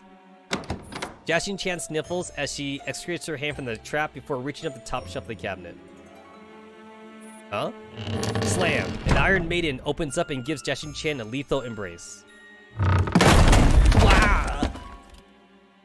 Jashin-chan, why can't you even do such a simple task? Let me handle it. Urine elegantly lowers her teacup and gathers up her skirts as she steps over Jashin-chan's body before expertly retrieving some of her futons from the cabinet. At her feet, Jashin-chan struggles to reach a hand out to the dolls from inside the Iron Maiden that is crushing her. Help me! I'm your summoner, save me! Did you say something? Urine steps on Jashin-chan's hand, as though by accident. Ah! The dolls can no longer bear Jashin-chan's piteous screams, and they finally work up the courage to stand up. Urine, you don't need to worry about us. We'll earn a living and find a place of our own to live. Yeah, just help us find a way to get home, Urine. Hey, you're supposed to be saving me here. But we're next generation tactical dolls, so we should be able to find a way to survive no matter what kind of environment we end up in, right? I don't feel like working, so I'll stay. We're a team. Don't go around asking for special treatment. Isn't anybody going to care about me? The girls from another world avert their eyes from the cabinet stuffed full of torture devices and feign calm to mask their fear. I see. Then at the very least, allow me to introduce you to a few places which are hiring. Opposite them, Jashin-chan sheds her mask of weakness and fragility. A wicked smile spreads over her face as she watches Urine escort the dolls into her bedroom. Just you wait, Urine. My plan has only just begun. Afternoon in Jinbocho on a street with old bookstores. Ouroboros is leaning against a convenience store entrance. She looks like she's taking cat naps, but she's actually secretly charging herself. Hi, I'd like to pay for this. Scram, can't you see I'm busy? Eh, what kind of attitude is that? Oh, Ouroboros, is she working like cashier? It looks like sounds like she's working like a cashier or something. Are you looking for a fight? Wow. The frightened customer drops his purchase and runs off. Ouroboros snorts and continues charging up with her eyes closed. Little snake, Urine ordered me to deliver lunch to you guys. You're the first one I'm coming for. Ouroboros frowns, but she is unwilling to leave the power socket, so she simply suppresses her irritation and stands in place. Why aren't you saying anything? I've got important things to discuss with you, you know. Out with it already. There are too many eyes here. Let's talk when we have more privacy. Jashin-chan grabs Ouroboros' hand and leaps into the air with her. Now, this is a suitable place to talk. Hey, where the hell are we? Ouroboros' eyes go wide. Just now, she had been leaning against the entrance of a convenience store that occasionally leaked cool air through the gap in the door. But now she is standing in the middle of an uninhabited desert. Relax, it's a simple teleport. I wanted to thank you for not ousting me just now. Don't read too much into it. I simply dislike minding other people's business. While Urine was talking with her griffin guest in the bedroom, Jashin-chan slithered into the living room, pulled back the rug, and started drawing a new magic circle on the floor. Shh. After swiftly drawing a circle, she covered it back up with the rug. Before Urine returned to the living room, Jashin-chan flashed Ouroboros a conspicuous grin. That's right, that circle is the one that brought you here. She really thought I forgot the spell, but I secretly tore out the page which contained it. She'd never find it, not if she searches for a million years. What did you say? Ouroboros grabs Jashin-chan by the hair. Wait, don't grab my hair or people will see my naked chest. Grab my arm instead. I mean, Jashin-chan knows that she doesn't wear anything. Anyway, listen to me, little snake. Go on. Actually, I just used a simple teleportation circle. The conditions for activation are a bit of a pain though. You need to draw the same circle in 2 places at once. Then when 4 souls are standing in one of the circles, you recite the incantation and they teleport to the other circle. In other words, you had no idea what you were doing either. And there just happened to be some pieces of Griffin trash who also happened to have drawn a circle, which formed the other side of the connection. Yes, so it's not entirely my fault. That means you already know how to send us back. Ouroboros' fingers dig into Jashin-chan's soft arms. Ow, ow! Hang on, don't you want to hear a more interesting plan? I have no interest in these stupid plans. Send me back already. Jashin-chan wiggles out of Ouroboros' grasp and claps her hands. Little snake, I could sense a connection between us from the moment I first saw you. We're both from the snake clans. We're always being bullied by others and we both seek freedom. What are you on about? Shouldn't we join forces to fight off our oppressors and build a new life for ourselves? If I can send Urine to another world, I'll be free and I can do anything I want. I'm very strong without Urine to cramp my style. You get what I mean, don't you, little snake? Oh. You sit there and wait. I'll call one of my lackeys up and prove it. Jashin-chan slows her breathing and concentrates. Then she makes a few bizarre gestures with her hands while muttering to herself. Thin strands of purple smoke gather into a mass that grows brighter and brighter until it's dazzlingly bright. The initially unimpressed Ouroboros, now intrigued, peers at the center of the glowing light with narrowed eyes. Finally, amidst the purple light illuminated and scorching sand, a murky black shape slowly solidifies. Oh, that's one of the fairies. That's one of the fairies that we're getting. Squeak. Confused voice of a young ice demon. Where am I? See that? That's an ice demon. I can summon it anytime I want. It looks like it's about to as strong as a diner gate. What's the point? What's a diner gate? Can it lower the temperature and make it shave ice? Koji, show her your powers. Squeak, squeak, squeak. Tired voice of a young ice demon. Alright, I'll do it. Hey, it's snowing. It's a white Christmas after all. Koji raises her hand and points to the air. Instantly, the temperature drops and a heavy snowstorm descends from the sky. How's that? Pretty impressive, huh? Ouroboros looks up the sky and the cold snowflakes fall on her face. Over here, little snake. 17 days after the beginning of the survival battle during a ceasefire, total number remaining AI is 72. An impatient Ouroboros accepts Drumunker's request to open a shared voice channel, and she immediately hears a splattering sound in her ear. Simulated water droplets fall from the sky in this virtual space, passing straight through their bodies and vanishing upon contact with the ground. What is this now?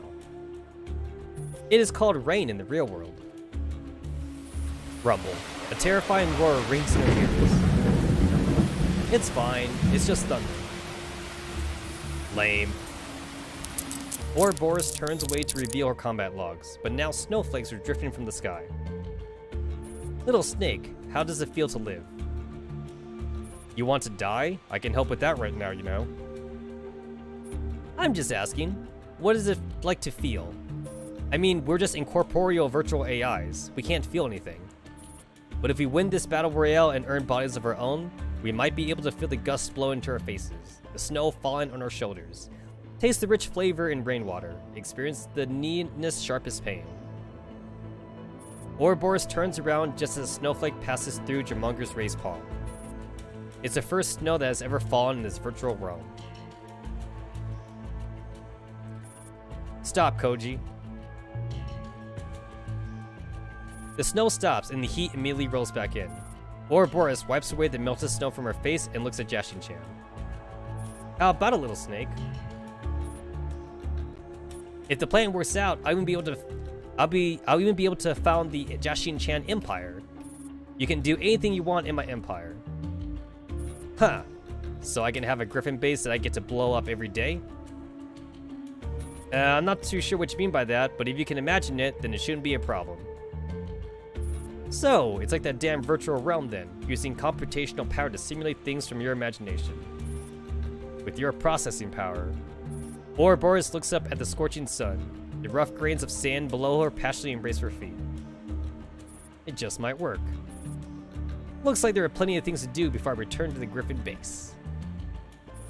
What? You're still planning to go back? I thought you hated Griffin. Ouroboros is taken aback for a second, but then she bursts into sardonic laughter. Ha ha ha ha. You're right, I'm such a fool. Isn't this my chance to give those Griffin idiots a slip? I'm in. Now tell me all about this crappy plan of yours. In the sweltering desert, Jashin-chan looks at the smirk on Ouroboros' face and a chill runs down her spine. Elsewhere, Urine has introduced NZ75 to a part-time job at the Dragon Bookstore. Oh, look, she's wearing her Chinese outfit. Snake wants SKK cock. That's why she doesn't want to leave for sure.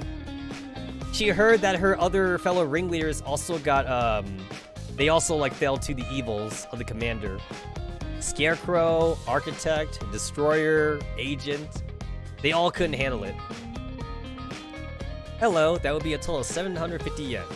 I received 1,000 yen, and your change is 250 yen. Here's your change and your receipt. Thank you, and please come again. NC75 smoothly completes the task of bagging the books, giving out change, and seeing the customer off. There is nothing to suggest that she is a rookie who only started working today. Thank you for your hard work, NC. The previous employee has asked for a leave of absence to go look for a panda to break the curse. Thank goodness you're here, or we would have been completely overwhelmed today. I have to thank Miss Urine for introducing me to someone who's both cheap and capable. I need to make sure she finishes all the crap I couldn't palm off to others before I let her go. You're too kind, boss. I'm just doing my job. No wonder you can't keep shop attendance. There's so much tiring work to do, not to mention the pile of extra requests on top of that. If you're so happy with my performance, then just can it and give me a raise. Oh yes, please go and sort out the old books in the storeroom and check them against the inventory list. I'll man the counter out front. You're never getting a raise. Now hurry up and do all the dirty work that the previous attendants refused to touch. Alright. Not a single word about a raise, and all you do is dump more annoying work on me? You really are more cunning than Miss Kalina. I like how it looks like they're having like a telepathic conversation with each other. Still, I have no choice but to work here, so I just have to bear with it. Inside the stifling storeroom, NC75 whisked away a heavy layer of dust with the feather duster, revealing stacks of old books. This smell reminds me of the expired ration cans, sitting forgotten inside Griffin's warehouse, the kind that even the dogs wouldn't touch. NC75 weighs up the book catalog in her hand and eyes the stack and stacks of books before her. Let's see, without AI management to help, if I search for all these books by hand and work non-stop without stopping for sustenance, that would take about 4,321 hours. No, don't get worked up. Think of the money. This is all for the sake of making a living. If I work hard, I'll be able to earn enough to rent an apartment. After taking a deep breath, NC75 takes out her payslip and scrutinizes it in detail. Are you freaking kidding me? NC75 throws the catalog viciously into the ground.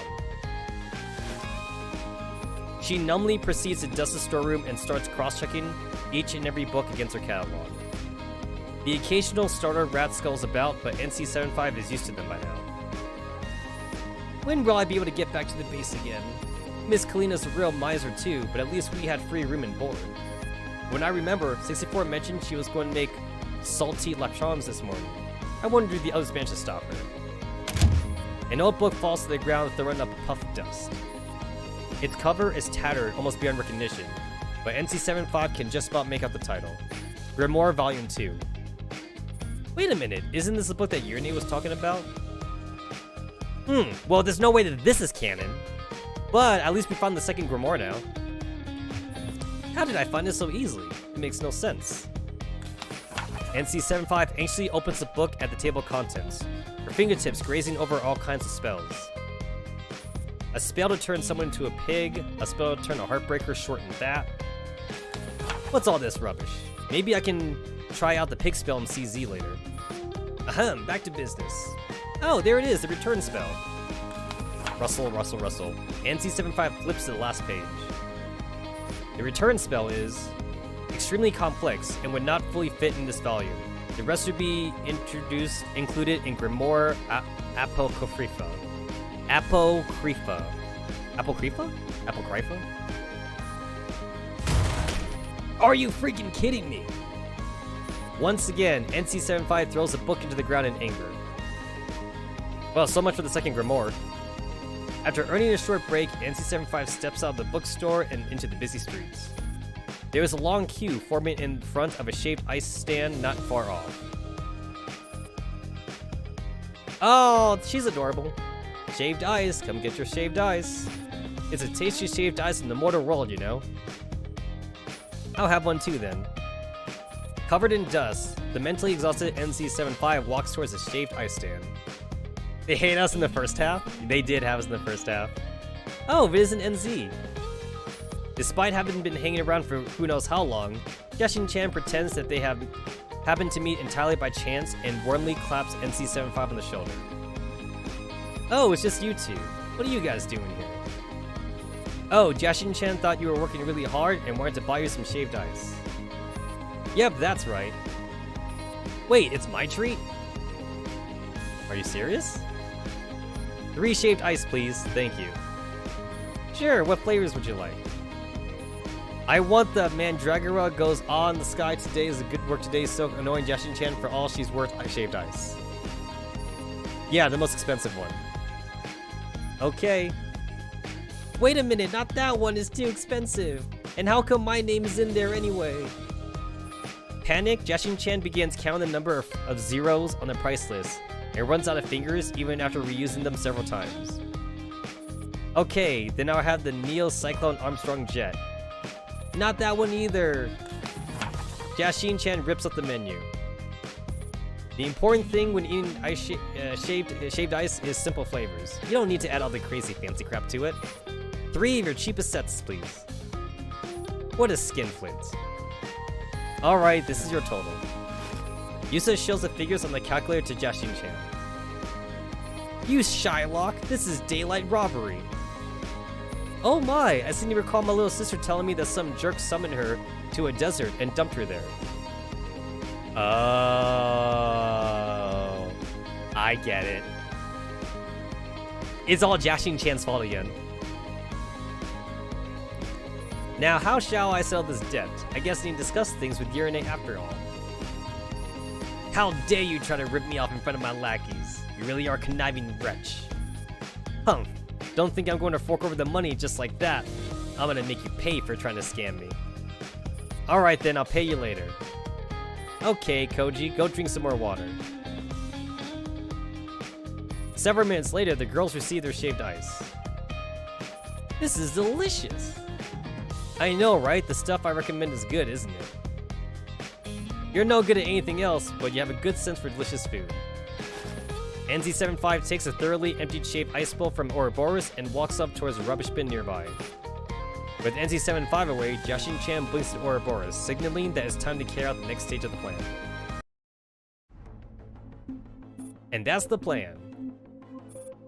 Huh? It's perfect and flawless, isn't it? I don't even need to run it through my neurocloud to know that your planet has more holes in it than a fishing net. Fishing net? Never mind. Ouroboros collects herself and starts thinking. The plan is to use the same magic sober to teleport Urine to Griffin Base. According to what you said, we need 4 people in the circle when you activate it for the plan to succeed. One of those 4 people is going to be Urine. Yep, that's right. Then when we add those 3 dolls, it'll be just right. So you're saying, since they want to go back to Griffin Base anyway, it's killing 2 birds with 1 stone. You're so kind-hearted, little snake. Shut up.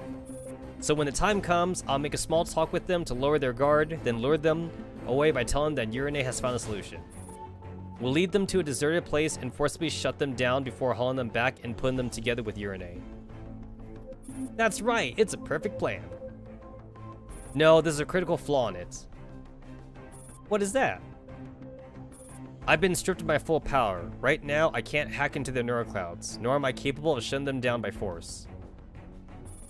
If it's just shutting them down, wouldn't making them fall asleep do the trick? Do you have a way to do that? Hey, I have a no sleeping spell, which according to the legend, a witch used once on a princess. Wait a minute, does that even work on a machine? Sure it does. I use it every time and the TV at home pitches a fit and refuses to turn off. All you need to do is gently place your hand behind the machine's ear and recite the incantation in your heart. I'll imbue your finger with mana, just use it before the mana dissipates. Little snake, don't you have something you want to say to her? Hurry up and talk to her so we can get her in the bag. NZ, you're... What's wrong? Don't you think you ought to change out the piston in your elbow? Damn it, what the hell do these garbage dolls usually talk about? Hey, what are you guys talking about? Huh? Are you showing concern for me? What's going on? Why is she being so nice all of a sudden? You're amazing. How the hell did you interpret that as concern? I wish I could just knock her out and drag her away. I was supposed to switch it out next week. Maybe it's wearing out even faster because I've been carrying heavy stuff all day. It seems I was wrong about her. I thought she was cold and unfeeling, but turns out she has a sensitive and caring side. Aw, isn't that adorable? Oh. How should I respond now? Damn it, why is talking so damn tiresome? Why are you wasting so much time with that nonsense? Just get her ready. An awkward silence descends upon them. This is unbearable. Say something already, NZ. Why is the internet here so damn slow? Why isn't it giving me any results for everyday conversation topics with garbage dolls?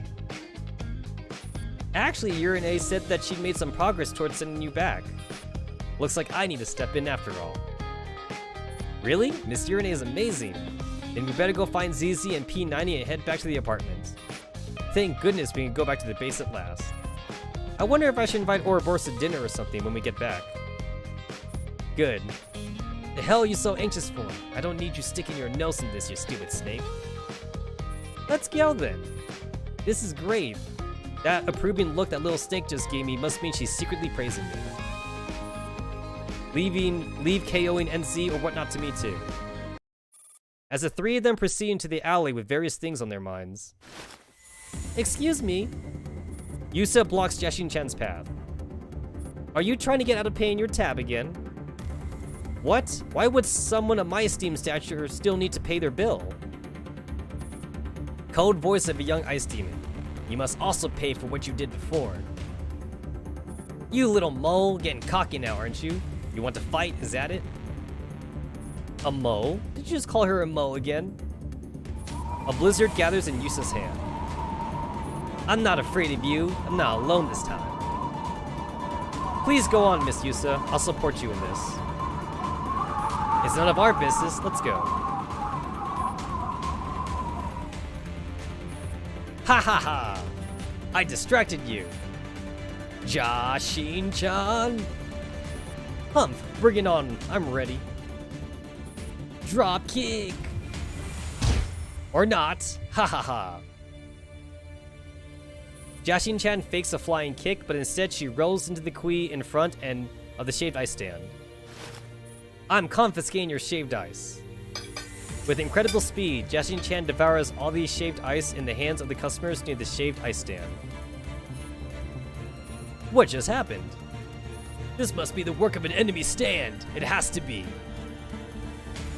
Hashtag JoJo reference. Angry voice of a young ice demon. Jashin-chan! You can't touch this, suckers, blows Raspberry. Jashin-chan hides among the customers, occasionally poking her head out to taunt Yusa and Koji with funny faces. Frost gathers on Koji's fingertips and she launches it at Jashin-chan. Furia's voice of a young ice demon. Aya! As a massive frozen gale rolls in, Jashin-chan wraps her tail around a bunch of customers and uses them as a shield. I want a refund! I wanna... Help me, help! The angry customers who were shouting just seconds ago are instantly transformed into ice statues, standing motionless under the scorching sun. Panic voice of a young ice demon. Big sis, what do we do? That's enough. No need to buy any more time for me. Now retreat! Jashin-chan runs off first. Miss Yusa, we can explain. So, you were all in it together. Unforgivable. Absolutely unforgivable. A violent blizzard gathers around Yusa. As the temperature plunges, NC-75 can hear reports creaking. Ouroboros, my joints, they seem to have frozen up. Is this any time for explanations? Run already. We should split up, they're too close. No, we need to stay together. Don't worry about me, we meet again, I'm sure of it. NC-75 waves bravely at Ouroboros before turning into an alley up ahead. All Ouroboros can do is watch NC-75 vanish into the depths of the alley. And behind them, Yusa is already in hot pursuit. You know, it's kind of funny, because from NZ's point of view, Ouroboros does seem really nice, which is kind of cool. Also, that was a long fucking chapter, holy crap. That was really long. Anyway, guys, I have actually been live streaming for 7 hours already, and I'm gonna go grab something to eat for dinner. So I'm gonna go ahead and call it here. But I would like to thank you guys for hanging out with me for the Tuesday's live stream. I will see you guys again on Friday. Well, we will continue on with the Jashin Dropkick collaboration on Girls Frontline. So, yeah, thanks for hanging out, guys. I will see you Friday.